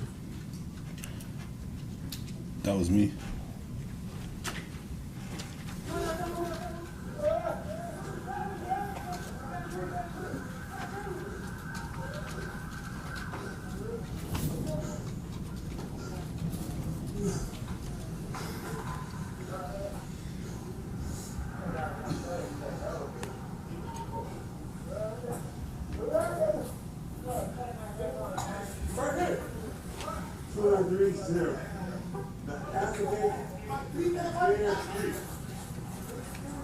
You can get her to Ross and Castleton. I walk up and I myself, man, this you. Hey, you gonna do that? Hey, these are my habits. Fuck.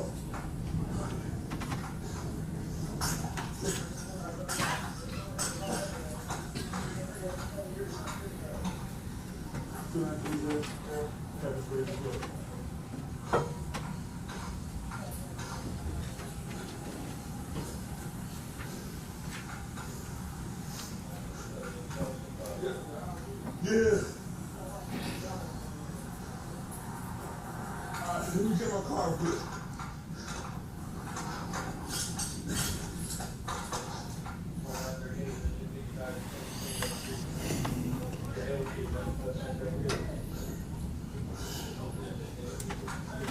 You been all right?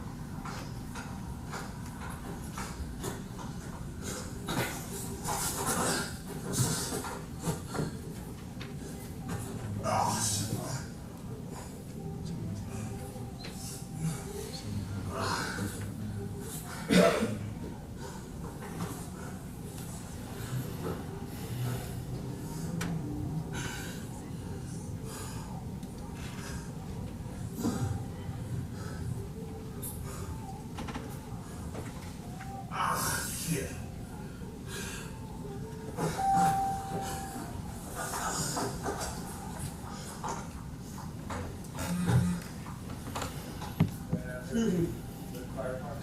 That hose I use, a water hose? Oh, okay. No problem.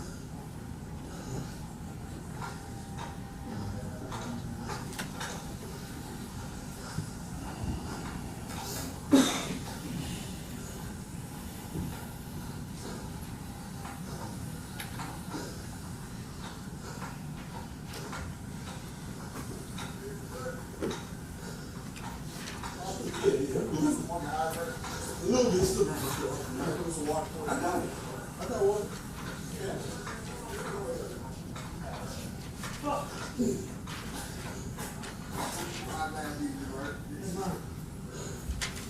What's wrong with him? He high. He gotta be high. Bro, I seen him. When he turned around, I said, look, he took me, man, snatched him off of the goddamn.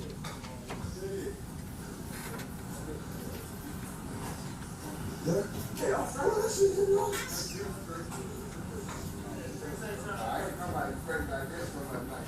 yeah, I'm good. That's my flag.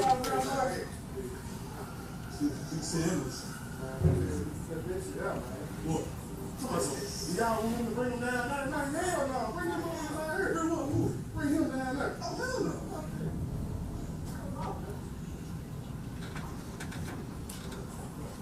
I got sprayed too. Oh, yeah, that shit's burning. I said, real my shit back up. What? Oh, dude. I said, that's him. That's him. Yeah, he took our money, so I'm sitting right here. Hold on, where did I see him? Right here. Look. I said, said he ain't couldn't see no more. Well, you said that we went through here. Yeah. Y'all said, oh, here, bro.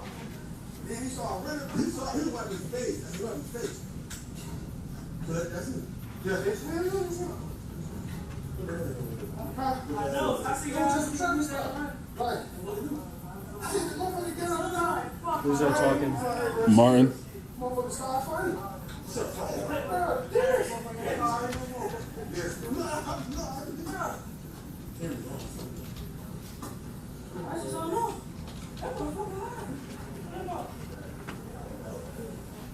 Hey, sit up, bro.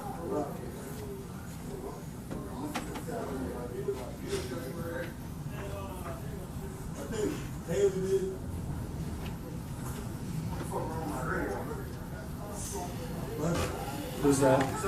That's Bean.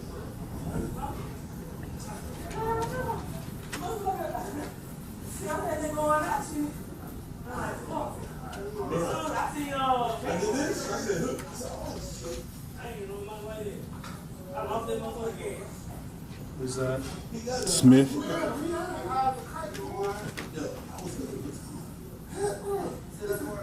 Who are those people attending to Mr. Nichols?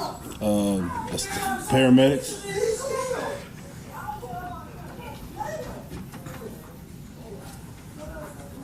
You know what they Mark? No. I ain't getting no information.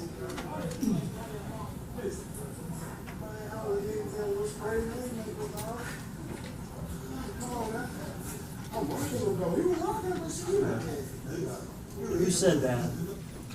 Did you hear what that man said? Can you just rewind a little bit? What word do you want me? Yeah.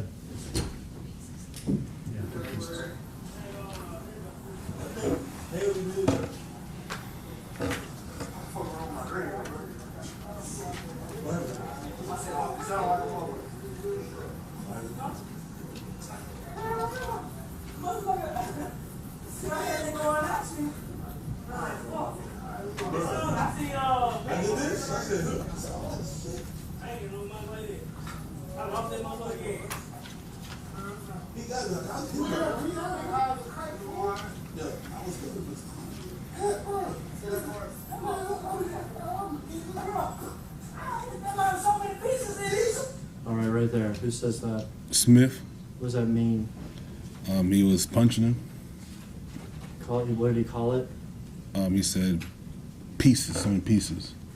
What does pieces mean? Meaning a lot of punches, more than one punch. Okay.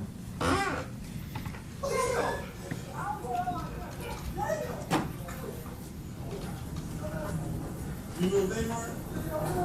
I ain't getting no information.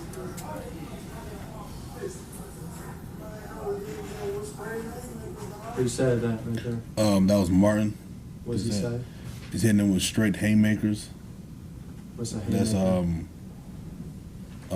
like a one-hit quitter punch. Like a big one? Yeah, a big one. Like the thuds you heard? Yes.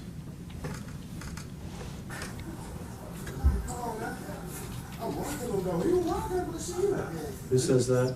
Martin. What does he say? He said he was rocking him. What does he mean by rocking him? Punching him with the haymakers.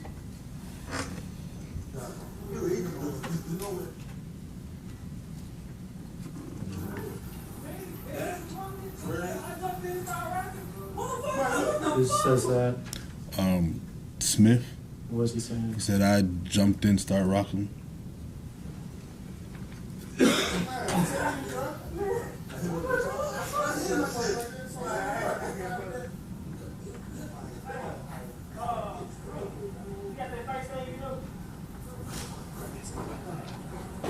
If you stop there, was that Defendant Smith? Yes. Saying something about you got that face thing you do? Yes. What's he talking about? I think he's referring to, I think Shelby County have a system when they can take a picture of the face and identify someone. I'm not positive, but I think that's what he's referring to. Okay, or I don't know either. Oh, I think that's. Could it possibly be referring to some sort of medical thing for the paramedics or no? No, I think it's. Okay. I don't know. Okay. I don't know. Fair enough.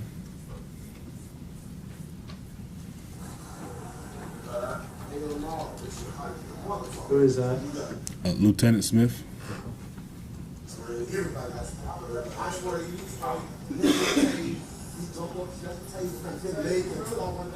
Who's talking there? Lieutenant Smith?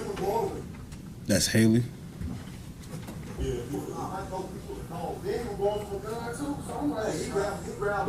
Who said that?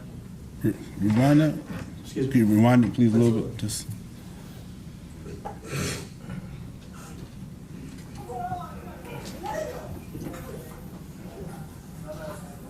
You know what they mark? No, I ain't getting no information.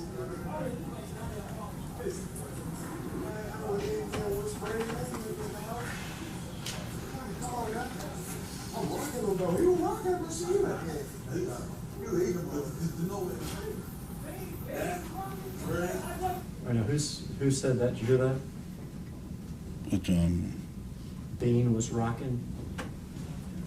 that was Smith. Your Honor, it's ask and answer. His narration is going over and over. And I don't have an issue with the question. We're gonna play the video as well, but he's narrating, trying to get to he's leading him to the answers that he wants out of him. The witness has indicated an answer to all these questions twice now. Actually, wasn't asked. I have a list. Specifically, Your Honor, the caption, the word said was about haymakers, and then what looks like to be being said he's eating them. That's the third time we've watched it in the last 45 seconds. I don't know how they're rewinding it so fast, but if one didn't know better, we would actually think this is just one big long conversation. So it goes to the ask and answer objection. I've heard the same clip 3 times now in the last 45 seconds. I mean, if we're going over new information, I'll allow you to go over new information, but if we can just make sure we're going over new information. It was a witness that wanted to answer the question.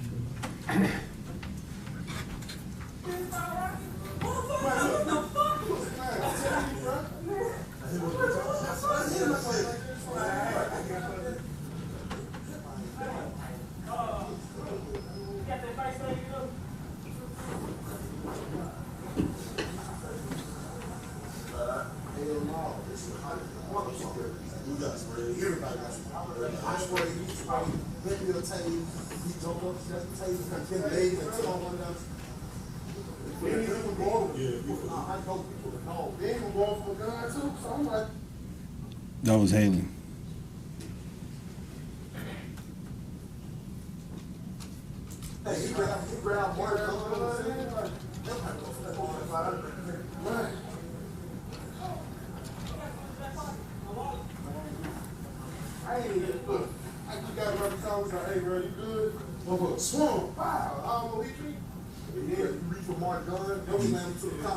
And who just said that? The swung and hit me part? Yeah. That was Martin.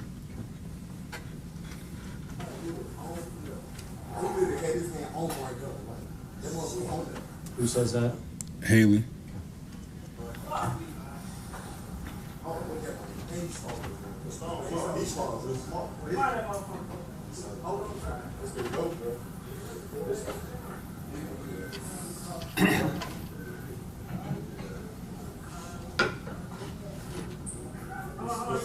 Yeah. 125-60-8752. It's called.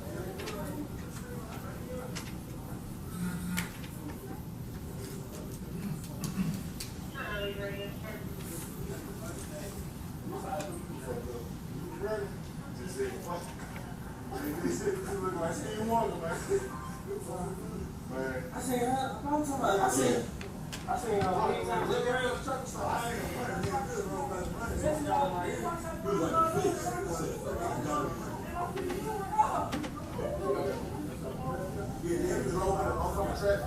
So we try to, oncoming traffic. Yes, all this. So we try to get him stopped. He didn't stop. We still trying to get him. Who's that talking? Haley.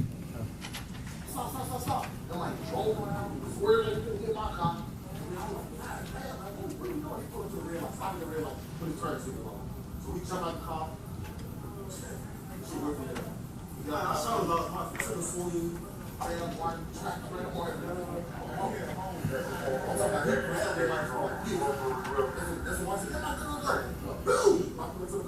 Who's that talking? Haley. Judge, I'm just thinking about the record in the future. This video is asking who's saying what as a timestamp on it. And when you read a transcript of this, the question's going to be, who said that? And there's going to be a name answer, generally, or I don't know. But there's no timestamp. Nobody reading the transcript will be able to know what they're talking about. And I would ask that when someone's questioned about the videotape, that the timestamp be mentioned and included in the question. All right, if you can include that, Mr. Hager. For the record, that was 2045-38, I think. Everybody say you ain't up. Hey, I just want to Hey, I'm asked. He said, go on home. Ma'am? Excuse me. Do you have a water hose I can use? It's connected, right? Okay. Hey, they got a water hose, right? Yes, please. I got it now. My kids were like, the house is split up, balloon, mama, there's coats everywhere. We hired a guy driving oncoming traffic, we stopped and we got up, started fighting.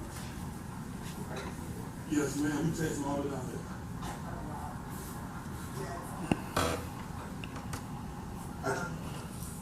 Just know it's,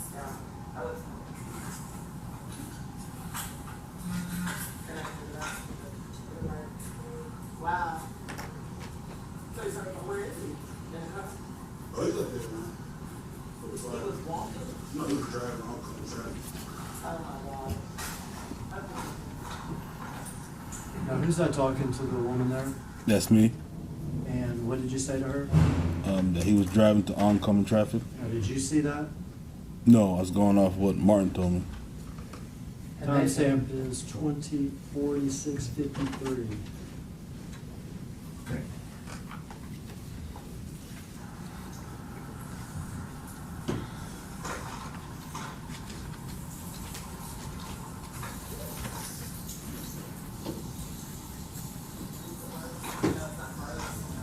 Oh, yeah, right? Is it tired somewhere? Right there by him.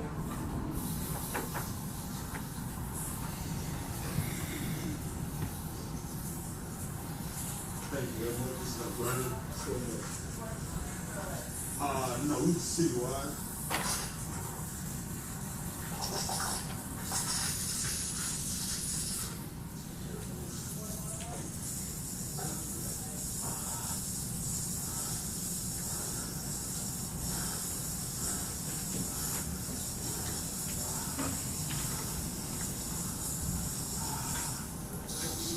Yeah. I will ask him.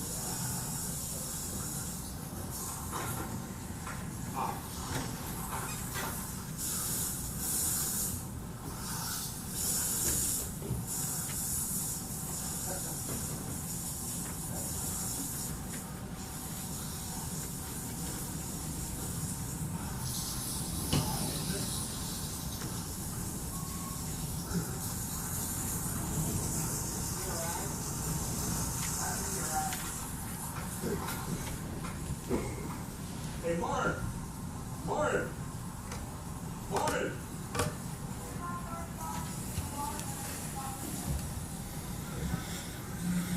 Okay.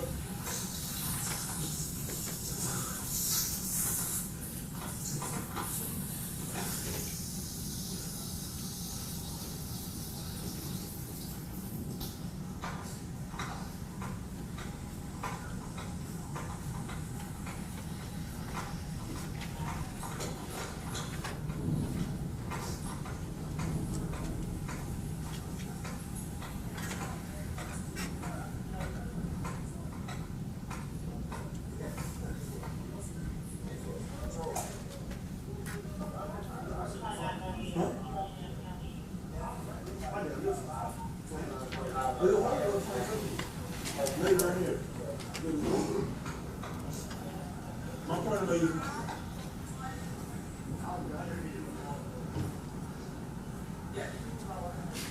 Oh, no, thank you. I'm just gonna say it right now. Thank you. Yeah, I got it. Merciful. Thank you.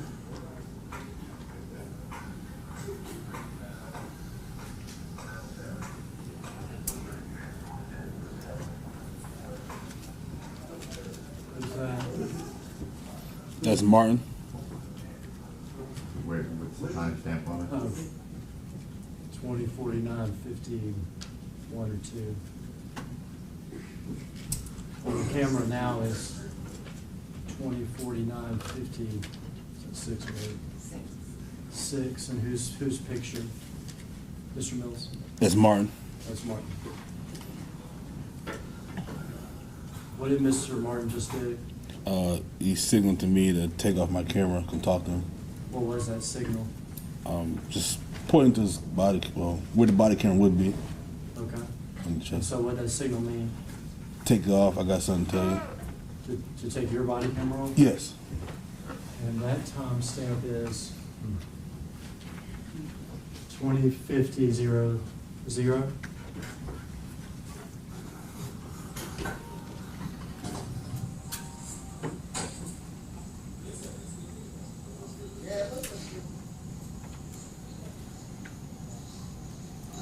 What did he tell you, Sergeant Mills? That conversation, I kept asking him what happened on the traffic stop, why you stopped him, did you find anything, and how we get here. How we get to where we at right at that time. Gotcha.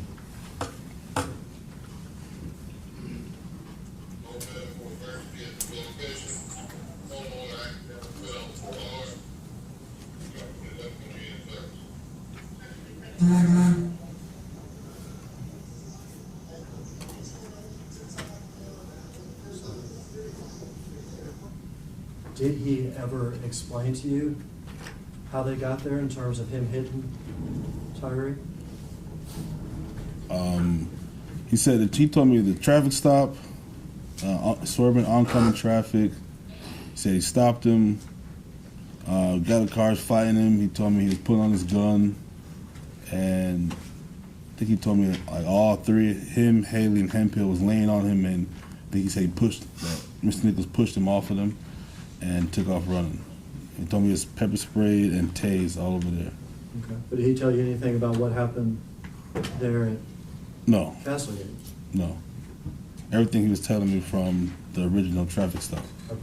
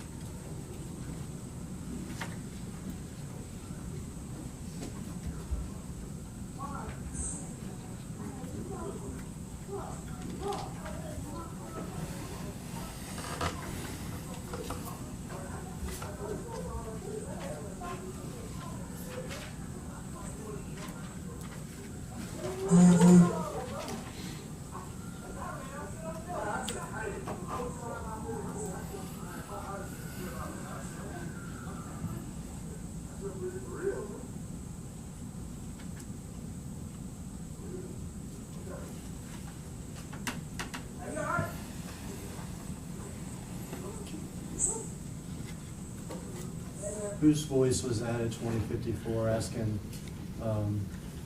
he all right? That was Smith.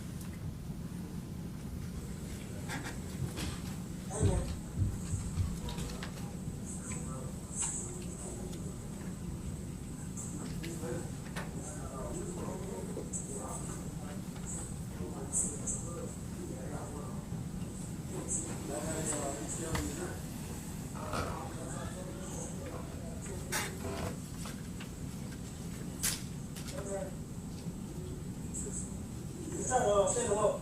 Sit him up on his butt. Sit him up on his butt.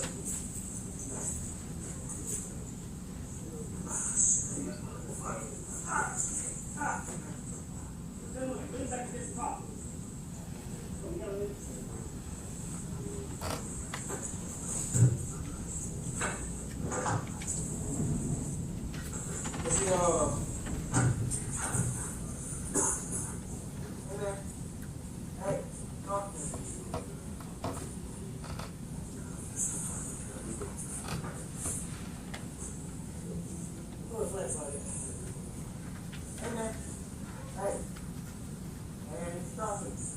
Mr. Nichols. Mr. Nichols. Yeah, he responded to that. Yeah, he responded to that after, but 15 seconds when you go to center row. Get up. Nichols. Nichols. Mr. Nichols. Hey, let me see you talk to me. Who says added 2056-41 his oxygen may be low? Smith.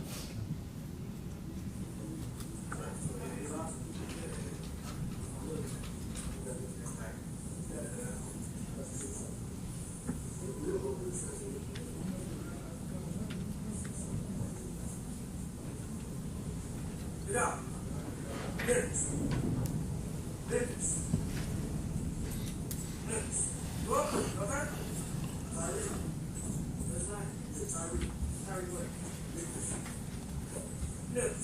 What's wrong with that?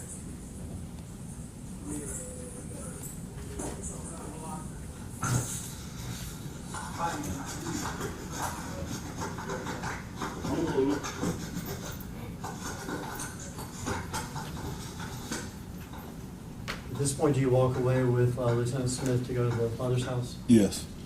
We're going to stop the video at 2057. I think that's a 39. And for the record, that's where we'll stop Mr. Mills's body-worn camera.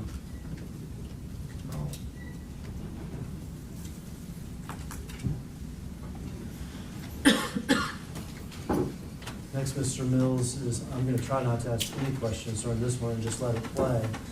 This will be your body-worn camera audio synced up with the pole camera.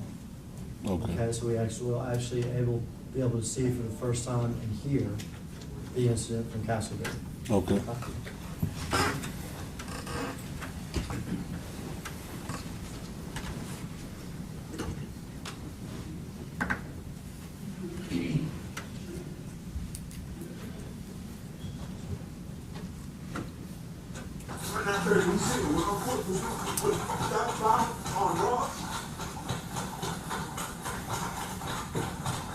What food is this? What food is this?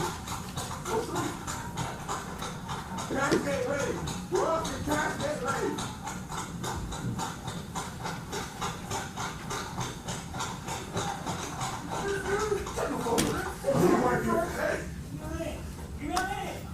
You want this money? Hey!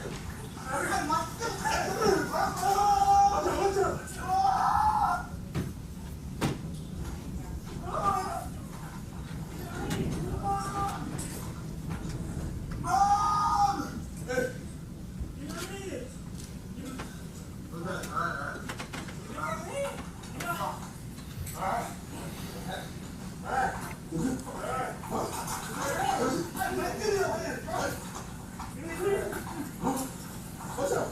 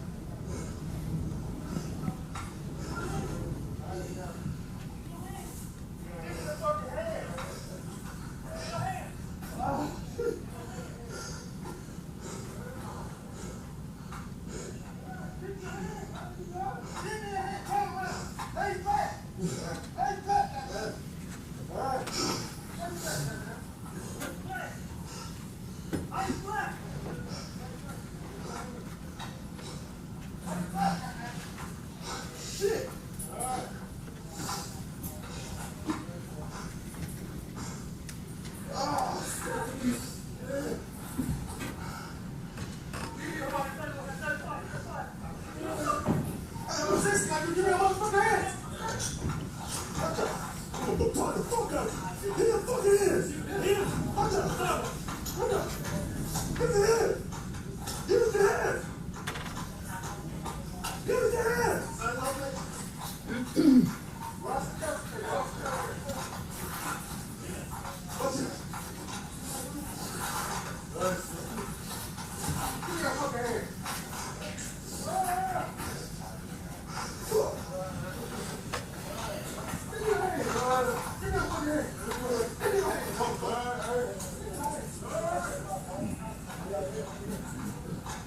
Ross and Castlegate. We are east of the intersection.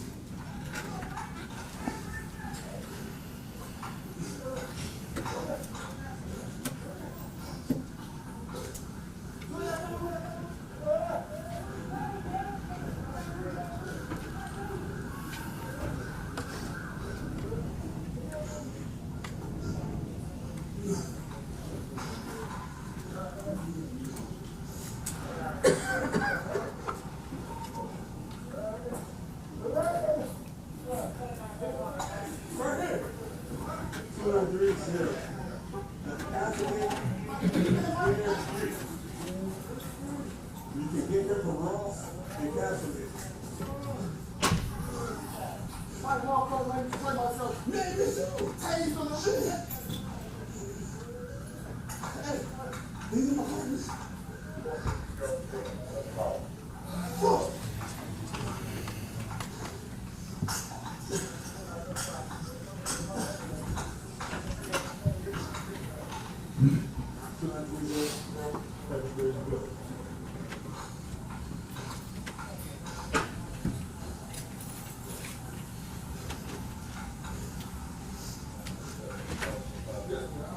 Yeah.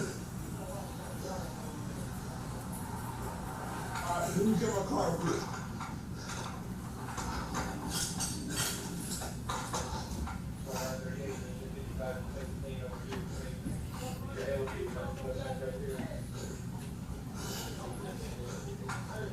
You doing alright?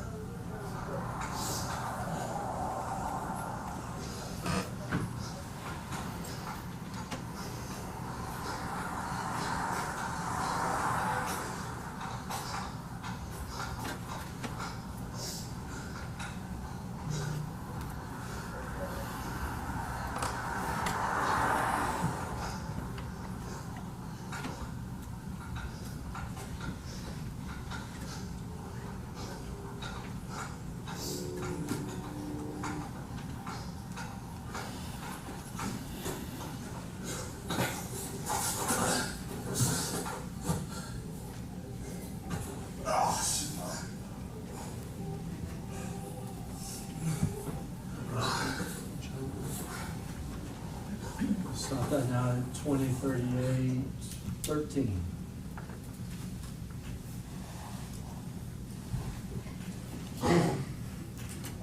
We have two and then one real short video left, Your Honor. We're gonna watch next Lieutenant Beam's body-worn camera.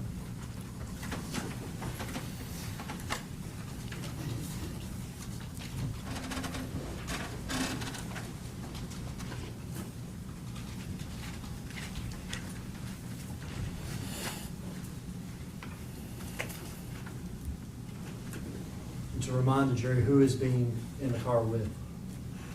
Me.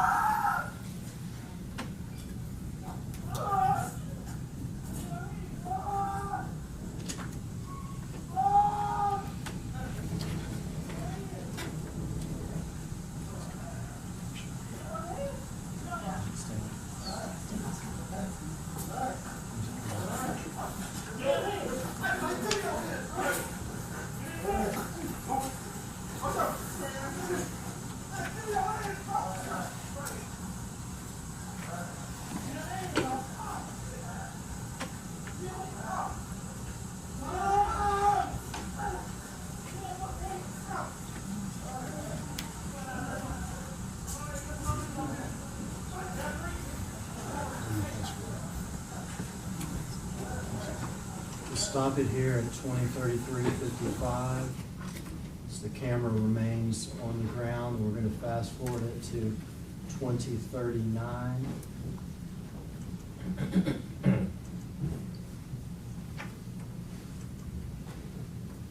Go ahead. This will be just my 20:38:19. Come on, look. He cut in, he cut through traffic.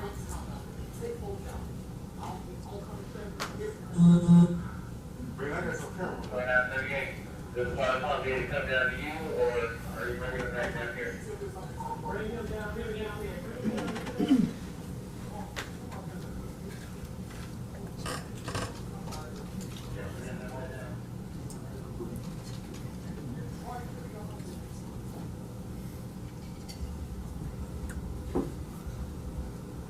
Are you looking for the glasses, bro?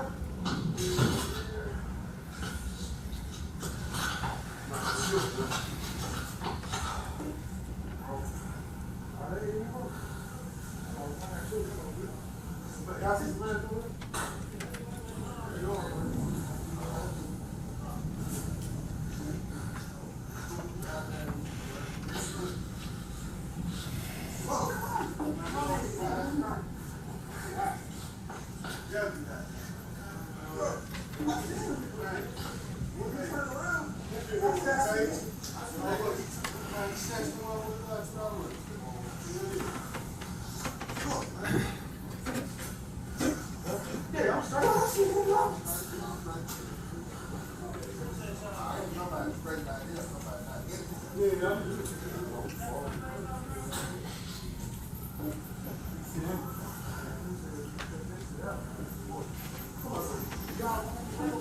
I'm not bringing dude, man, hell.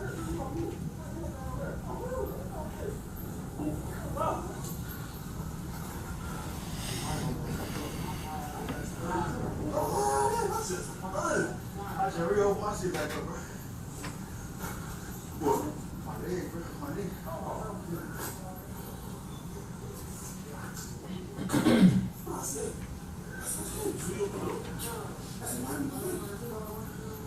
Hey, he took our running, so I seen him right in his face, bro. What y'all see him? Right here. He was running through the yard, bro. This why I got him. I said, he ain't gonna see no more. Boy, you said that. We went to the head. Y'all said ball head, bro. I was like, but then he started running, bro. He was like, you about his face. You about his face.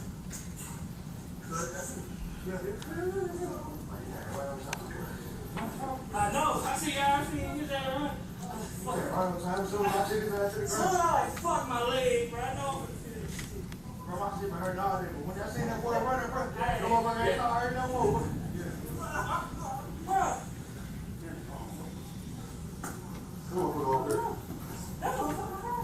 He hot. He hot as mother. Hey, sit up, bro. Sit up, man.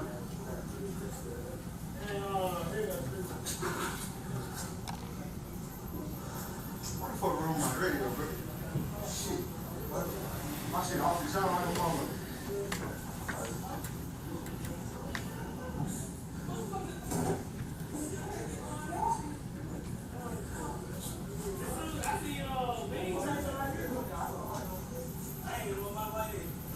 Man, where my light go, bro?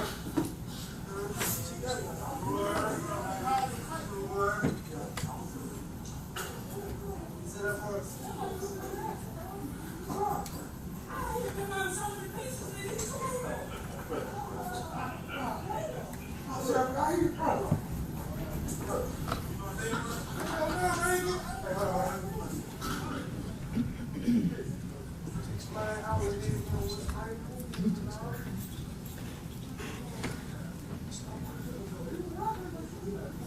Case 2042-17. Stopping for you.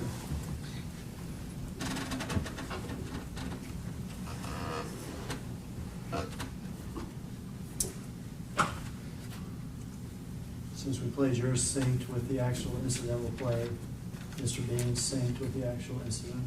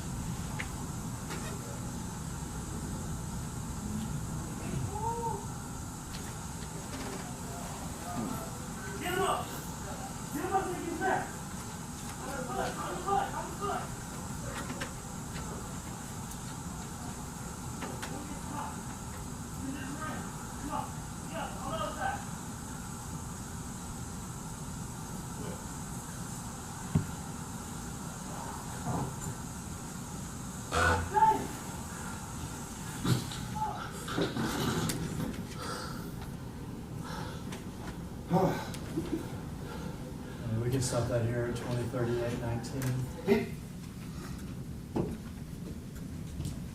And there's just one more video. It should be from Blake's body cam. From whose body cam? Blake's, it's not a name we've heard yet in this trial. This will be from later on in the incident.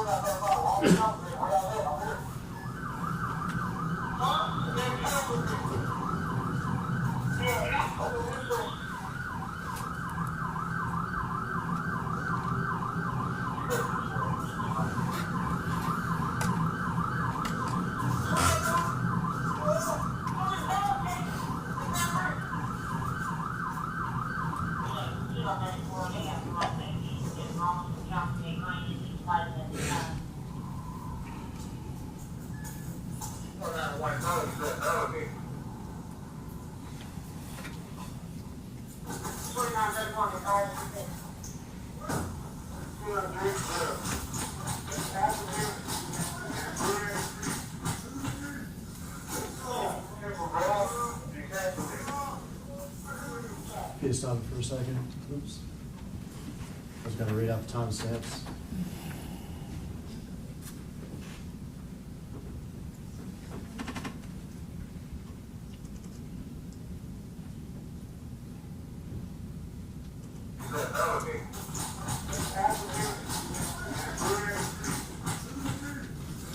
Right there at 20, 36, 17, 18. Who is that kicking, Mr. Nichols? They're like Haley. And there at 20, 36, 21, 20. Who is that kicking, Mr. Martin. And I guess we can show that stop for the record at 20, 36, 21.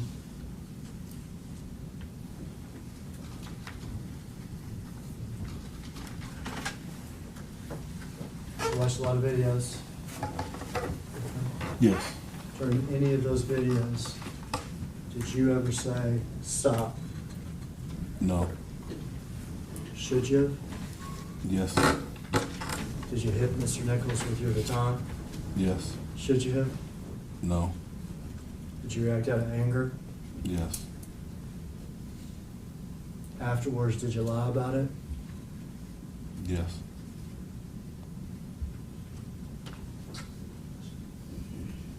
That's all my questions, Judge.